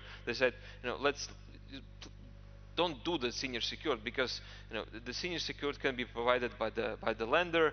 Let's do the unsecured bond because we can get more of an interest rate from that. So it's really a balance between the industry and the investors, because it's not like the investors are not the ones that are saying that we want to be a bank, right? Banks are the ones providing a nice LTV loans and having a proper security packages and potentially very good recovery. Bonds is still it's a balance between security and the interest rate, balancing between the investors and the issuers. But yeah, on that note, I think the industry needs to be frank with each other, needs to be frank with the investors, and calling the security packages correctly. Thank you. Yeah, true. Alexei, just talking about again Nordics and high yield bonds, we understand that basically in Nordics you all actually bonds are more or less secured. So and what do you see? What are the security typically for such type of instrument? Yeah, coming back to what Edmund just said, I think there's a clear distinction in the Nordics between a senior secured bond and a senior unsecured bond. And I mean, we do have unsecured bonds, but those are usually issued by listed companies, I mean larger companies. So if you're a smaller private company, you would most likely be issuing a senior secured bond. And I think that the difference from the Nordic bond market to the Baltics is that in the Nordics, when you issue a senior secured bond, the investors do expect that that is the main principal debt in the structure. So you're actually replacing the bank debt in the structure rather than just being a layer of bonds on top. So it's extremely important for us when we are structuring bonds that the security package is actually very comprehensive. But it's not complex. I mean, it comprises of share pledges in the issuer and maybe over material group companies. But that ensures for investors that, if something really goes wrong, that you're going to have a good position in the table when you have to discuss that. And I think it's fair that, we've seen in less developed countries, we've seen security structures where you perhaps have security over a single asset or a single subsidiary. And the challenge is, of course, how do you value that collateral in case something goes wrong? So yeah, in the Nordics, it's really been a standard as long as I've been working in the structure at Pareto, and even before that senior secured structures are actually comprehensive, and it helps investors really know how they would look if something goes wrong. Okay, but do you make an evaluation of the assets which are put in front as a security before you are offering the bond to investors, or no, is not the no, case, yeah? not really. So I mean, in principle, if you have security over share pledges, what this really gives to investors is usually a single point of enforcement, meaning that it's easier to take over if something would go really wrong. But I mean, valuing the companies, that's really up to the investors themselves, or valuing the collateral. And in addition to share pledges, you have security over intragroup loans or similar. But what this really guarantees investors is more that there is a strong negative pledge in the structure. You can't really have a lot of other debt sitting there which would rank in front of you. If something goes wrong, you don't have to start splitting up the company. So for Nordic bond investors and then mainly institutionals, I think the base case is that, you know, if something goes wrong, we will own the company. But that's not really what happens in practice. I mean, normally you just negotiate. Okay, okay, understood. Okay, good. Andrius. Again, talking about Lithuanian real estate market and the real estate issuers tapping the Baltic bond market. So, how do you see the current credit quality of those issuers? So, any thoughts about that? That was funny to hear that they don't value the mortgage or whatever is behind collateral. So what we else do besides the real estate transactions is we do the valuations. And we have my colleague sitting there who is scratching his head lately, a couple of years. So I would say, you know, generally speaking, of course, the credit quality, I would say, is worsening. And that comes, you know, that comes primarily from the fact that our markets probably got a bit too expensive. And speaking about offices specifically, I would say that the market has been in oversupply mode, and we see that lots of new offices which have opened or soon to be opened, their occupancies are, you know, at bad levels. But maybe the good news for the bond investors, I would say that, you know, you still have collateral, you still have a sufficient cushion there, and this is more about how much equity return equity investors will be making, if any. But in terms of maybe recovering bond investors, you know, nominals and returns coupons, I think that should be fine, maybe with the exception of a few. So no structural problems, I would say. Again, back to the office, you know, since currently starting any new office would be a disaster, no one would make it, so there will be a lack of supply. So I guess the current market vacancy will be absorbed over, I don't know, 2-3 years roughly, and we should go back to normality. That's what's happening in Warsaw, that's what's happening in Vilnius. Maybe in Latvia or in Riga we don't have oversupply yet, only in Vilnius.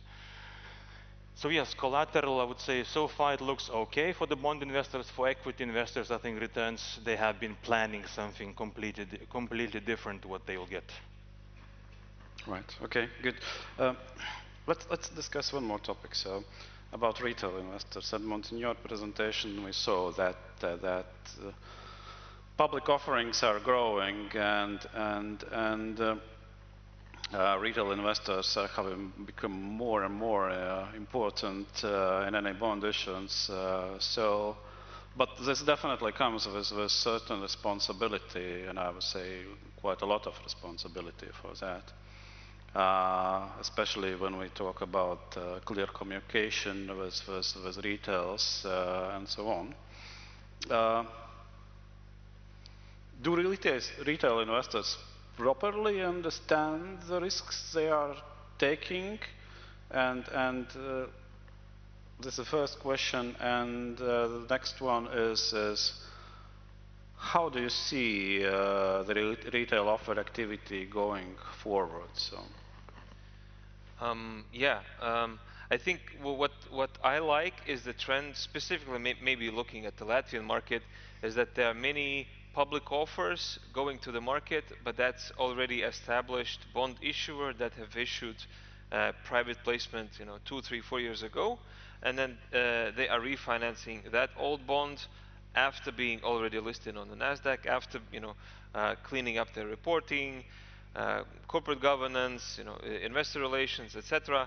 During those 2-3 years already being listed, and then they do the public offer. So in those cases, I think that gradual presence in the market and gradual you know, investor relations obviously do help, and I don't think that it's somewhat of a bad sign that these companies that have been on the market for many years, you have all financials out there, you have all the documentation in place, that the investor who wants to dissect that offer and who can read effectively, then he can get the information on that. What we do lack is, and I think the financial, not to say that the influencers or the bloggers or just the press or the media in general, I think the fixed income market is not that well covered. It's for the private individual obviously more, you know, attractive is to talk about the shares, because 6, 7, 8%, usually it's boring for the private individual that wants to have a rocket share price and to day trade, etc. So you get more attention to discussing the share activities, but the fixed income is maybe lagging behind in terms of the coverage, and therefore the ideal scenario would be that the local corporates would use the credit rating to publish the credit rating, and the investors willing to look more in depth than just blatantly looking at the interest rate would then read it and to make a decision. But since these smaller local bond issues are small in terms of the size, the ratings are expensive, it takes a lot of money and time and effort to do that. Maybe we can discuss about some initiative where these credit ratings could be co-funded by the state or something like that, because obviously that would help the transparency of the market to show that it's not about the prospectus or the offering doc or just the corporate presentation. There is this second opinion, independent on what it is. But when it comes to retail disclosures, I think the industry is already doing it by the book, right? And it's quite difficult for us, and obviously also for the companies. It's on the contrary. Nobody wants to have a bold text on the first page saying that this is the highest risk that we have in the business. It's still a business, relationships. You try to attract the funding, you try to attract the investors, but I think the documentation in general is in place. Maybe it's not that retail investor friendly to read it through the 100 pages. Okay, thanks. Returning back to institutional investors, so Aquila, question to you. So what are the main factors that determine whether institutional investors, both local and international, increase their exposure to Baltic fixed income bond? Well, I would say I could re-summarize the key things, basically, that I think it's mostly important that it would, as I said, fit the strategic importance or the kind of the mandate and the purpose of the IFI. Of course, different IFIs have slightly different angles and a bit varying risk appetites. So kind of being a bit more conscious about those aspects, but yeah, but from an IB perspective, so then I think especially when it comes to Baltics, due to the still quite a way to go for the liquidity that we'd like to have here. So I think that already that the fact that the bond is issued here is already quite high in terms of evaluating, okay, will we add value if we invest? So and then come, of course, additionally that, okay, what is the purpose of this bond really? How it's going to benefit Baltic states, and yeah, and also being transparent, welcoming due diligence meetings, ESG evaluations, whatnot, but of course, so you have a range of readily available external opinions, and as you said, the more standardization you would have, the better it is, but then you would have another range that then you would go for individual in-depth due diligence. So then it's also possible to actually attract an IFI if you do not have the external rating as such. So I would say that, yeah, just being proactive and just going out there. And maybe one thing to highlight is the more analysis we would anticipate that is needed, so kind of accounting time-wise for that. Okay, good. We have quite an interesting questions coming in, so Andres, to you. how often real estate transactions are financed by bonds plus equity and not banks plus equity. Will it change in the future? Rarely, I would say. With the exception of a few, maybe a couple of funds. I'm thinking about Devox, maybe. They have bond on the fund level, let's say. Acropolis. Very few ones, I would say, but that might change in the future because currently the situation in the real estate market is that we have lots of funds who have been closed-end, and their maturities are coming to an end. Liquidity is disastrous, and we have, probably, if you count, we have approximately 1 to 1, if not 2 billion of assets within funds maturing in the next couple of years. So that's a lot. For the context, the commercial real estate transactional market per year, in a good year, that would be around 1 billion. And now with, I don't know, 10 funds coming to an end, that's going to be a big supply. So what they'll do, I don't know. But I would assume that they will start creating all sort of structures with, several layers, trying to prove that they can make, sufficient return on equity, because that has to be still 15% around to make that appealing, because otherwise you have lots of alternatives elsewhere. Yeah, okay, good. Next one, so quite an interesting question to Alexei.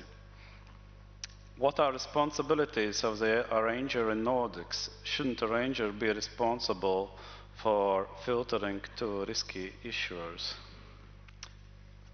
Absolutely. That is really what we do every time we speak with new issuers as well. I mean, we need to have a view on the credit risk and whether this is something to sell. But at the same time, I mean, we are selling risk, right? So it is really up to us to decide whether that would be an investment that our investors would actually be looking at. But we need to ensure that it's in line with what we think the market can swallow and that there is not excessive risk involved. Edmund's question to you.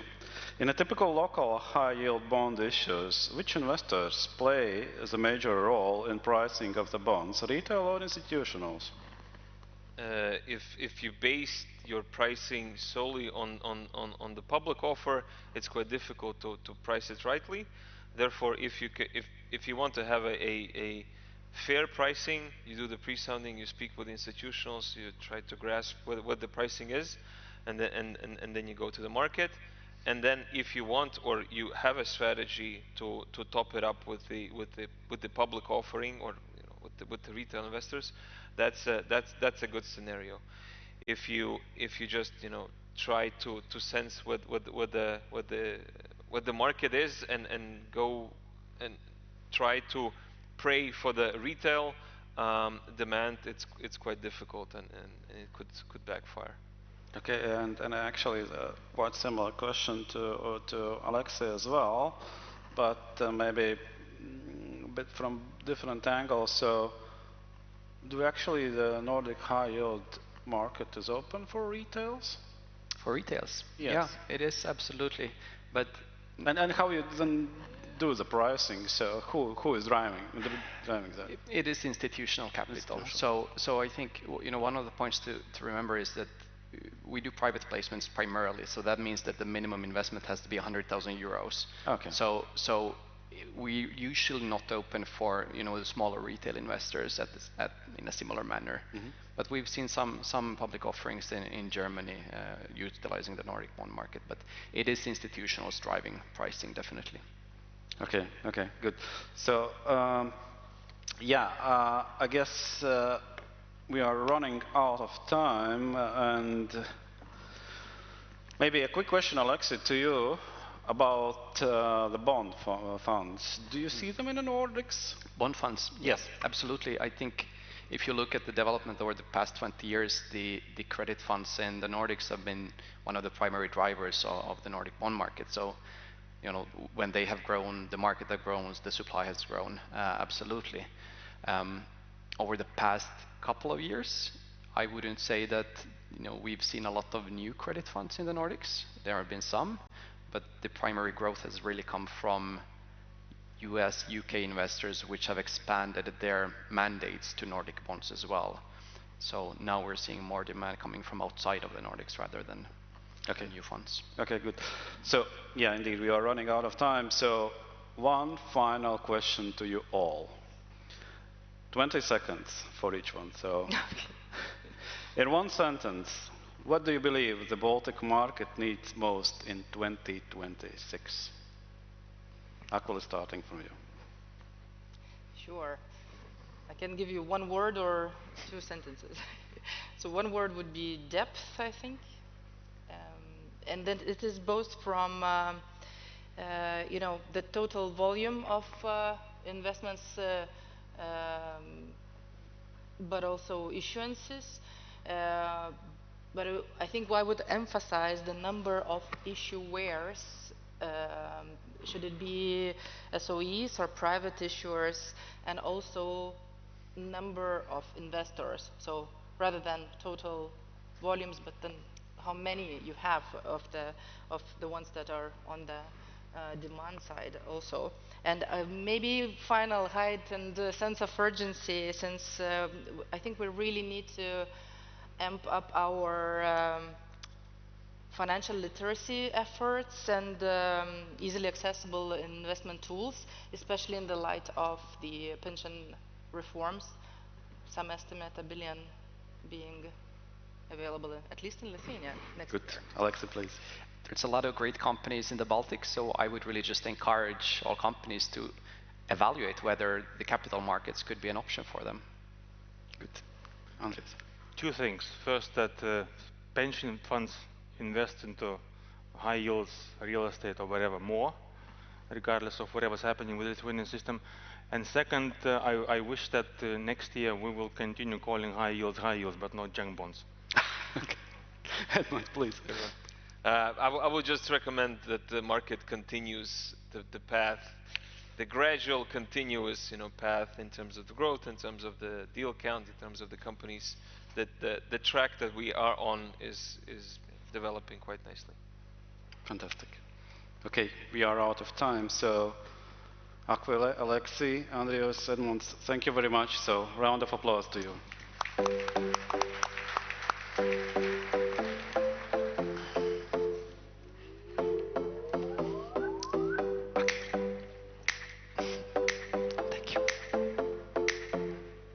And thank you for great moderating and keeping excellent time.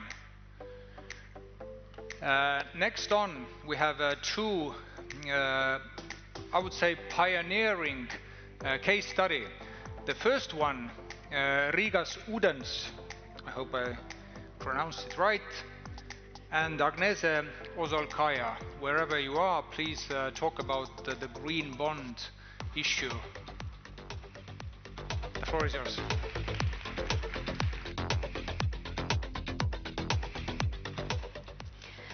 Hello, market experts and everyone who are interested in case studies. My name is Agnes. I represent Riga company management team, and we are really proud that we are the first municipality-owned companies who issued bonds in public market. This is a milestone. The capital market is not only for private companies, but also for municipality-owned companies. But also we set a benchmark. We issued green bonds according to this new EU standard. Shortly introduction, what the Riga Water Company is. It's full cycle of water management company, largest in the Baltics. In total volumes, half of Latvia's volume, 100% owned by Riga City. And it's not a magic when you open a tap. Behind that is quite expertise from our engineers and complex solutions. We divide business into 4 main segments: water production, water delivery, wastewater collection, and wastewater treatment. For doing that, we have more than, actually around 3,000 kilometers of underground infrastructure, comparing its distance from this place to Lisbon, that is in Portugal. It's quite large. We have 2 production units of water, underground and surface water. We have our own laboratory that monitors quality every day. We have over 100 pumping stations and largest Baltic treatment plant near the Baltic Sea. Overall, we are strictly regulated company, and actually in terms of income and also from service quality. But on top of that, we have upcoming new regulations for the industry as such, and it takes a lot of money. Therefore, we develop detailed mid-term and long-term strategy, and we take into account main three aspects. This regulation investments takes a much more longer time period, 4 or 5 years. We should go ahead on these regulations, and we should be confident that we have enough money to do that. And there is, in this slide, you could see the targets that we set in this our strategy, most capital-intense activities. We promise to renovate gradually our underground infrastructure to avoid emergency works and reduce water losses, reduce gas emissions, go big step towards energy neutrality, and actually our business is influenced by climate change. Every summer we see the rainfall is increasing, and 2/3 of our rainfall collectors are connected to sewage system. It means that we should expand our business. And together with ambitious investment plans that during the next 4 years around 235 million euros, we regulate also financial risks. We decide not to be dependent from one financer or few financiers. Therefore, we decided to issue bonds. And bond was a great tool to do it one step, diversified our funding. Since we provide also essential services for our customers, we decided to go in public, encourage our customers.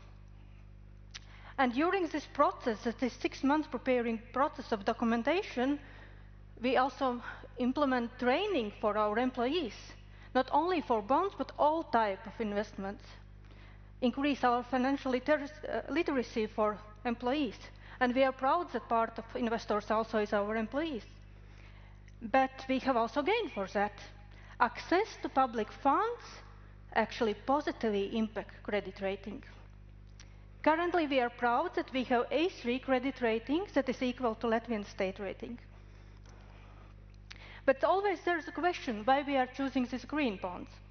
We put a lot of effort in this strategy development, expertise, risk assessment, opportunities. Therefore, we decided actually turn internal documentation into added value. It's more transparent for our investors. There is clear criteria, reviewed by external partner, and closely monitored proceeds. Therefore, we decided to offer 60 million bond program in the market. All investments are aligned with taxonomy. The fourth bond issue was mainly for this investment in sewage network renewal, but we have several projects in place. Recently, we signed an agreement about construction of 2 digesters. That is a big step forward energy neutrality. We have several energy efficiency projects in place and IT solutions that could monitor water losses. As a result, we offered our investors really low-risk investment, invest in infrastructure company who has experience in the market, clear long-term strategy, A3 credit rating, green bond standard, quite exclusive for the market, but of course with lower coupon rate. As a result, demand exceeds twice than we expected, but we reached the main target. We diversified our funding sources. Our investors are Baltic pension funds, insurance companies, and private persons. And in the time when we issued, we actually understand that there is another offer for investors in the market. We are pioneers in EU GB standard, and we increase visibility. Therefore, closing my presentation, I believe that sustainable investment is not just about return, but also to care about main sources, that is water. Thank you.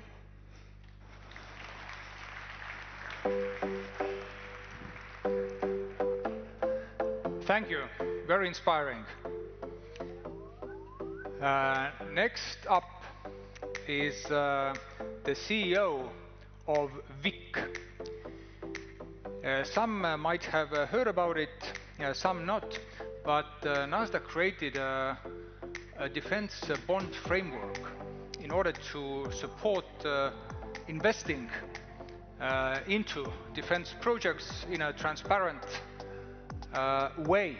And VIC is the first company in the Baltics who has taken advantage of this project. So please tell us about it. Good afternoon, ladies and gentlemen. Thank you for invitation in this conference. Big pleasure for me.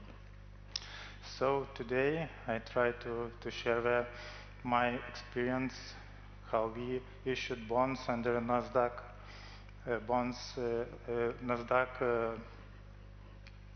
framework for security, for defense, for resilience. So I am new in this field. Let's say I started just last year in December and just started and begun to improve our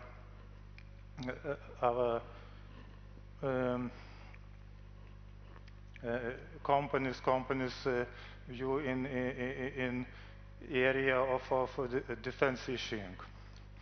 Today I prepared a short introduction about VIC, also our project, our investment to Rheinmetall Defense Lithuania, and as well our note issuing for this project. So, about VIC, we are a state-owned company. We are a limited liability company established in 2020 for support Lithuanian economic recovery from COVID-19, and we have capital for 1 million euros, and we raised also capital markets additional 100 million euros for support with COVID recovery. Now we are on new mission, and we mobilize financing resources for high importance projects. It's short milestones about us, and starting from December 2024, we signed agreement with our partner EPSOG, and we decided and committed to invest in Rheinmetall plant in Lithuania. So, starting with this date, we are working on EMTM program, we're working on state guarantee topic, and finally in September 2025 we issued the first tranche of bonds, and it was listed in October this year. So what's important and what I'm happy about, what despite COVID, despite some geopolitical situation in the world, the key pillars are still the same in our business model. So capital rising, the development of Lithuanian capital markets and investment is still the same. We have also a strong track record since our establishment. So we issued already 5 tranches, and 3 tranches this year we had already redeemed, and it was in March 25 million euros and 50 million euros in September this year. And finally, as I said before, the first defense bond under Nasdaq framework was issued in this year September. And also what's important for us, so we have rating A all these years. Now about our EMTM program and how it was established. So we approved 400 million euros EMTM program, and this program is dedicated just for defense and security industry projects. We allocated the first amount is for our commitment to Rheinmetall project is 75 million euros commitment, and first tranche was issued for this reason, and it was 25 million euros. And we are looking forward, and we are planning next tranches. Definitely, I think it would be in the first quarter of next year. Remaining capacities, we still waiting for new projects, and we will announce about it a little bit later. What's important, the part for Rheinmetall is backed by state guarantee. Now about results and about our first issues. So it's important, and colleagues before said in the panel, that Nordic Investment Bank invested in our security, and it invested 6 million euros. We are very happy about it.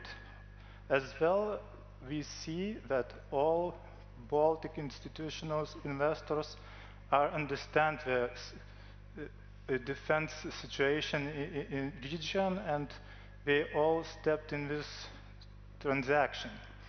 And also, it was the first label and first shield.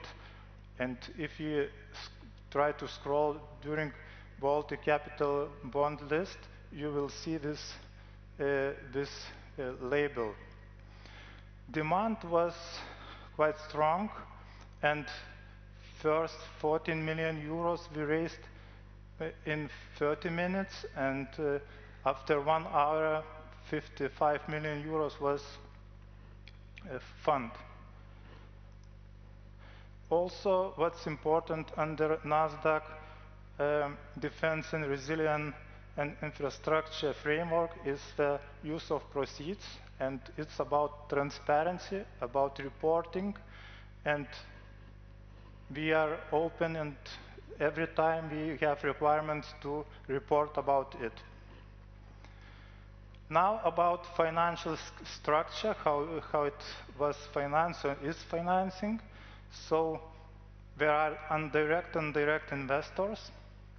There is German giant Rheinmetall, and other 49% is from companies, state-owned companies from Lithuania. So we are in EPSO-G Invest part, and our commitment is 71 million euros, as I said before.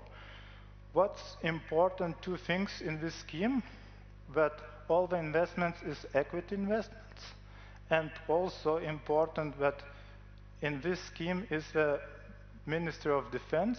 That means that they agreed, and there is a long-term framework agreement related with ammunition, buying ammunition. And also just slide about who is EPSO-G, our partners. So it is also a state-owned company. It's a holding, energy holding, and with 6 subsidiaries, and 2 of them, Elite Grid and Amber Grid, is on the list of NASDAQ Baltics. There is key highlights just to show some figures about our project. So we expect that the plant will start operation in 2027 in Q1. Expectation is 2026 in December. And as an investor, we expect also dividends. And let's say there is in consideration our exit strategy. So we are thinking about exit after 6 or 7 years. And as we can see, the expected investment in this project is about 300 million euros. So this is key takeaways, and this picture on the right side is in groundbreaking ceremony in this month in Baisogala, the place where the plant will be built. So what we can say after this long period of work, so we are happy that Baltic Capital Markets, they understand the strategic investments, and all this Nordic influence as well help us to raise capital. Also, it is scalable model, and we think that in the future it let us to raise capital more efficient. And the last, the framework matters. That it's big, it's the first step, and it's leadership from NASDAQ to show how they support capital markets and defense. And this framework is unlock investor confidence, I think. So, thank you.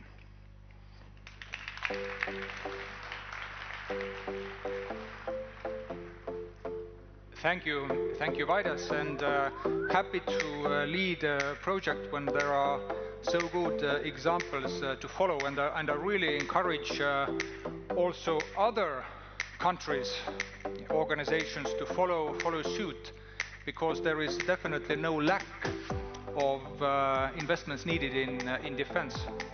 So good example, definitely. So we've talked about Iceland, 390,000 people. Now Luxembourg is not that much larger, still 600 or 700.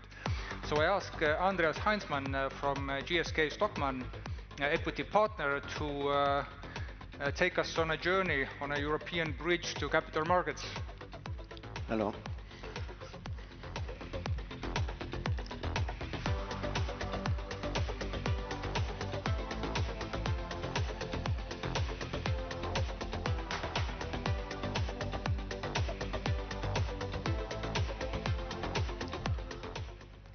Yeah, good afternoon, ladies and gentlemen. It's great to be back in Riga for the Baltic Capital Markets Conference.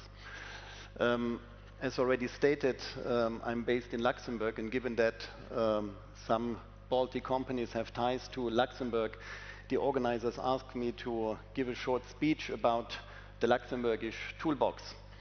Indeed, Luxembourg is very small, 600,000 people, so we don't have commodities or water, mountains, but we have our brain power, and that's why we have a long history in capital markets.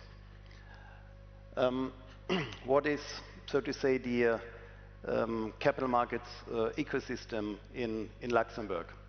First of all, Luxembourg is, politically speaking, a very stable country.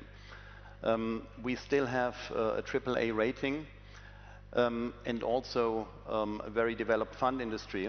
There are 7 trillion assets under management, and therefore Luxembourg is recognized as a financial center of world class. We have also the infrastructure to carry out capital markets transactions. Just a few spotlights. Luxembourg is home to Clearstream, the securities clearer. Sorry. We have a very developed stock exchange, the Luxembourg Stock Exchange, and therefore we are a leading hub for international investors. When it comes to the issue of corporate bonds or high-yield bonds, typically you have two structures, which I will show very quickly. On the one hand, you have a structure where in Luxembourg so-called holdco is established, holding all the subsidiaries of the group, and via the holdco securities, bonds or shares are issued to investors.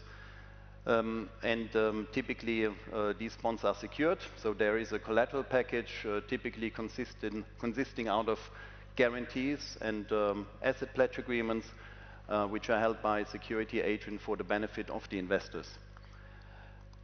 Then An alternative structure is the so-called FinCo structure, meaning that dedicated SPV is established in Luxembourg, which is issuing the bonds to the investors. Let's say, rest of the structure is very similar. So the subsidiaries are providing a guarantee and also asset pledges in order to secure the performance of the bonds and also to enhance the credit quality of the bond. Well, so here you have, in a nutshell, let's say the various, let's say, parts of Luxembourgish bonds which can be issued. You can see that in 2024, more or less a bit more than $1 trillion of debt was issued via Luxembourg. Mostly these securities were listed on the Luxembourgish Stock Exchange. You have corporate bonds, high-yield bonds, green bonds, Islamic finance instruments, and also RMB denominated instruments, so-called dim sum bonds. Why is that so? I mean, on the one hand, Luxembourg offers a very flexible corporate law that goes for IPOs, where we have various mechanisms to issue shares, but also a flexible system to hold shareholder meetings after the IPO. For the bonds, it's the same. I mean, given that maybe 15, 20 years ago, Luxembourg law was not so famous or used in international capital markets operation, that has clearly changed. And we have developed a local high-yield bond market where the bonds typically are governed by Luxembourg law, and this is also accepted by international investors. One should also not forget the collateral aspect. Under Luxembourg law, Luxembourgish or assets deemed to be in Luxembourg can be secured in a very lender-friendly manner. And if we have a public offer, then obviously the prospectus regulation applies, and the relevant disclosure in the prospectus regarding the issue needs to be made. Another part of the Luxembourgish capital markets framework, but more with regard to private placements, are the securitizations. I just put down a few numbers. We have a securitization law from 2004, which is tried and tested in the market. We have currently up to 1,600 securitization vehicles. Most of them are regulated. A few of them are also regulated by the Luxembourgish regulator.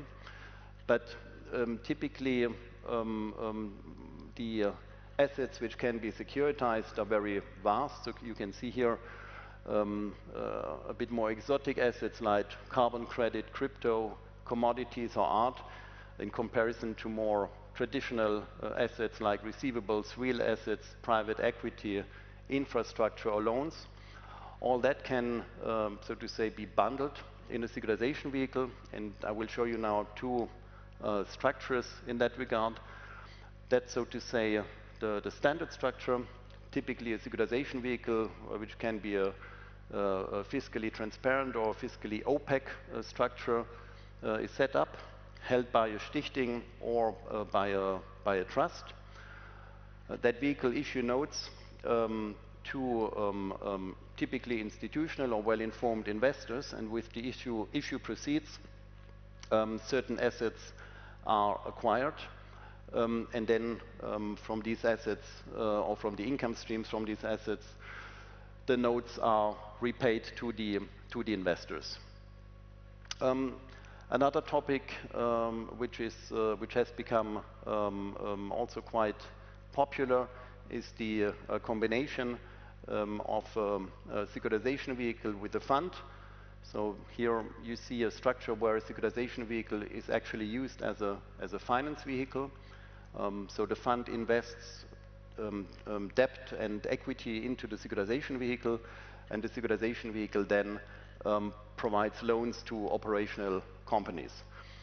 What is also important to know, you see under the securitization vehicle all the references to the compartments. So the compartments are ring-fenced entities in between the securitization vehicle, which can be used. So if there is a new transaction or new project, you don't need to set up a new securitization vehicle. You can rather set up a new compartment within the securitization vehicle.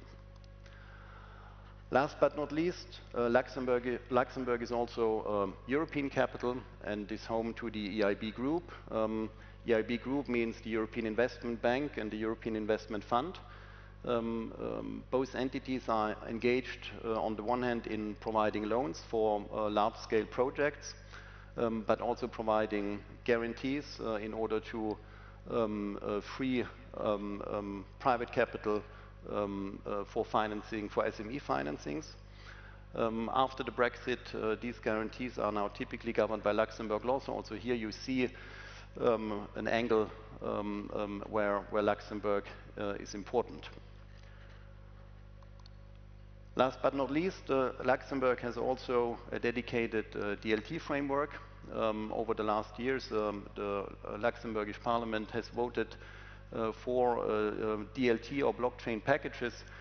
The main takeaways are that a token is seen under Luxembourg law as a dematerialized security, and these securities can also be used as collateral under our collateral law.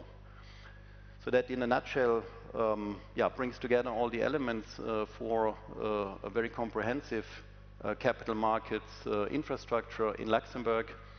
If you have any questions, please let me know. Otherwise, I'm still around if you want to join me later. Thank you very much.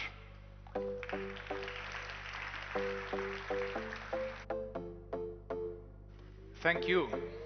And what can I say? Time flies in good company. This is our last coffee break. Enjoy it, and let's return in 20 minutes. And we have 2 more panels to go. You have done great.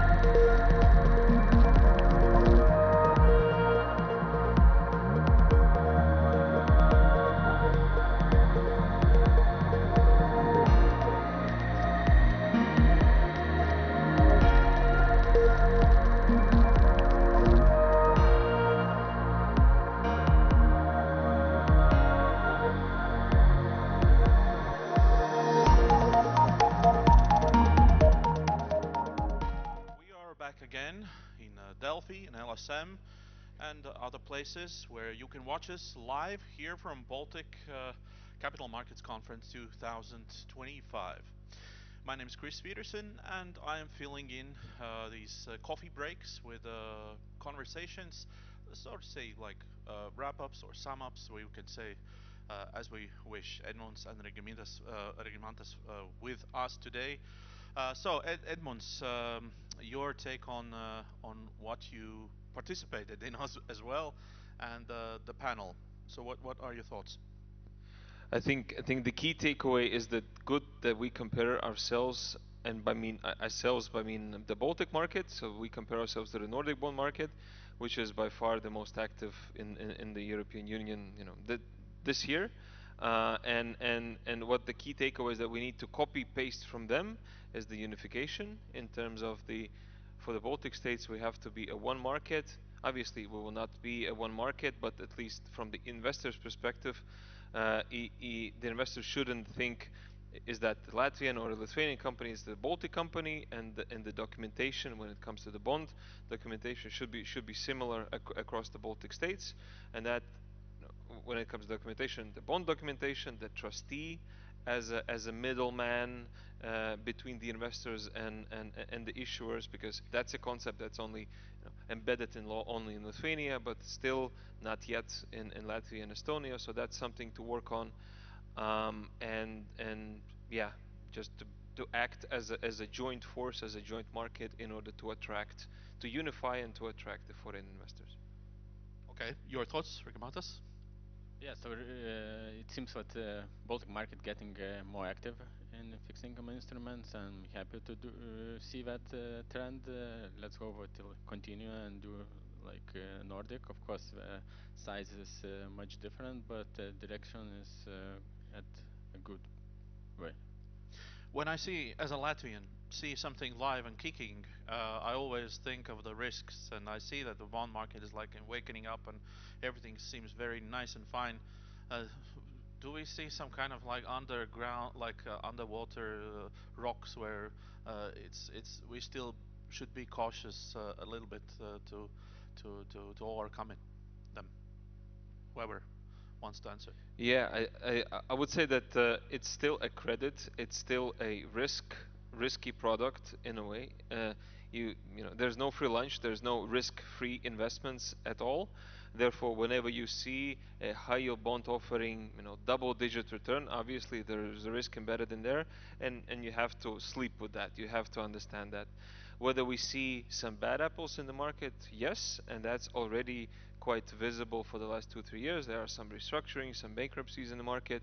Whether that stopped the development of the market or the trend of the market, not really. Maybe those cases were more isolated. Maybe those cases were not that public, and that didn't affect the public or the retail investors that much. So it's not to say that we don't have anything already, some bad apples popping up, and whenever there will be one case that will destroy the market, there are these cases already, and it's not, we're still on a track, on a growth path, going forward. Maybe not repeating regarding credit risk, because it's always attached to investments. Maybe what I've seen, me personally, what with double digit or high 9-8% attract investors in recent years, and nowadays the companies are able to refinance at lower rate and still attract the same investors or new investors as well. So it seems what market get to that point, what there is investors base who are active in that market, and even Euribor decrease in recent years by 2%. Still, there is still interest in fixed income instruments, bonds as well. I see that in all three Baltic countries, retail investors have waken up and are more and more into the bond market as well. How we can even more maybe amplify the presence of retail investors here? Or is it also important? Or definitely, retail investors are important in every product. Even the banks who are actually losing the money from cash accounts because it's employed from cash accounts to some instrument. We are also for this movement, because when the society gets richer, we earn coupons, interest as well. It's better for the banks as well. So it's like a side effect for that. What it might be better way, so it's definitely access to these instruments for the cheaper price. If it's like a couple of basis points, no, not couple of 10, 20 basis points, which is, you know, compared with 8% yield, is not much, and you can get that bond in your investment account. It will be easy to attract with retail clients. I think this retail part is somewhat of a unique Baltic product, because when you look at the US market, UK market, or even the Nordic market, when it comes to the primary issue, there's no retail. Usually, there's no retail investors in there. And is it because of the maturity of the market, or there are some other reasons? I think it's this uniqueness of the Baltic market is connected to the Nasdaq systems, and I think if the Nordics would have the same Nasdaq auction system that we are having here in the Baltics, which effectively connects all the banks, all the depository and the depository members here in the Baltics, therefore you're not, because how it happens in London and in New York, you as an investor, you go to the investment bank arranging this particular deal. There could be one, there could be many, but still you need an access to that arranger. And in the Nordics is the same. For us, when you do this public offer, everybody can log in your internet bank, whether you're a client of any retail bank. You can, you know, sometimes it's easier, sometimes it's harder, maybe you need to call somebody in the internet bank, but regardless, there is a way on how you can, as a client of any retail bank, to subscribe to any public offer out there, both for bonds, both for stocks, and it's somewhat of a unique tool that we have for us as a smaller market that connects everything, and it allows everybody to be connected and can participate. Therefore, I think that is maybe sometimes portrayed as a risky thing, that you allow the retailers to participate in those issues. But usually the retailers are the ones participating only on the secondary market, and the risk is still there even if you buy it on a secondary. So we actually, with this auction system, we allow the retail investors, private individuals, to participate almost at the same level like institutional investors, which is fantastic in terms of the accessibility. Yeah, exactly. That helps. I assume that among audience there are many investors who are familiar with stocks and ETFs and so on, but maybe not so much with debt capital instruments and so. What would be your, let's say, ABC first steps into this investment form? What would you suggest for a new investor? Maybe also to encourage them not to be afraid of that. So, yeah, whoever wants to start.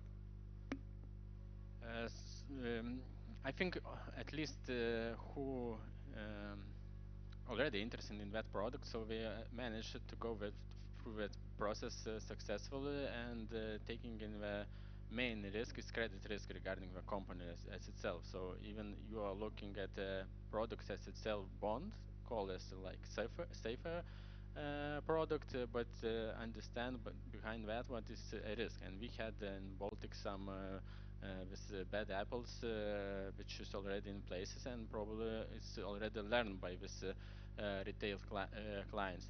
For the new ones, so probably it's who are very cautious, they need to start with lower risk products. It might be government, it might defense bonds, or so on, or high rated government owned companies as well, which is in some cases they pay more than deposit rate. So the starting point, it might be with a lower rated, lower risk with lower coupon interest as well, but the starting point, it might be good switching from deposit to definitely higher risk versus deposit, but still highly rated bonds as for example, government-owned companies. Yeah, great advice. Yeah, I can only echo what Regimantas was saying, that if you are a Latvian and you want to try this fixed income, try the Krājobligācijas, right? If you're Lithuanian, try taupimo lakštai, right? It's a state savings bond as an alternative to just your money sitting in a deposit or just in a regular account. It don't need to be, you know, thousands of euros. You can use that. I think it's 100 euros minimum. So it's a very democratic way on how to just feel how the fixed income you know, instruments work, and maybe not go directly to the double digit you know, whatever is on the offering plate right now. Maybe, you know, step by step start from the lower risk and then gradually go up. I was personally interested in this question, as you can assume, because of course this wouldn't probably be members among the audience. It's myself who wanted this assurance. But thank you very much for this conversation. Thank you very much for participating in the conference, and Edmunds for organizing and setting up all this together. It's wonderful, and we see each other again next year on 5th of November, yes? Correct, 2026, 5th of November, save the date. Yes, and we will be back very soon with 2 last panels. Thank you very much for watching, and see you soon.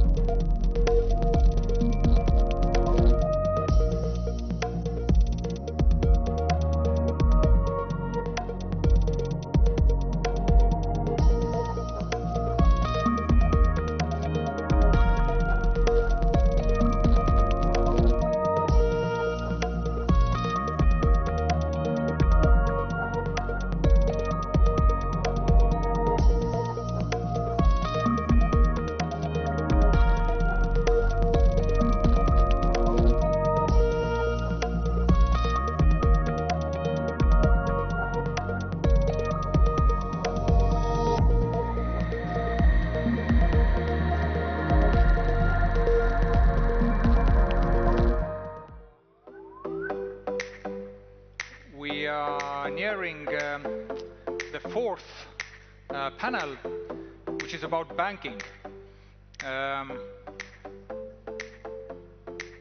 I've said many times before that capital markets and banking form the bloodstream of the economy. So you can't have one without the other. It's like arteries and veins. Before we dive into the panel, I'd like to welcome Artur Zeski from Fitch Ratings to give an overview of bank credit ratings about the framework and the recent trends. So warm applause to you. And the floor is yours. Go ahead.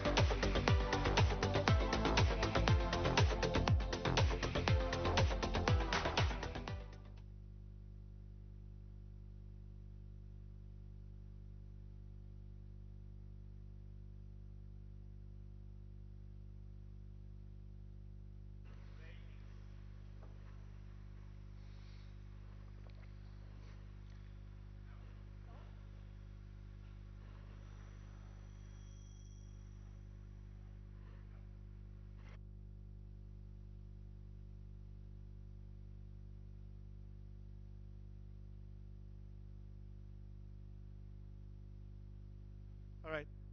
So again, thank you very much for having me here, and it's really a pleasure to join such a big event.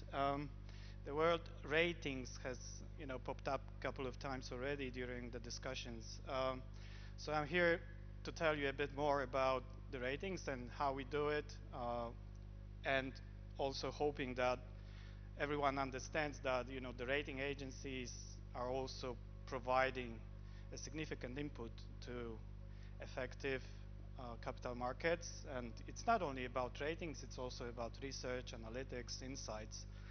And I think that what is important to understand is that whatever we do, we try to base ourselves on very important basics. It's like following the standards of integrity, independence, and transparency, and everything really starts with well-designed and robust rating framework. Without it, ratings would be probably less meaningful. So just to encourage everyone to take a look at our website, because for some, the rating frameworks or criteria might be extremely difficult to understand.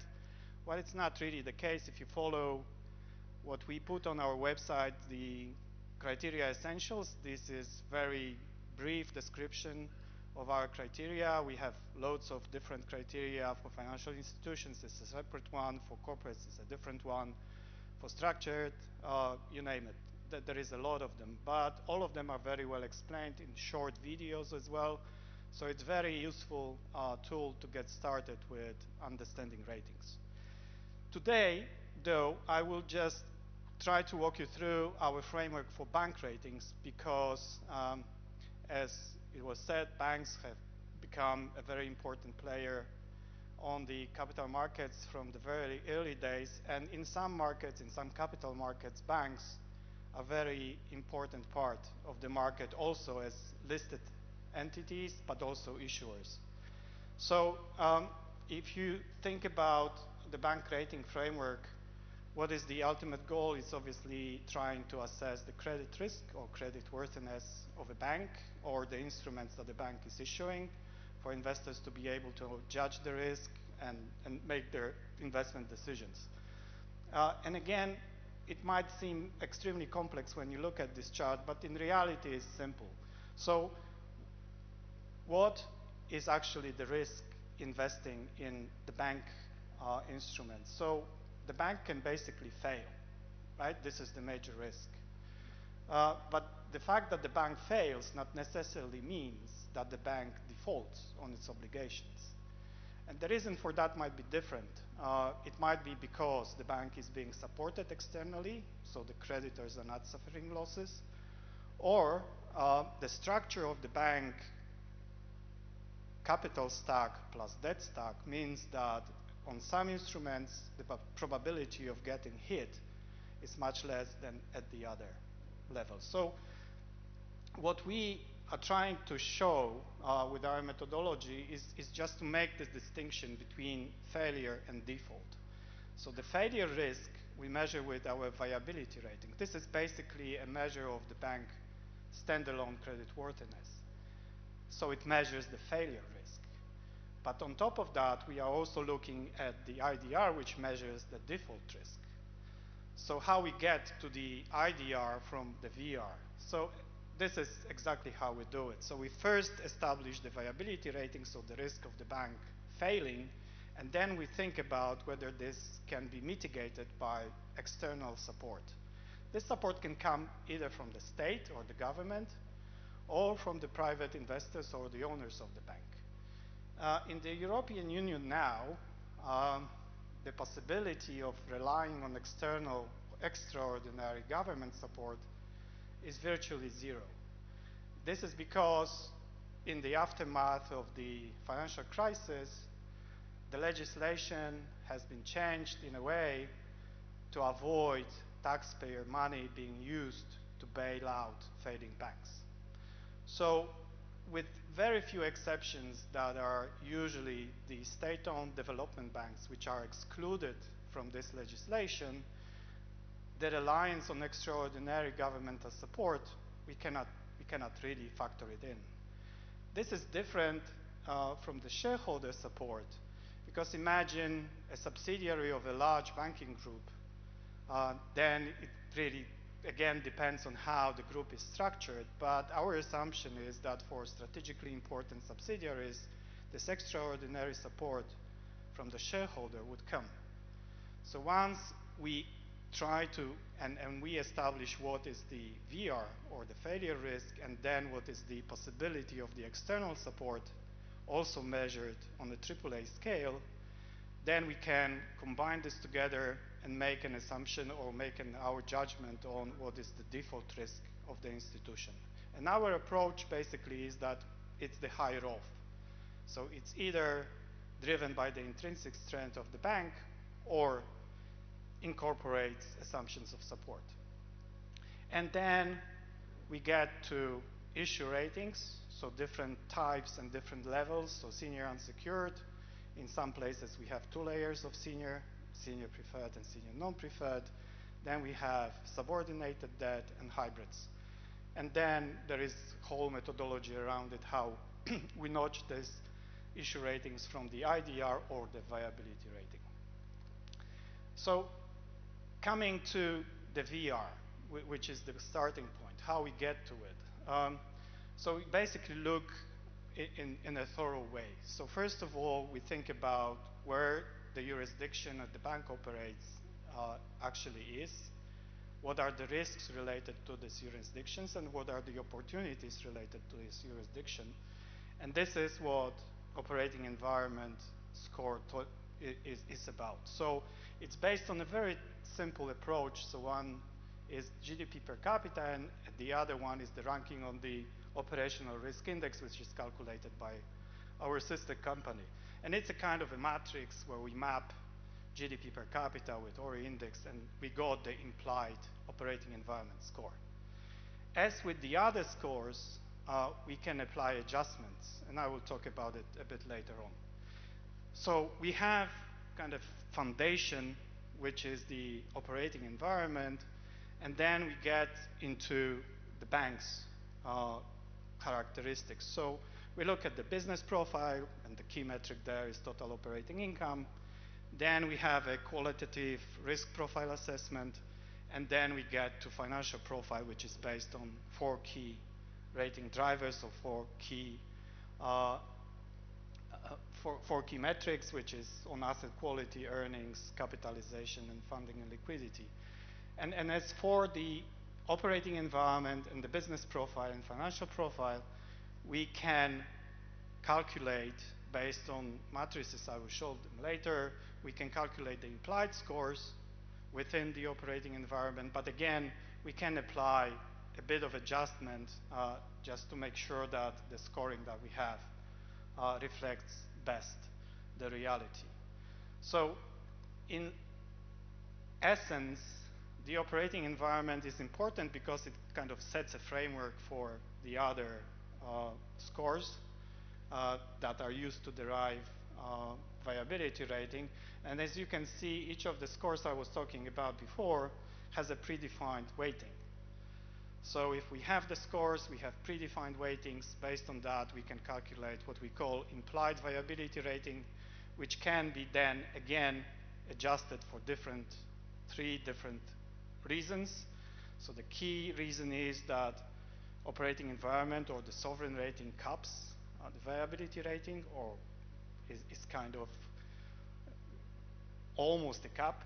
Then we can adjust for business profile or risk profile, or then we can adjust for one of the financial factors if we believe that this weight that is predefined, again, is not really something that tells the whole story. So imagine there is a bank which is very good in terms of profitability. It has a nice funding profile, but it's very thin on capital. Although the capital has the highest weighting anyway, then combined viability rating implied might suggest higher than we think the bank risk profile actually is. And once we were talking about these matrices, I think this is a simple screenshot from our criteria. So again, I think it's relatively easy to follow. So for the banks, say, in a BBB operating environment, the implied asset quality score would be a BBB if the impaired loan ratio, which is the key metric, will be somewhere between 4% and 0.5%. And this logic goes through all the factors. As I mentioned at the beginning, the operating environment is a key element of the analysis. So I decided to put a bit of a snapshot of how and where the implied and assigned operating environment scores are. And I think the key message from here is that most of the CE is in the BBB range operating environment, and the assigned operating environment scores are also in a BBB range. We don't have assigned operating environment scores for the Baltic countries, but all of them would score BBB on implied. And again, interesting observation is, if you look at Portugal, for instance, you see that the implied is at A, but the assigned is in BBB+, and the question is why, and the answer is there is, again, a case for adjustment, and the adjustment here is size and growth of credit. So we basically think that the indebtedness in the economy is already high, and the very fast growth of credit creates additional risks, which are not captured by the implied operating environment score.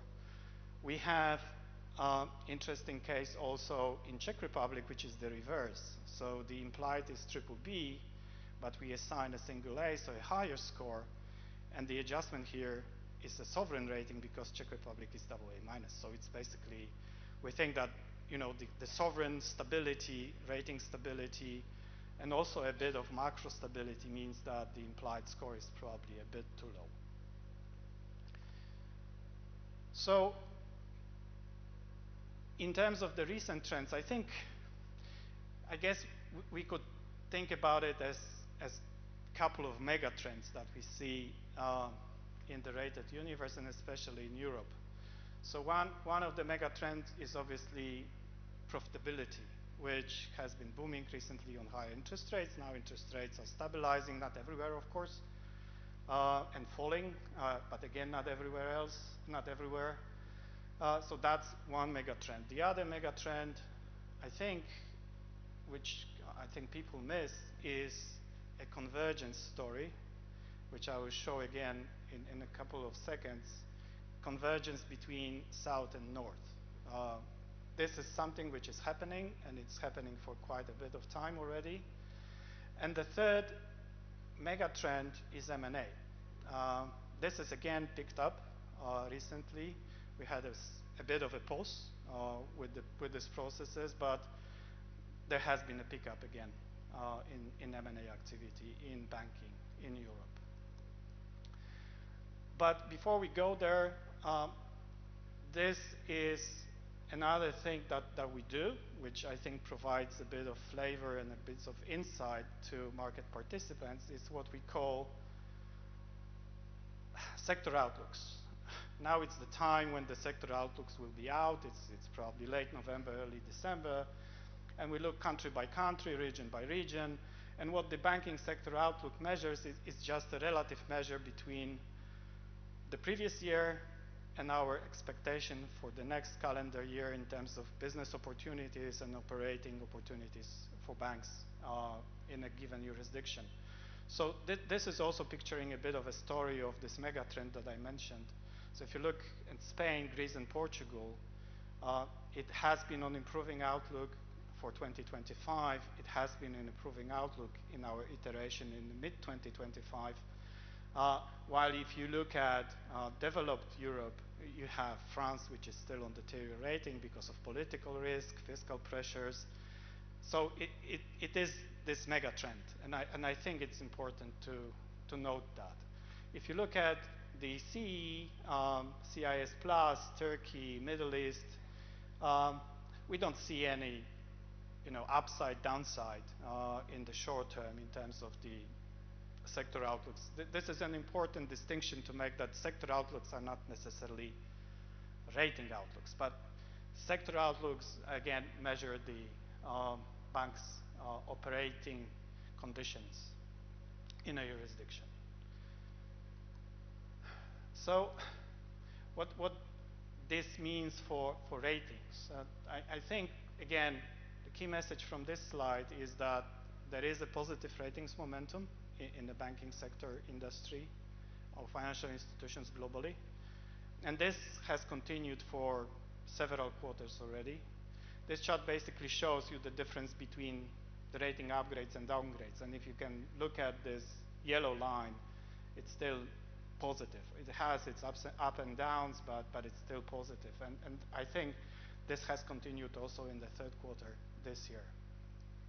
And summing up, again, our key actions in 2024, late, and 2025, this is again just confirming this mega trend. If you look at the operating environment upgrades, and remember that the operating environment is a key element that is used to assess viability rating, you can see that Greece has been upgraded.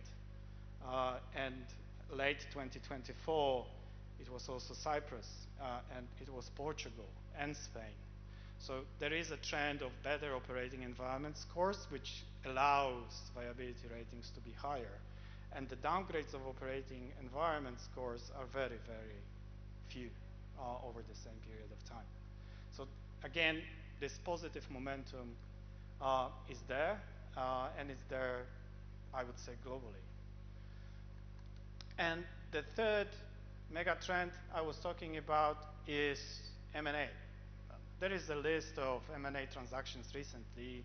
Some of them have been put on hold or dropped altogether, like BBVA, Sabadell, or UniCredit, Banco BPM. For different reasons, they didn't go through. But apart from those, there is a number of large transactions, and I think the landmark transaction in CE is the recent acquisition of Erste Group of the current Santander subsidiary in Poland. It's a 7 billion euro transaction for 50% stake in a bank. So it's really large. But apart from those, you have a couple of smaller transactions from KBC, for instance, some of them already completed in Bulgaria. Now there is one ongoing in Slovakia. We had a bit of consolidation in the market also in Romania. So this trend is also visible, but why it is so? And I think the answer is, valuations have gone up, which makes these transactions easier to execute. But also there are pressures coming from regulation, need to invest in technology, which means that smaller banks makes it more difficult for smaller banks to survive. And I think that this will continue for the next couple of quarters at least. So this is mostly it. And I think one observation at the very end. So we are talking about banks and their participation in capital markets, and I think the story there is that for years banks have been active as a part of the capital market, as a part of the share story, but recently they have become also an important player, an important issuer of debt instruments. This comes from regulation mostly because banks don't need additional funding most of the time. It comes from regulations, but the amount of issuance is really large. When we looked at our portfolio, it's about 8 billion euro that needs to be refinanced of this regulatory purpose transactions in 2026 alone. So with that, I will just wrap up, and I think we have another story about bank issuance coming. Thank you very much. We do. Thank you for a thorough overview.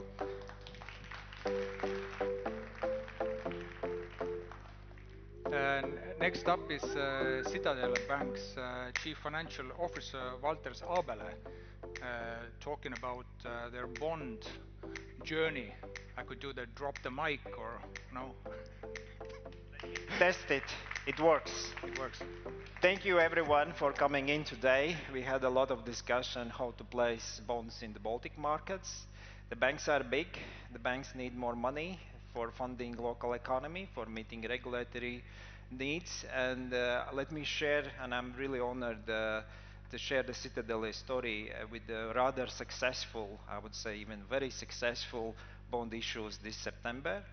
So we are occasionally tapping local markets if we need tier 2 subordinated bonds. We're talking usually 20, 30, 40 million. However, if we need more than that, you need to go internationally. And I guess that's probably one of the questions I'd like panelists to discuss. What if you need 100 million, 150? They are small banks, mid-corps. How do you do that game if you're a Baltic issuer? But for us, our balance sheet is 5 billion. Let me start with a little bit of background what Citadel is. For those who don't know, we are pan-Baltic, full-service financial group. If you look at the Baltic market broadly, it's 3 tiers. In my opinion, it's 3-tier market. Essentially, you have big Scandinavian banks. We have local champions working across the board, and then you have a bit more smaller niche players. We're in the 2nd tier, and I think what's important also when you go out to the markets is to have a really good storyline behind the respective issuer. And that means also you want to be differentiating ourselves. For us, it's basically 2 names. We're Baltic and we're digital. Let me deep dive on that later. Of course, if you want to do international issue, investment grade rating is needed. Ours is Moody's, Ba1 stable.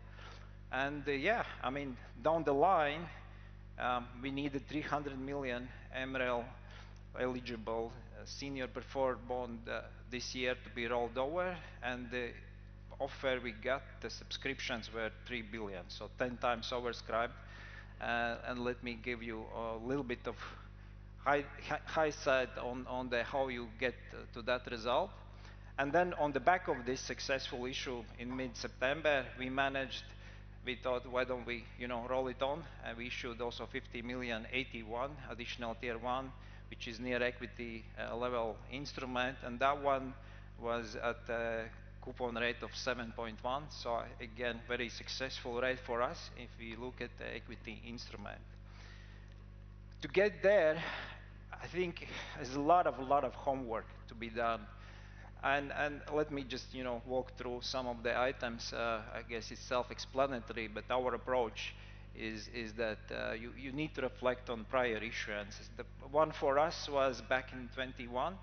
It was lower amount. It was inaugural. We were first time out in the national markets, and it was a hard sell. So we clearly wanted to check up what do we do different vis-a-vis underwriting process, vis-a-vis respective marketing tools, and I guess that's sort of strategic thing. In our case, we did it a year before the actual issue, and yeah, it worked out. So investment case storyline, it's about not only numbers, it's about what the bank is. Investors clearly are interested in how you manage your product portfolios, how you go forward with new initiatives. I got some slides on that in our case. Clearly, you need, if you're international, you need big underwriters. In our case, it was Citibank, Morgan Stanley, and UniCredit. There's a process of picking and choosing. It's not straightforward. It's about also legacy relationships. It's about pricing. It's about covering geography. So you need to figure out very smartly how this whole club works. In the Baltics, we did marketing ourselves because we have a fairly good coverage with the pension and asset managers. I guess the next thing to figure out is which stock exchange and which applicable law. We did a dual listing back in 21, but unfortunately we didn't see a lot of pickup in Nasdaq Baltic. So essentially this time around we just went for Dublin. Why Dublin? It's a bit of a legacy, but I would say it's also, if you look at our investor base, a lot of investors on the bond come from UK, so therefore UK law, and therefore respectively also Dublin Stock Exchange. There were some other Baltic issuers who went that route. That means the local law offices know something about how things work, and it's also some scale benefits to be achieved here. Right. One note here is that with the choice of law comes also a stock exchange. I can only say very good words about how Central Bank of Ireland worked. So they're really substance over form vis-a-vis prospectus review.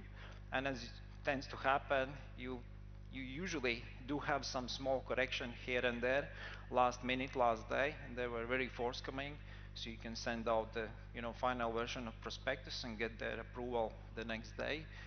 It went out well. So rating agency, auditors, I think it's important to note that if you change auditor, that prospectus has historical numbers, the respective comfort letters that they provide to underwriters will need to obtain from 2 auditors. So it is pretty big process in the background and takes a lot of time. Also, don't forget that there's an old bond and there's a process called tendering. In our case, what we did is offered at par 2 months before the final maturity on the old bond, and we allowed the old position holders to roll the old bond essentially into the new one without needing to bridge 2 months funding or limit or other organizational matters. So the result, prospectus, naturally 100+ pages, investor presentation, clearly a lot of talk and discussion on the numbers. Non-deal roadshow, I think that in our case is a key change that we did back, if we compare processes now back to 21. We did a little bit of story and equity and balance sheet discussions with the potential investors months or 2 before we actually issued. It's called non-deal roadshow. You don't mention any specifics of the upcoming issue, but what it makes is actually gets the respective investor community prepared in terms of their internal deliberations, in terms of limit and admin procedures, so that when you actually launch the offer period, it's already in the progress. So, Citadel, and that's, again, I think it's important to note, it's not only about numbers and process. The main thing for investors is also making sure there is a stability down to the maturity. They want to know what you do. We're digital in terms of being able to launch a lot of new digital initiatives, be it payment rings, Clicks, our internal incubating venture platform, insurance in the app, good customer feedback on what we do, mobile app, screenshots, AI, clearly all the things on par. That's important thing. Financials, as the colleague from Fitch told, asset quality, profitability, metrics on the cost efficiencies. So that's self-explanatory. I guess what's important is to be able to comment trend, positive or negative, and also basically build up a case on how we can perform in future. Right. There's a lot of background thing, and once you do the job, I think we are able to manage it in a fairly quick process. That's the, usually the week of the underwriting, and respectively, in our case, we launched a senior preferred bond mid-September, and we started with 215 bips in the morning, managed to anchor some key investors there, issued 2 guidances, and essentially tightened almost 50 bips during the day. 9 times oversubscribed, but there was a bit of an issue with Italian investor base. Apparently there were passporting of deposit taking needed for us into Italy to be able to launch the respective investments in Italy. So much for free flow of capital of Europe, so that's clearly something that needs to be fixed. However, we ended up with, I think, very good result. The investment bankers say that this was by far the largest oversubscription for a bank coming out of Central and Eastern Europe. And then the results of 50 million AT1 bond, we needed 50 million, we got 180, but the yield was more than acceptable and good basis for bank to grow for. Last slide, post-issuance management, don't forget about that. So there's a lot of process after closing. So there are temporary notes, there are compliance things, there are, you need to run up investor relations stuff, a lot of registration and paperwork to be done. And on this, I'd like to thank my Citadel team, those that are here and those that are not. It's been a great job, great journey, proud to be with you guys. Thank you.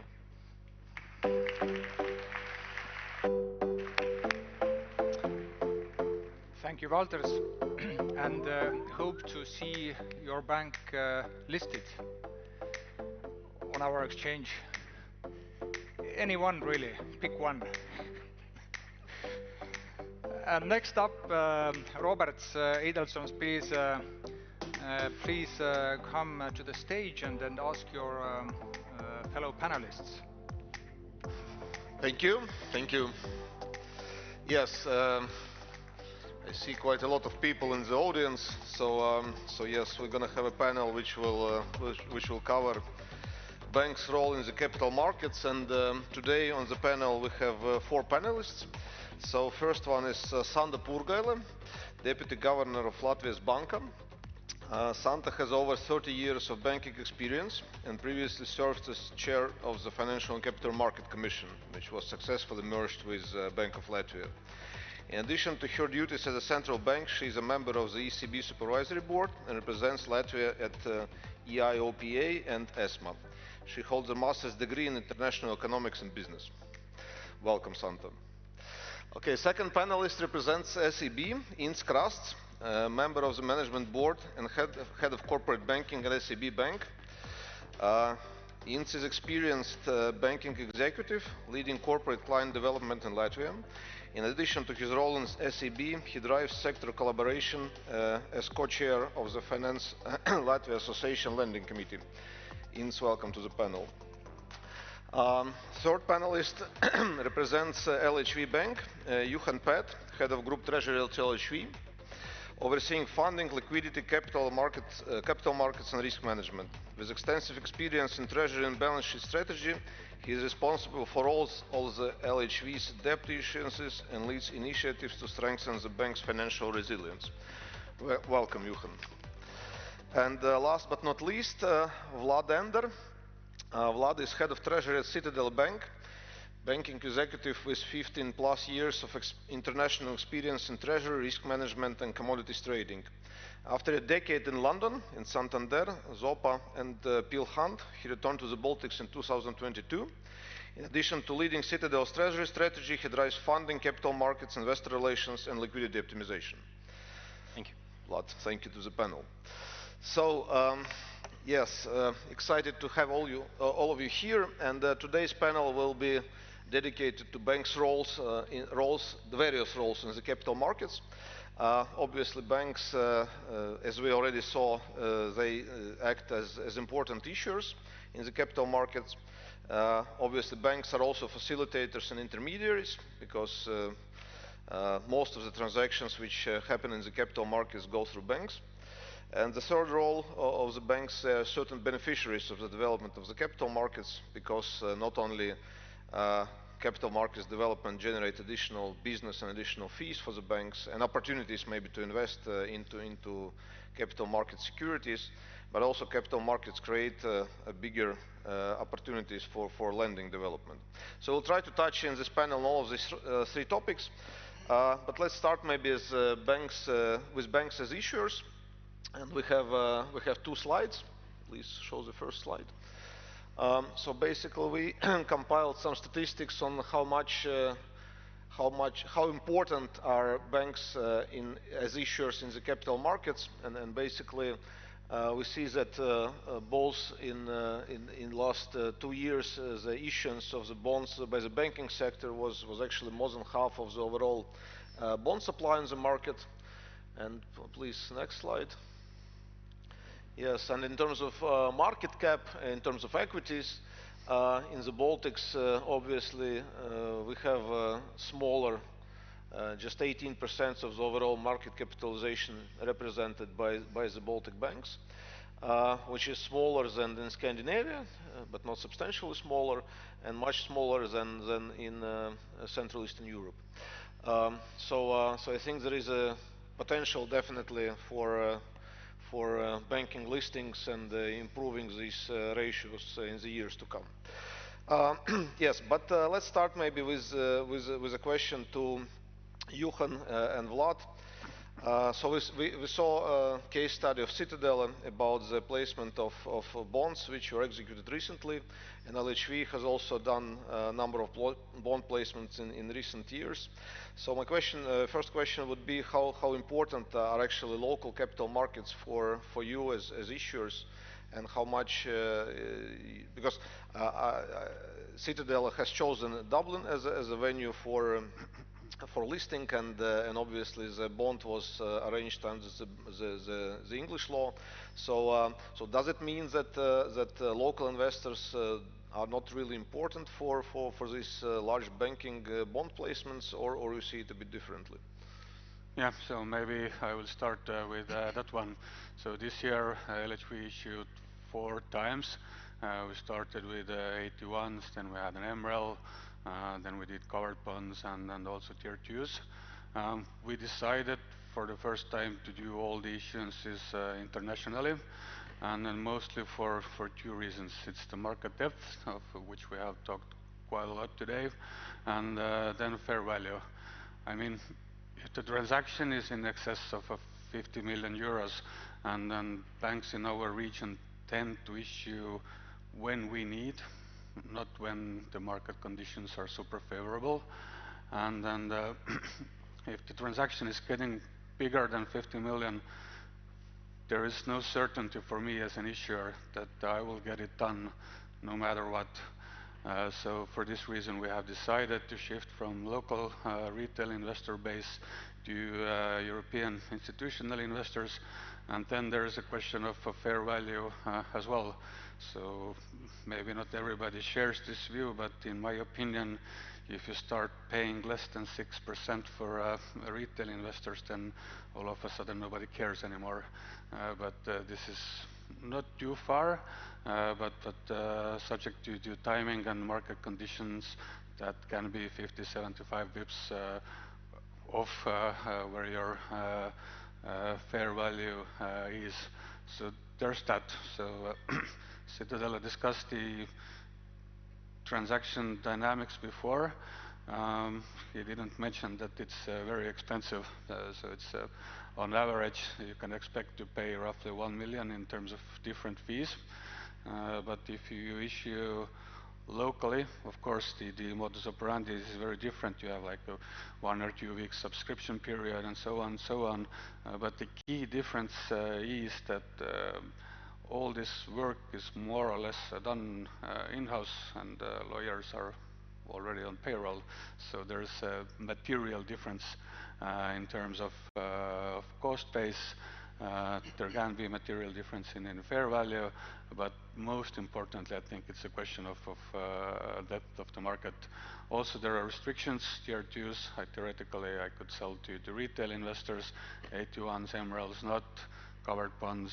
I mean, it's pays less than a deposit, so not exactly a product for a retail investor.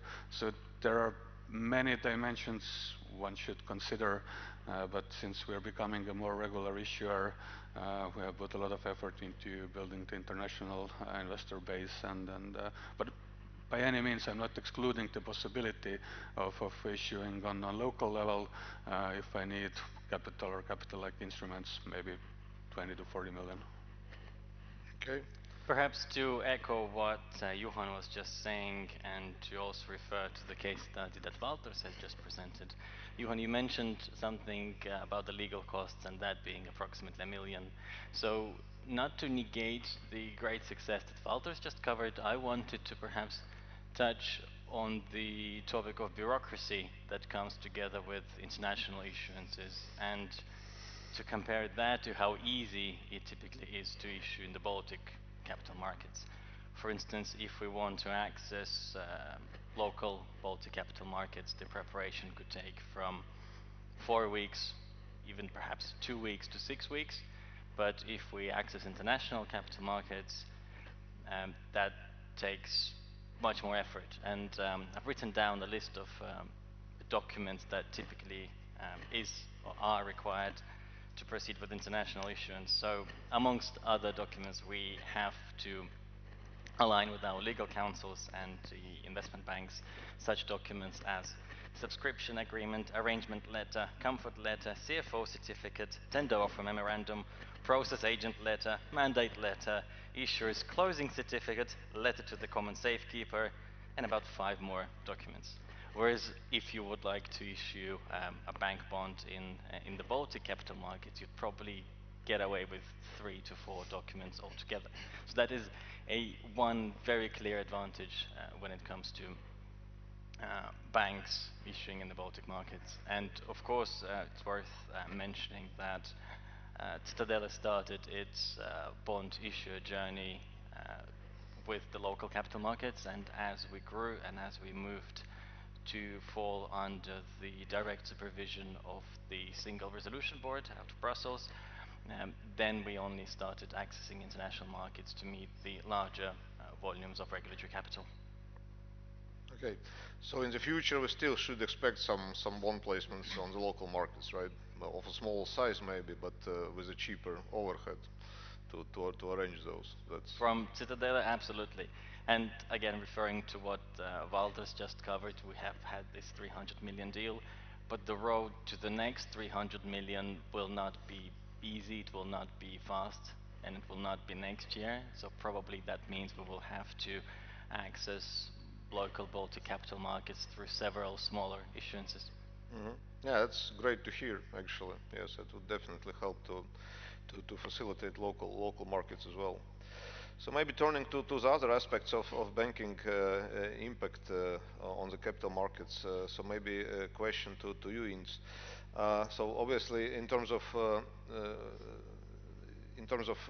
local lending, we are lagging behind the European averages. And actually, there is one slide, third slide, which I would like to show, which illustrates basically how much is the total amount of corporate liabilities, not only lending but also other type of corporate liabilities, in percentage to GDP in the European Union.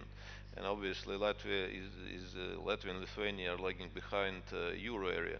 So what's your take on these numbers, whether it's a lack of ambitions of entrepreneurs or it's some other reasons which are leading to these type of figures? Yes, thanks for having me. And you see how much potential we have, unused potential, using leverage to satisfy our ambitions. Well, coming here, I would say politicians would answer in one way. Me being really into luxurious opportunity to work with the corporates to see what is behind the scenes, see their plans, what is going on.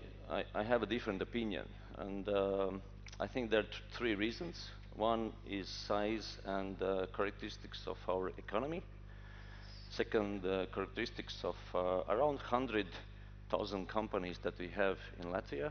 I will a little bit elaborate on that. And the third, you're absolutely right, it's a level of ambitions and also risk appetite and tolerance levels. Let me come back to the second one. We have in Latvia roughly 100,000 companies, and also keeping in mind today's theme, development of capital markets, a number of statistics I will share a bit, triggers thinking about the potential and all that, but out of those 100,000 companies, 90% are companies whose turnover is below 1 million euros, and also one shareholder. There are 600 companies in Latvia who have more than 20 million turnover. We did analysis, what's behind, is there potential, and what are we missing and all that, but out of those 600 companies who have turnover more than 20 million, half of those is foreign capital owned. So in one way, majority of those we know name by name, the capital that they need is originated somewhere else. 8% or 50 companies are state-owned, and roughly half is locally capital-owned. And we were looking at the leverage levels, what they have. These are the 600 companies which make up more than half of our economy, which could move the needle. So out of those 300 local capital companies, the leverage level, net debt, EBITDA, is zero. I was checking, is it right, correct number with my analysts, and it is actually true. So it indicates that, coming to the third point, the risk tolerance, and we were discussing locally the ambition levels and all that. Maybe another conference would be needed for that, but I tend to agree that it's a mix of everything what I said. We can afford, companies are well capitalized, the funds are there, even in accounts. Are we using the right mix? But the potential is really there. Yeah. Now, for capital markets development, it's also, in my personal opinion, the key challenge is to facilitate these ambitions of the local entrepreneurs to actually invest and expand their businesses and potentially go also internationally. But maybe since you've done this analysis, maybe you have some I don't know, suggestions or ideas what needs to be done to facilitate that. We need more champions. We need more pioneers. We need those companies who stuck around 50 employees. We need their ambitions to go cross-border.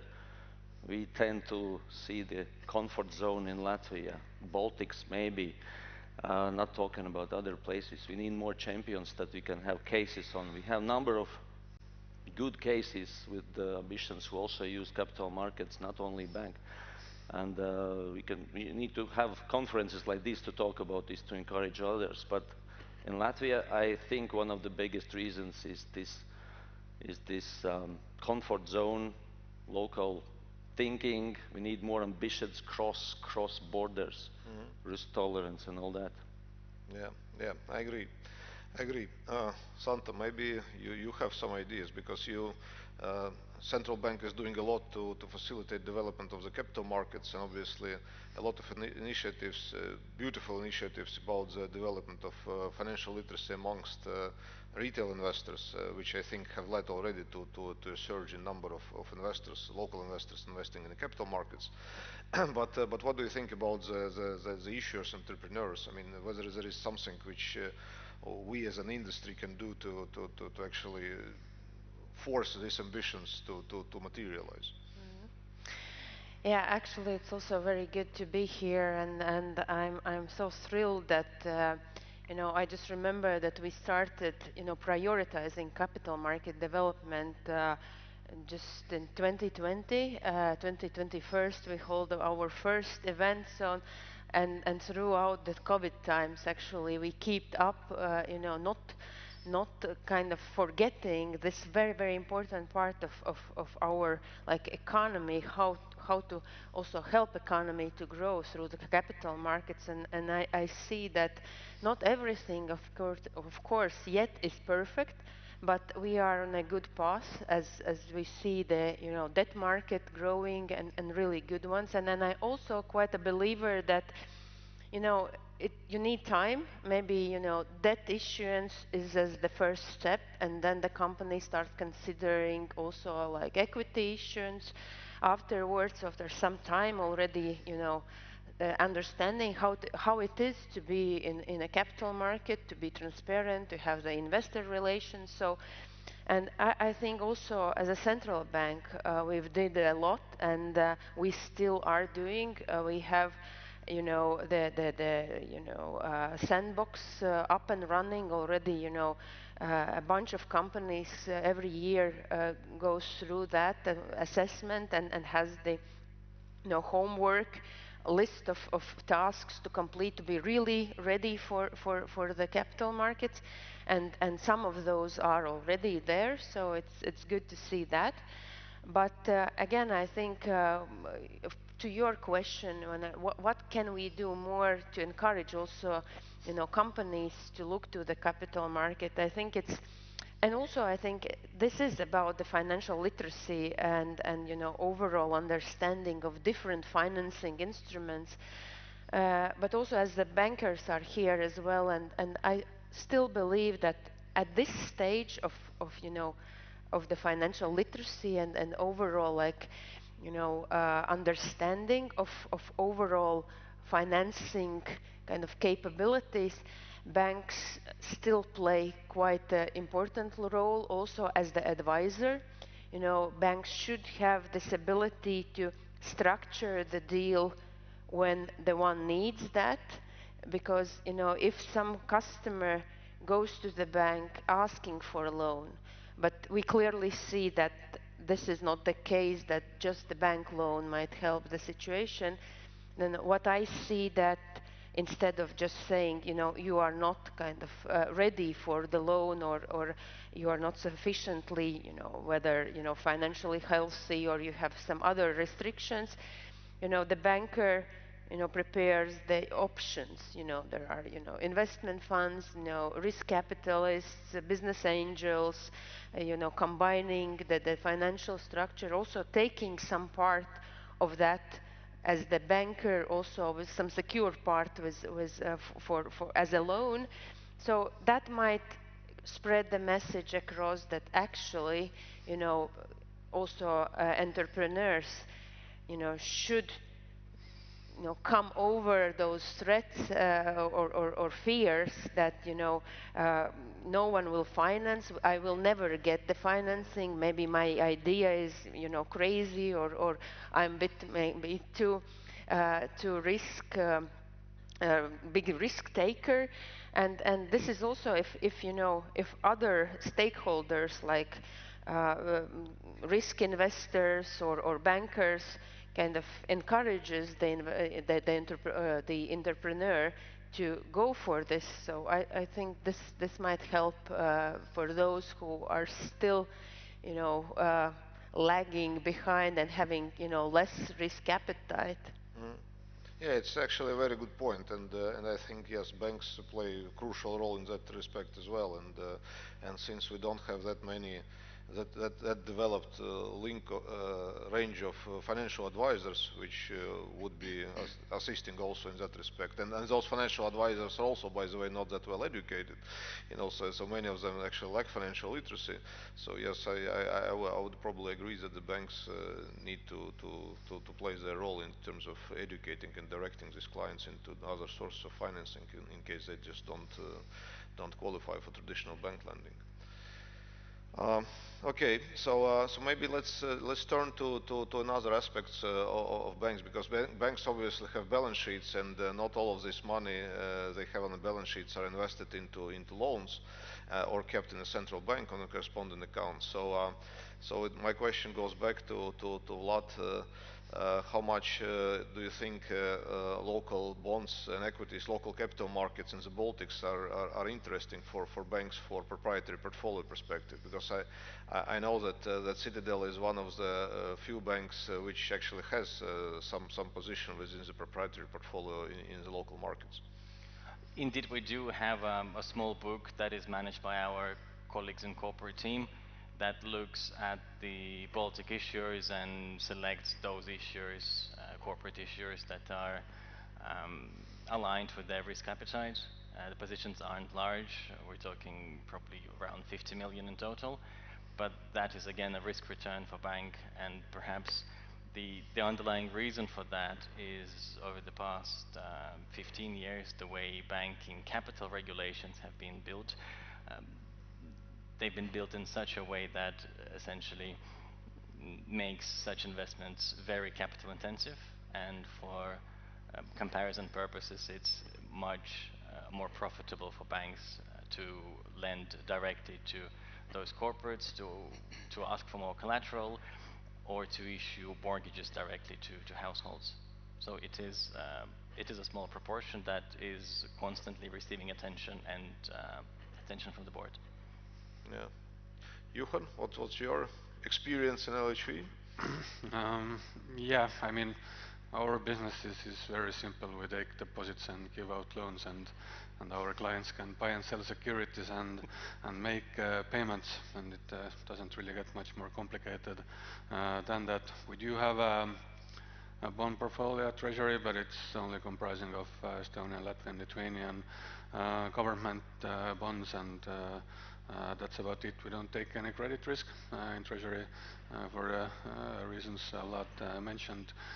Equity investments you can pretty much subtract from your equity if you decide to buy any, and if we talk about fixed income instruments, I mean the liquidity is just not there, and as I said, we don't take credit risk in that capacity within the Treasury, because it doesn't fit in the liquidity framework of banks. Yeah, and you very neatly said it's probably the lack of collateral what gets one out of the bank and to the market, and it's probably for the corporate side to evaluate whether this risk is worth taking or not. Mm-hmm. The liquidity portfolios are just too big to look at those transactions, at least on local level. Okay. Okay, so it's a bit of a different perspective. It's actually interesting to see, because I think each bank has its own internal policies. I assume SEB is not also not investing really in the local securities, no, right? Different funding, yeah, policies and all that, yeah. Okay. I mean, if I may add, it's not so much a question about internal policy, it's about return on equity. Yeah, I agree. I fully agree that yeah, return on equity of most of the local bonds for banks are actually yes lower because of the risk weight, that bonds have higher risk weights than traditional loan you would issue to the local companies.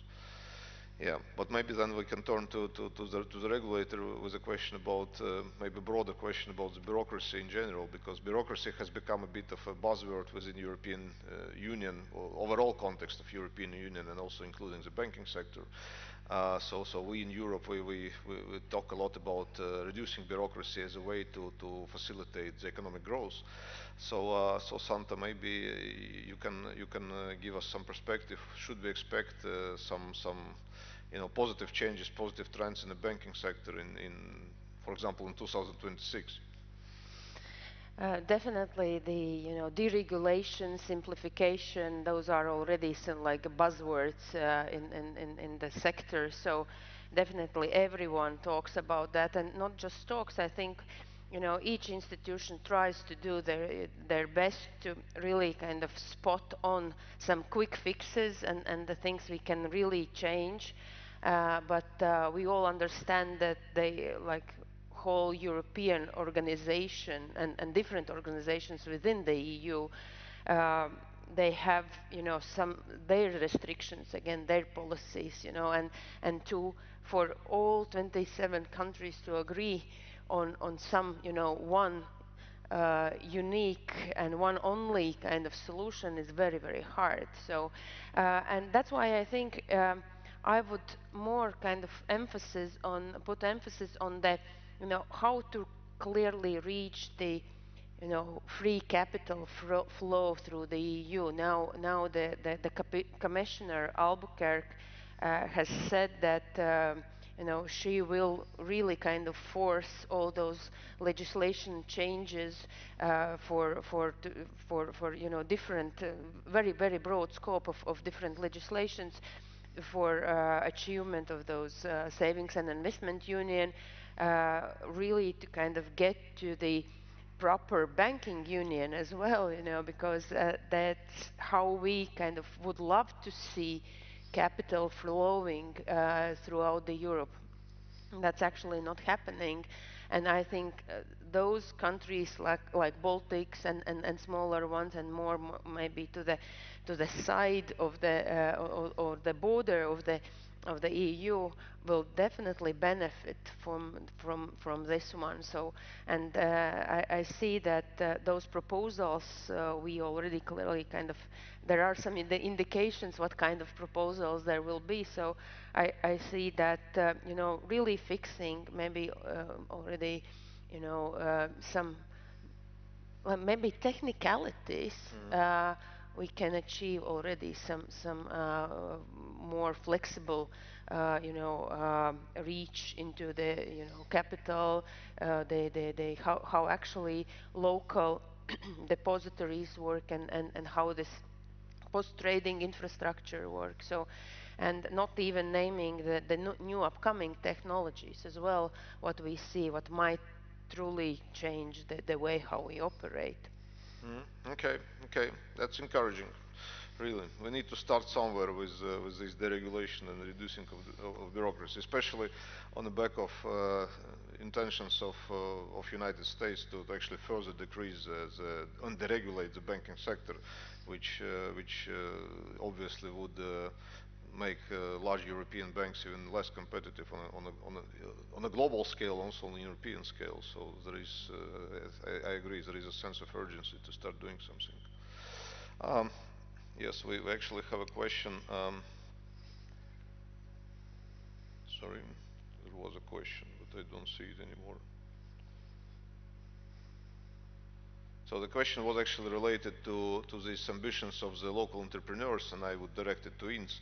So the question is whether there is this AML and KYC legal requirements toward companies, whether they play some role in this problem with ambitions of the local entrepreneurs. I don't think so. I think these times when this was an issue have passed. We adjusted. We adjusted towards being pragmatic and all that. Also our regulator. So I think that is not the reason. I would tend to agree. Yes. Okay, so we don't have that much time left, but maybe let's touch upon the Baltic banking sector in general, because there was a few years ago there was quite a heated discussion here in Latvia about the competition and need for additional players to come into the market. So how do you see this potential M&A activity in Latvia? Maybe I would direct this question to Santa. Now, do you as a regulator, you see the need of additional player coming into the market to facilitate the local development of the banking sector? No, we have 10 banks and 4 foreign bank branches operating already in Latvia. So in terms of the number, I think it's enough. Of course, we still have concentration into the market for big 4 players and then the others. But again, if we look into the market shares, you know very well that also market shares for small banks are constantly growing year over year. and this is very encouraging. And we see that the small market players who are focused on some specific niche, specifically when we see also the capital markets, the financing of SMEs. Yeah, we are seeing very healthy growth there, and what of course I think that some capital consolidation also in this area still might help, but just to remind that we had quite a number of M&As also in recently, where smaller banks, while changing the business model, actually kind of were selling or buying each other, so or their assets, and so that's why I think still, of course, as we see that in Europe there are major, I should say, major M&As happening, or we are expecting some still to happen. I might think that maybe also in the Baltic region, banks can kind of consider also merging and kind of consolidating the forces together, gaining the capital, and then of course the bigger you are, more impactful you are. Okay. Johan, do you see any potential for cross-border M&As in the banking sector in the Baltics? Well, it's almost last panel of the day, so we can joke a bit. We probably have a one-pager plan to take over every bank in the region. But this is where the joke ends. Of course, there is room on the market for consolidation, and when talking about competition as such, I mean, I don't remember the exact figures, but I think 10-15 years ago, Swedbank and SEB combined used to have something like 75-80% plus market share. Swedbank's market share in Estonia is down to 37. And then I think the competition is clearly here. I personally think that they don't want to be much smaller, and then we can feel it every day. We have new banks, new kids in the block, ourselves, Coop, ATTA is getting much bigger. So the competition is there, and then we don't need bigger banks to come in and ruin it for everybody. Okay. What about Citadel? So there's been like semi-jokes floated around about your potential IPO. So, but seriously speaking, is it something you still have on the cards? Firstly, probably to start with the consolidation topic, there's definitely room for consolidation because banks operate in a scale business. The candidates that probably are too obvious there, and I think each country has its own local champion, LHV in Estonia, ATTA in Lithuania, Citadel operating across 3 Baltic states, and those are the most active probably in local banking space, the most competitive perhaps.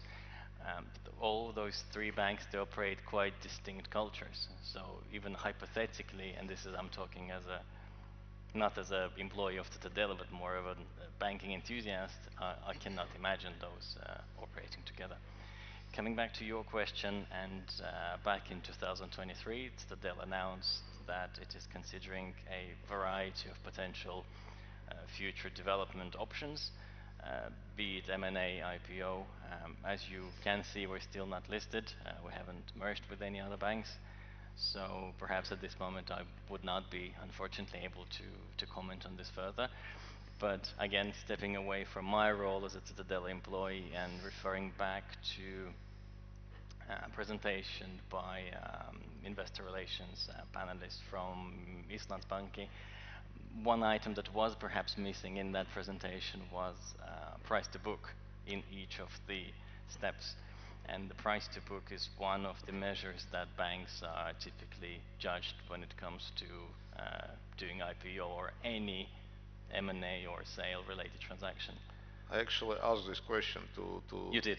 Yes, and the answer is that, and I'm pretty sure that I can tell it publicly because it's easy to check, and I actually checked with ChatGPT as well. So the price to book was around 1 for all of these 3 transactions. Yeah. which was corresponding pretty much to the share price at the time. So yeah, which also probably corresponds to the more or less valuation on a grand European scale. But if you take a look, of course, on the equities of the banks listed in the Baltics, I think overall they're trading with a slight premium to book value at the moment, with LHV being probably the most richly priced. Yes. Perhaps I would not be commenting on this just yet. Okay. All right. So yeah, I don't think we have any other questions, and since we are really running short of time before the coffee break, I would like to thank all the panelists for taking part in this panel, and yes, let's continue working towards the improvement of the market infrastructure, financial literacy, and making our capital markets stronger. Thank you. Thank you very much.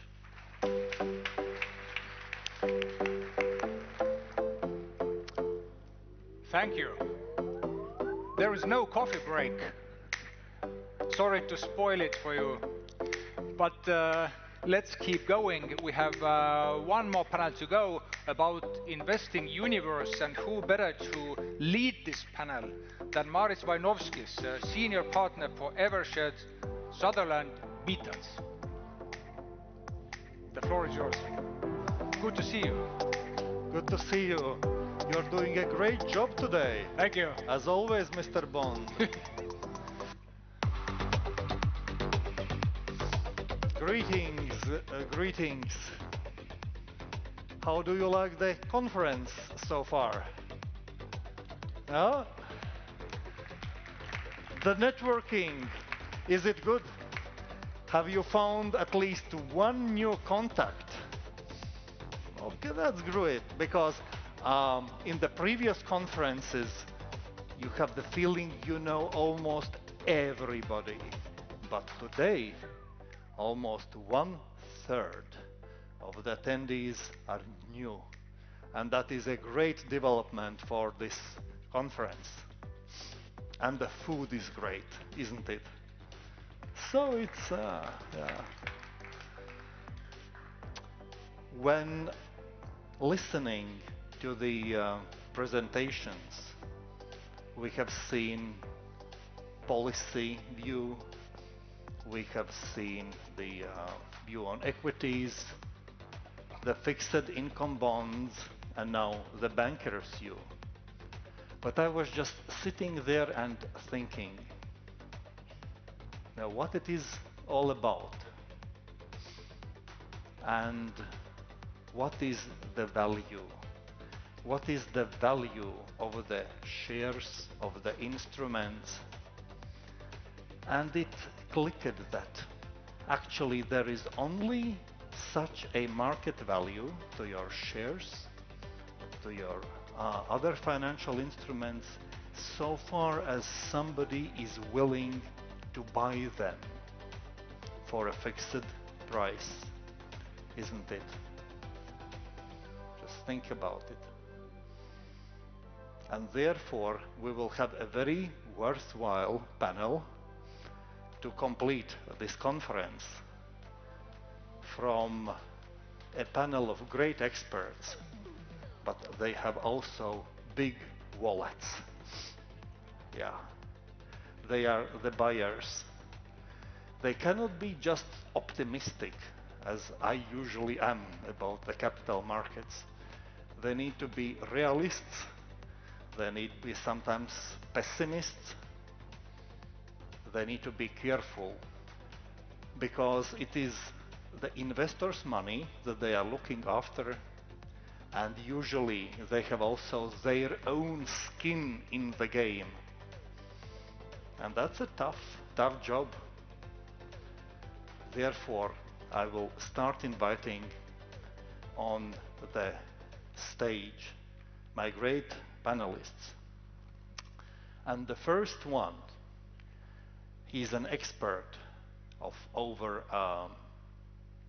many years of experience, but he manages a little bit over than $1 billion of investments. And he comes from an established outfit, And please welcome Enrico Vurklaev on the stage with applause. Enrico is from ECB Bank, Estonia. Welcome. The other participant, he collects accolades and prizes right and left.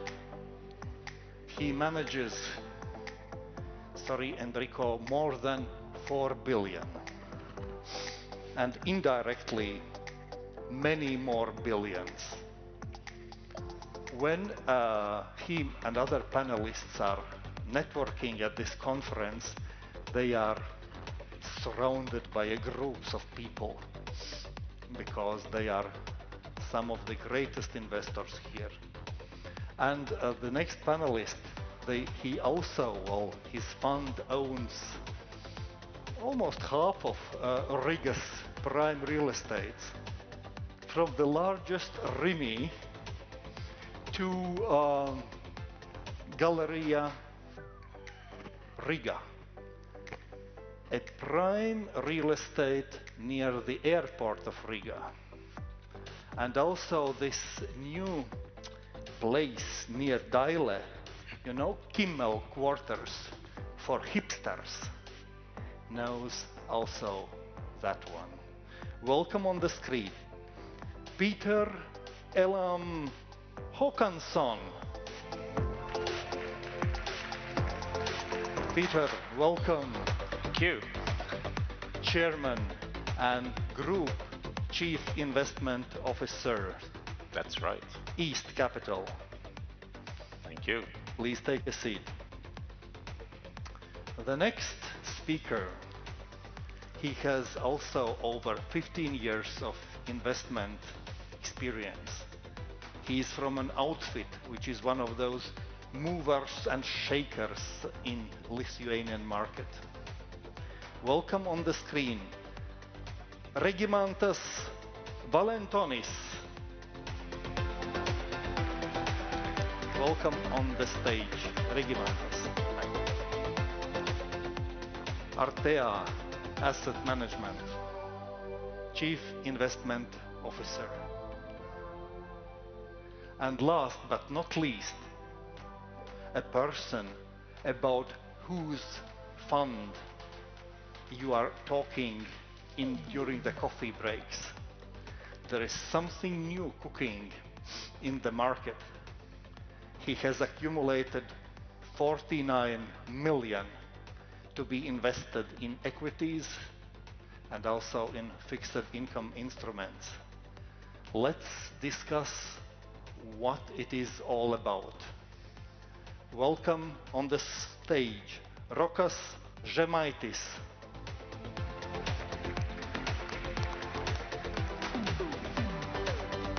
Rokas, you are fund partner. Yes. First Asset Management.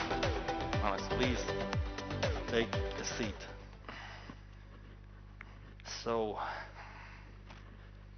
the big wallets panel.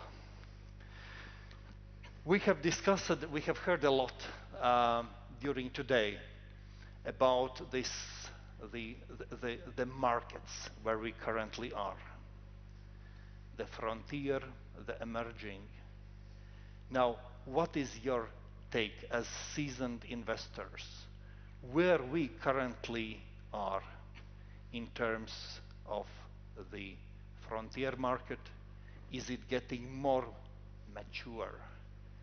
Peter, you have years and years of experience. What is your take where we are at the moment? Well, I mean, if you look at the development of the economies, you clearly are more emerging than frontier.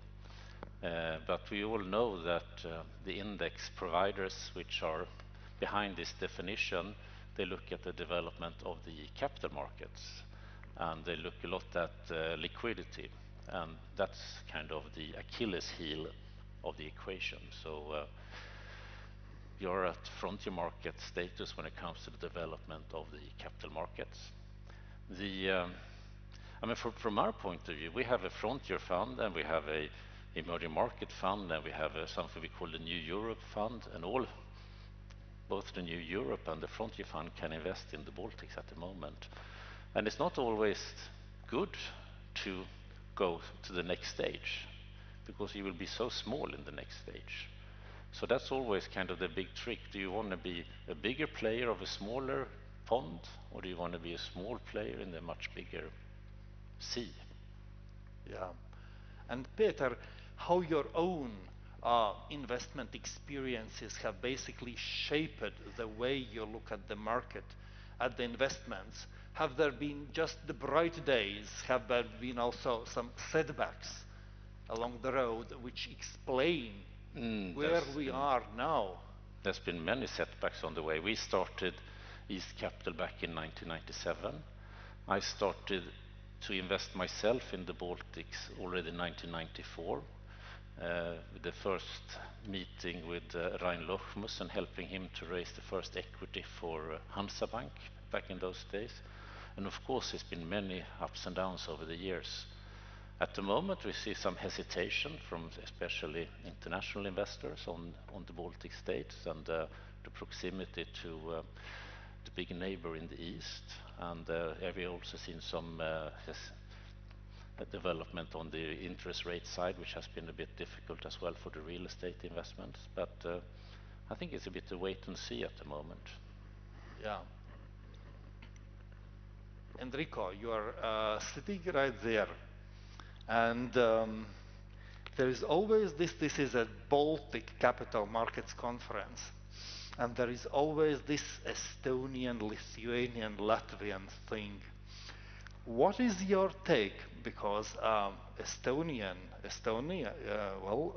was known and maybe is known as the absolute leader in the Baltic capital markets. Now, do you concede that position to the Lithuanians here? And where do you see Latvia? Because you both have had also some setbacks. Enefit Green, yes, gone. Ignitis. So maybe Latvia is now the emerging champion. What do you think on a comparative perspective? So I'm generous. I can give this first place clearly to Lithuania at this moment. The market is most vibrant. I can easily give the credit as I work in Baltic team myself. Every day I interact with my Latvian, Lithuanian colleagues. So yes, we are a bit like getting behind, but that adds maybe some further motivation us to get our act together. And Lithuanian, do you accept the first prize? Actually, I would comment and give applause back to Estonia and maybe Latvia to some extent. Sorry, I think in the 5 years we didn't have any IPO in Lithuania.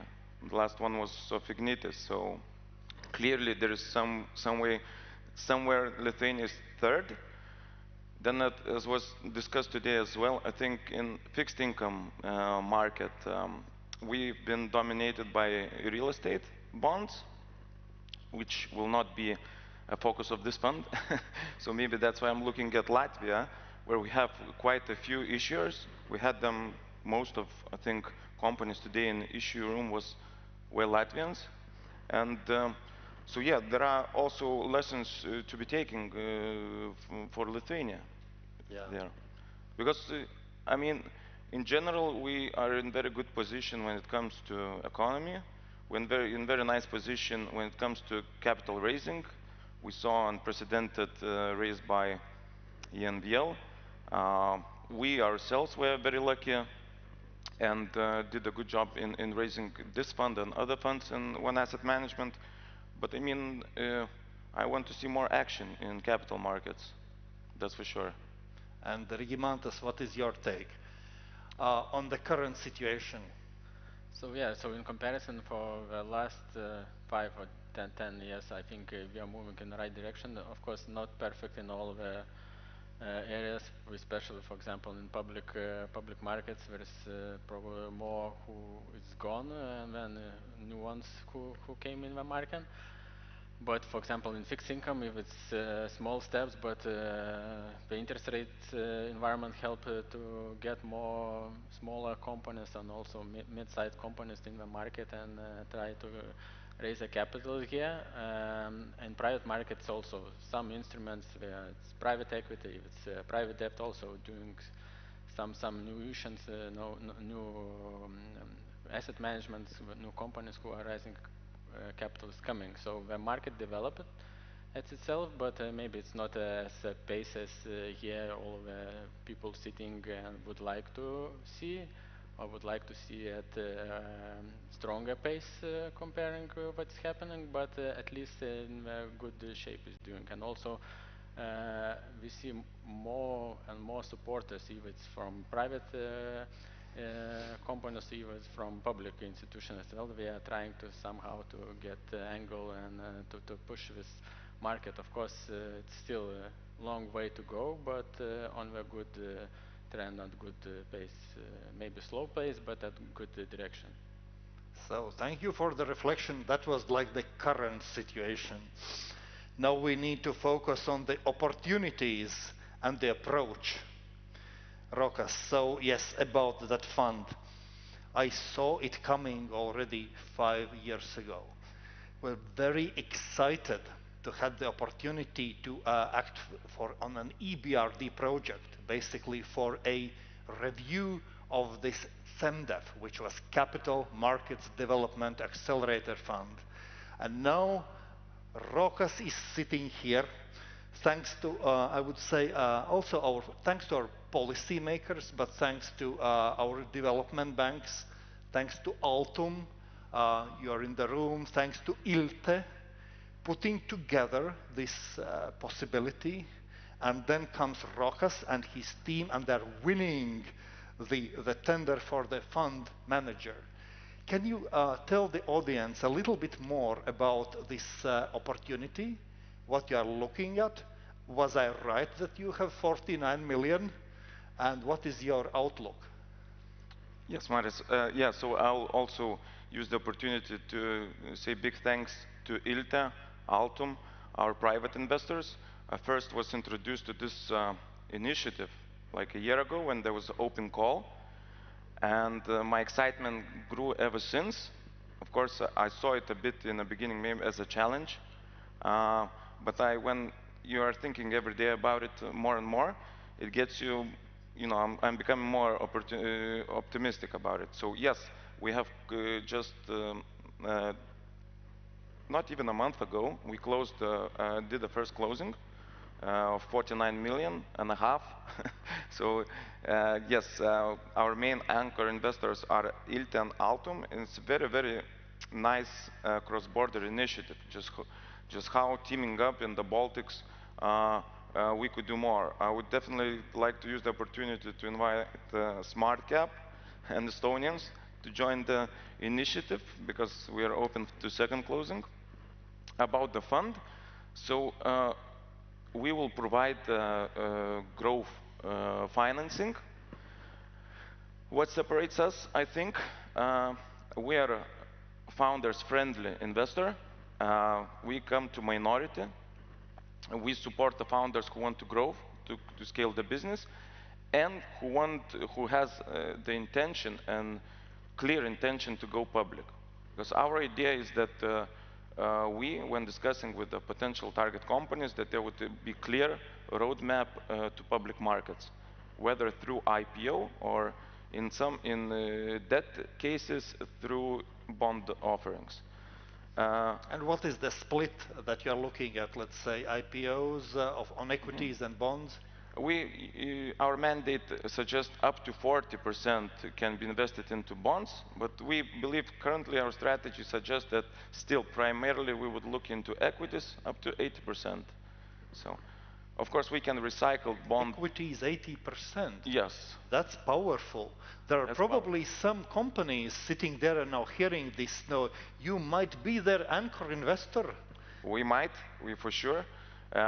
We say our tickets from the fund are these are, at the current stage from 2 to 7 million euros, but we provide up to 50% of the equity needed, so we can lead rounds up to 20 million. And we invite all SMEs, small and innovative mid-caps, to consider us. We are generalists, but what can, probably from some of the funds, what stands us out, we can do financial sector. We saw that there's for most of the financial companies, the equity is a consideration. But yeah, all other entrepreneurs who believe that they can scale the business. Of course, we're looking also to return. We have return requirements. I'm not going to disclose, but we are looking for success stories. And IPO is an opportunity. I would just like to also emphasize that it shouldn't be the end goal to the company. But because we saw, we heard today and we saw quite a few cases when there's then case study later that about repricing, about maybe so it should be a balanced approach, but it can open a lot of doors for the companies, even for family-owned companies who think about generations and maybe can get some access to public equity but stay in control. Sounds promising. And Enrico, would you consider investing in one of those bright success stories before they actually are proven success stories found by Rokas here? We are investors in several private equity funds already, and just lately we joined, for example, in Valda's new Pan-Baltic fund. So I would put this pre-IPO fund in a way on the line of those buyout and other private equity funds. We are not specifically targeting maybe this pre-IPO segment, and also giving some context that our mandate is global, of course, and my fiduciary duty towards clients is not exactly developing the local capital market, but it's still performance from the global mandate. But that said, we still hold circa 10% allocation to local markets. If we combine all SEB asset management units in Baltics, we have some over 700 million euros local investments here, including mostly like private assets. And therefore, this pre-IPO could be definitely one candidate, but it should be analyzed besides other private opportunities. Right, and what is the approximate investment, let's say, in the Baltic markets and abroad of your portfolio? If we go to, for example, local bonds, local commitments to private funds, the tickets from Estonia, from SEB funds alone are in tune of maybe 5 to 10 million euros. But if we combine maybe our Baltic entities and we all go, maybe the ticket could be 30 to 50 million Baltics combined to one such an opportunity. But that doesn't say that we always move in sync, and if, for example, Lithuanians go to some opportunity, we will join that. Not necessarily. We work together. We have local presence, which is advantage. So if we have some Lithuanian question, I turn to my Lithuanian colleagues to ask about that opportunity, and I will probably ask about that 1 AM opportunity from them as well. And Peter, how about you? You're a very successful investor, and probably you're not buying the assets at the highest valuation, right? Because the value, I want now to grill you gentlemen a little bit, let's say more tougher topics. So valuation and IPO. A few clients also coming to me, and we are very active in the markets, but and their expectations sometimes of the company value are on the high side. But in order to have you as investor, what would be your view, your advice, and your kind of careful assessment of the investment opportunity about those companies that we are currently talking about, so the first-time IPOs? And would you consider at all? Well, as I said, I think it's a bit of a wait-and-see situation for many investors at the moment, which for me, it's a good opportunity then to buy, because if people are hesitating a bit, normally prices are a bit lower, which is always good. We are not investing ourselves in pre-IPO situations, meaning that we have to wait for the IPOs, because we only invest in listed equities. For us, when we talk about to companies that are about to go public, I think the advice all the time is to think this is a long-term race. You have to think about not maximizing maybe your own value for day one, but you have to think about this. You want to be listed, you want to be on the stock market for many years ahead of you. The capital market have a long memory. If you kind of burn the investors with a too high valuation and the share price goes down afterwards, after the IPO, it's not good. It's better to actually build some kind of momentum and a good development, and then you can use the stock market for its main purpose, i.e. being a source of capital, risk-willing capital. So think long-term, pick good advisors. That's good advice, because to have a good IPO, and I think also Regimantas, some of your clients are approaching you could be quite pushy. So what would you advise in terms of the valuation and a possible discount, so that Peter there is interested to enter this stock position? Or should we aim to sell as high as possible and see what happens? So, you know, it's both ways case. So somebody wants to sell at a higher price and somebody wants to buy at a lower price. And if it's a match, so it's a market price for that one. So probably from both sides, and from book runners who are doing this IPO or launching investment proposal, they also understand another part who will buy and do not offer that at crazy valuations, especially in Baltics, where it's probably in IPOs the companies comes in more matured stage, comparing with well-known worldwide names as in Nasdaq, etc. It might be in some cases not relative to us. So at this stage, answering your question, if it should be discount offered for the IPOs or launching proposals, so I doubt, because you know you from the seller's point, you value your company at also reasonable price if you want to sell some part or even bigger part to other investors. So that is probably always it's the demand supply question, and midpoint is a market price. Yeah. And Rokas, just to complete this circle on what would be your 2 or maybe up to 3 very specific punchy points of advice to the potential issuers there for them to be a successful candidate for your cornerstone investment? Think about a long-term play. So in terms of financials, so if you are preparing for an investment, this should be like clean, like EBITDA should be, I would say, you know, clean, recurring. We should understand the equity story. So cash flow is one of the kings. Cash flow is one of the kings. The governance.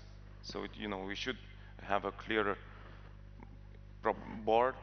You know, IFRS reporting would be very good. And in general, like the governance structure should be clear, and legal structure would also point that it should be clear and understandable. It should be no hidden gems to be found. From that perspective, if you, maybe I'm thinking if your question was, I would pitch my fund if from that sense, so if that was so, then I would say that, as I mentioned, we are founders friendly, we're local, accessible, we're not a satellite from somewhere abroad. So yeah, and you know, we are minority investors who would support you with the same. If we invest in pre-IPO stage, so we definitely are going to support you on the governance aspect, also through our network access. I would like also to mention that this is a joint partnership between One Asset Management and our Latvian colleagues, Baltic partners. And One Asset Management is managing almost $500 million in different niche asset classes and been in the business for many years. Baltic Partners is a prominent M&A advisor regional and knows Valeria and Dimitri, they know Latvian market very well, so it's a very good match and combo, and we can also support with our network access. We have we have a vehicle in Luxembourg, we have you know, connections in all over the Nordics and here local in the Baltics. So this is my pitch. It's worthwhile to have contacts of these gentlemen here, and also of your good partner Dmitry from the partners. Yes. Now, if I could add here, yes, maybe regarding if we are talking about the development of capital markets in Baltics, I would say that growth story should be present more, attract investors here. And we are always talking about government-owned companies, enterprises to launch to IPO here in Baltics. But I think private companies would do better way here to develop capital markets, especially what we do have in Baltics, some unicorns as well, which probably a growth story will attract more, and it's like not only local names, but we are global names as well. So here, this angle might help to develop market much more comparing with just pushing government-owned companies to listed shares. So Regimantas is asking a question to you, basically, Enrico. Where are those Estonian unicorns? Where are they on the stock exchange? But you also mentioned these state and publicly listed companies. So my quick question to you is, actually there are two that are that's public information. So in Latvia, that's Latvian Roads Management Company, state controlled, and the other is Riga City House Management Company, both looking for IPOs. Of course, politicians willing, but they are clearly on track. Would you have any restrictions in terms of your investment policy, in terms of your general, even let's say any shareholders' instructions to invest in those companies in Latvia, state and municipality controlled? No, we are rather flexible on that. We recently, for example, invested also to those Lithuanian VIK defense bonds, and but now those candidates you mentioned, aren't they a bit like boring, like as a new IPO? Boring. I mean that. But boring is good, isn't it? Sometimes. Should we rather look for the new candidates from the I don't know, private equity funds or venture capital funds even, as you said previously already, that would attract more traction also from the retail segment, also from young investors. So maybe we are trying to find the new candidate, the new like a state entity to be privatized, but maybe we should look for the growth stories elsewhere. Yeah. And Peter, you have worked for SEB Bank for how many? More than 10 years. 10-ish, yes. Now you work for, of course, East Capital. Now, is there any difference in terms of investment policy, in terms of the local market focus, and are there any comments in that respect?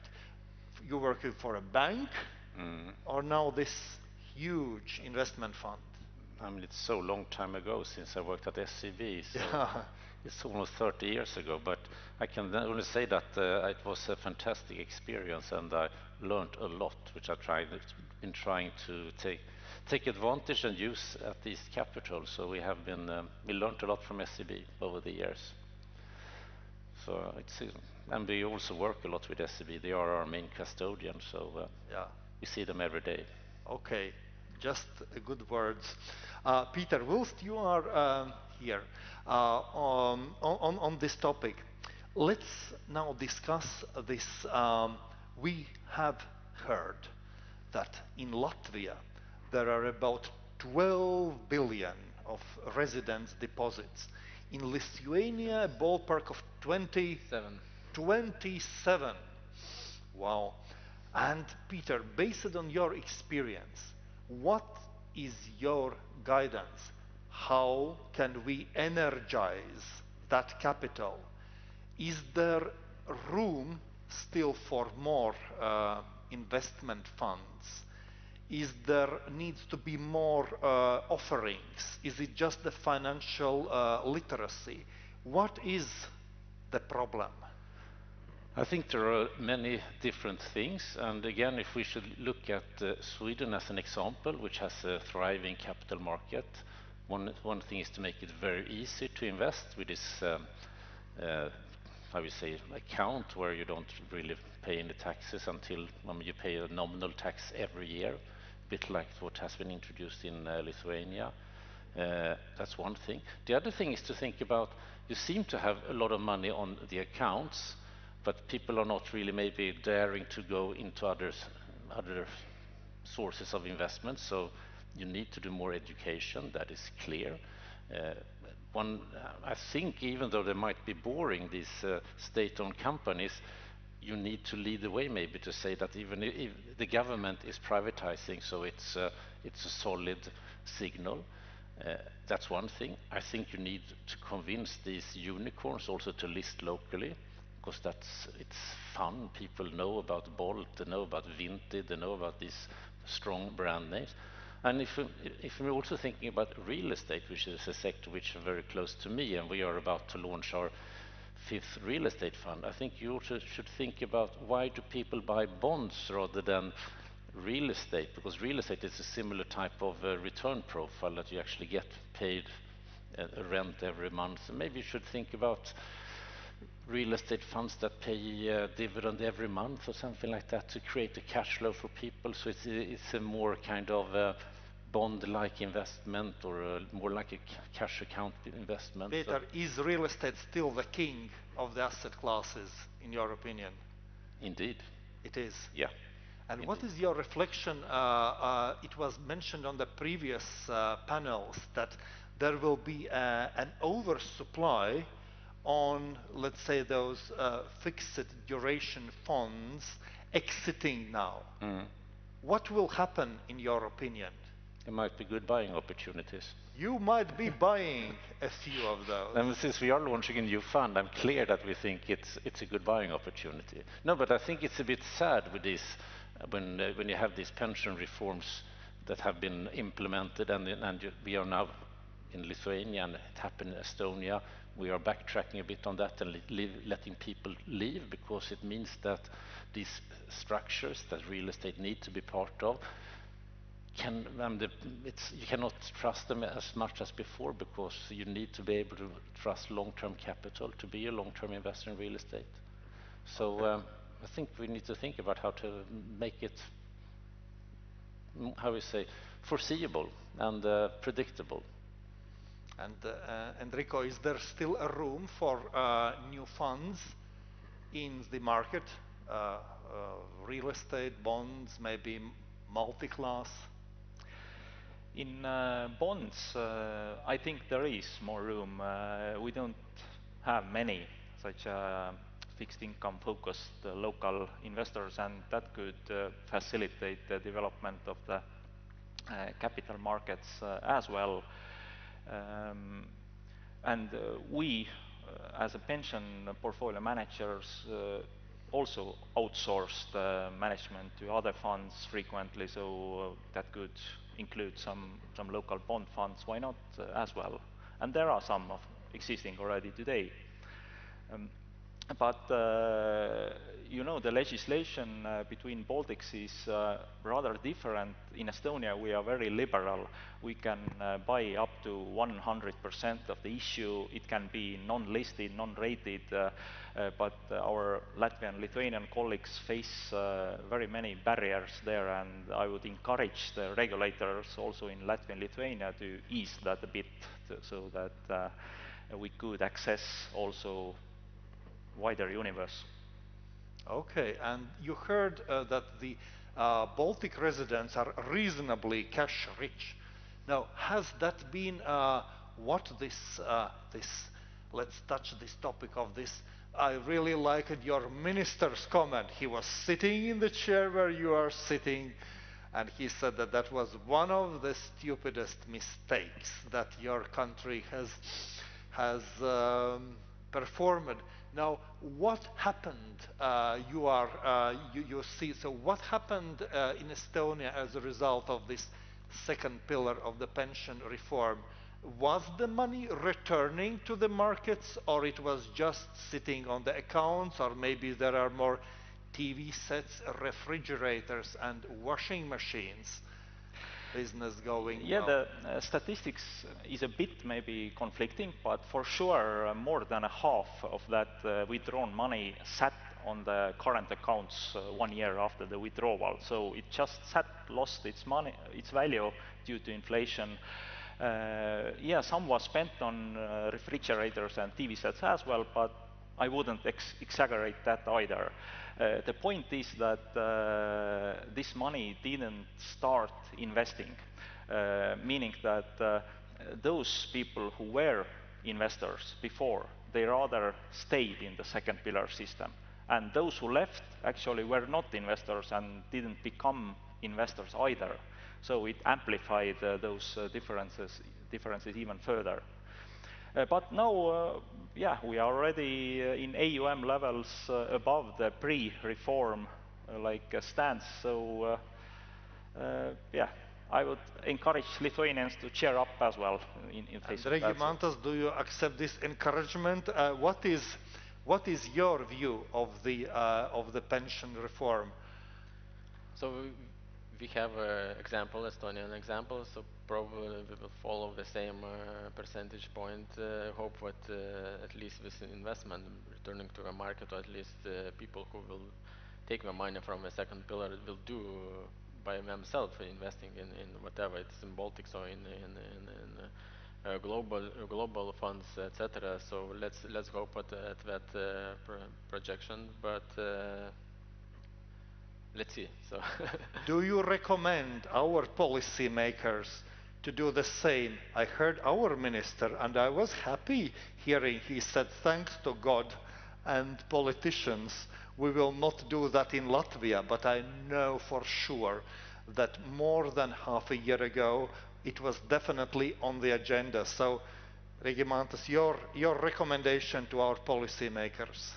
So the outcome probably the same, because the example of Estonian showed that people who took their money from the pension funds, they put their money in cash account, in bank account, and that's it. We didn't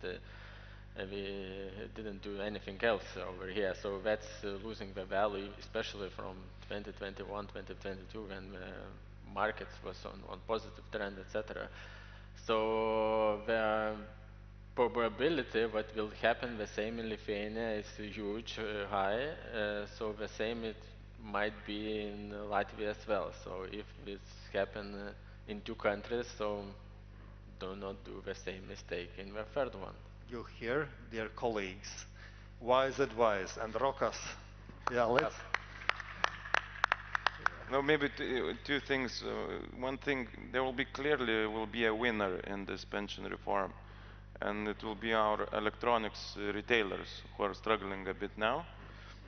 But if being more serious, I would say that 90% of the people, including myself, should be forced to invest and save, because it's it requires discipline. It should be automated, and it should go, you need to do portfolio rebalancing. You need to look, so pension fund managers are doing a good job, and the outcome that was commented today by politicians, that it adds you like 50 euros to the to the pension or something. So okay, it's 10%, and you invest like what, 1 or 2% of your salary.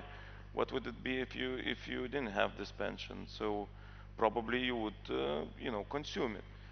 So it's all the researchers suggest it's very it requires high discipline.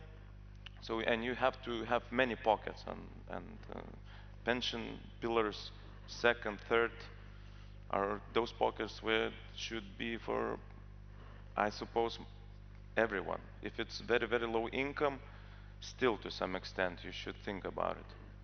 Yeah. So thank you for this advice, and we should finish with the outlook. And I want you, and I want every one of you to now face that we are sitting here in this conference. It's written 2030, 5 years from now.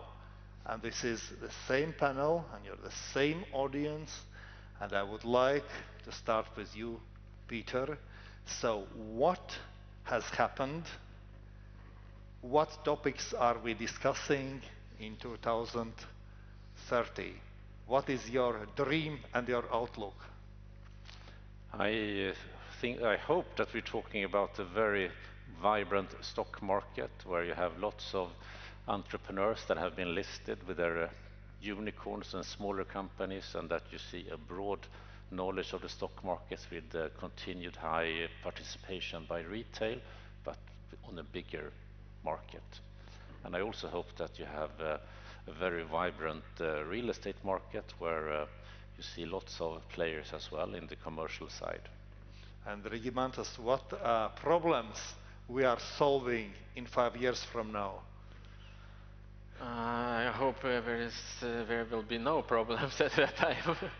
But, it will be like heaven, yes? Yeah, but in reality, probably we will discuss the same question, how to push the capital market forward going on, because it's not stopping, it's always developing, and maybe some new angles might be in the market. For example, listed PEs as well, why not? It's in Baltics, which is becoming popular globally, but haven't heard here in Baltics like that suggestions or proposals. So new trends it might be coming, but we need to somehow to push that market to attract more capital, and as many instruments, either it's from equity side or from fixed income, helps the market itself. So I hope that this trend will continue on, and in 2030 we will hear about new instruments in the markets, either it's in public or it's in private.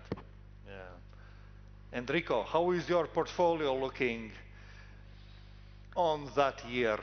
What is the split? I think we have more Europe, including more Baltics. And I think in 5 years, my dream is that we will get that holy grail emerging market status. By then becoming also the target for some index funds. Then I hope that the reconstruction of Ukraine will be in full swing by then, which also supports some comeback in more general terms for European equity markets in general, including Eastern Europe in particular. And Rokas, what is the assets under management for this development, the accelerator fund? I hope we will be fully invested. It will be 100 million or more.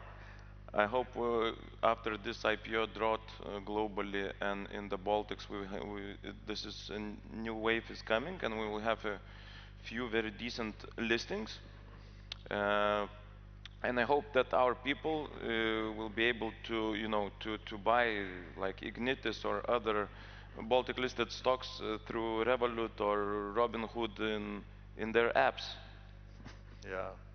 I hope each and every one of you have also experienced now this dream and thought about it. Let's give a big round of applause to the gents here.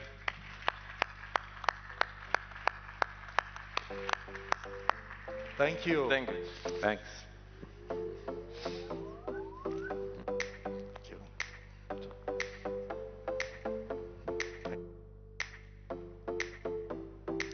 Excellent as always. Thank you.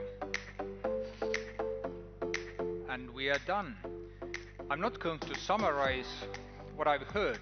I suggest you check out the LinkedIn page of the organizers. They have already managed to summarize all of the panels in a great way with bullet points and with the links where you can watch the recording afterwards. Maybe just a few. Just stating the obvious, I'm sorry, but investing and capital markets development is a long-term play. And as we heard from Peter, that capital markets have a long memory as well. Some things require time. Even more so, it's important that we accelerate the ones that we are able to accelerate, whether acting in a smart, clever, or just determined way to catch up whoever we aim to catch up. Remember, it was only 6 years when the US tried to get the retail invested, and now everybody is looking up at a market that was, supposedly great forever. So it wasn't always the case. What is it, the low-hanging fruit? We have heard this on different panels the whole day. List our flagships, including state-owned enterprises. Remove all the barriers that we can remove and improve the access for foreign investors. This is one. And the second, I think we should really make investing even more lucrative. I'm not talking about financial literacy development. This is a must anyway. But as we are broadcasted live, I just want to share my opinion. I think we should incentivize our retail investors. I don't see the capital gains tax cut as a cost, but rather as an opportunity. So maybe if we think of things that we can do as a Baltic region together, maybe these are something that we can look into.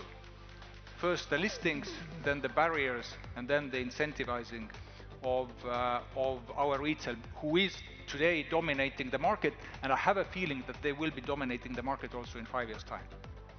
So, to wrap up, I think most things that happen in the world are driven by two aspects. One is luck, and the other is the quality of the decisions we make. So I wish you both good luck, and may your decisions be positive.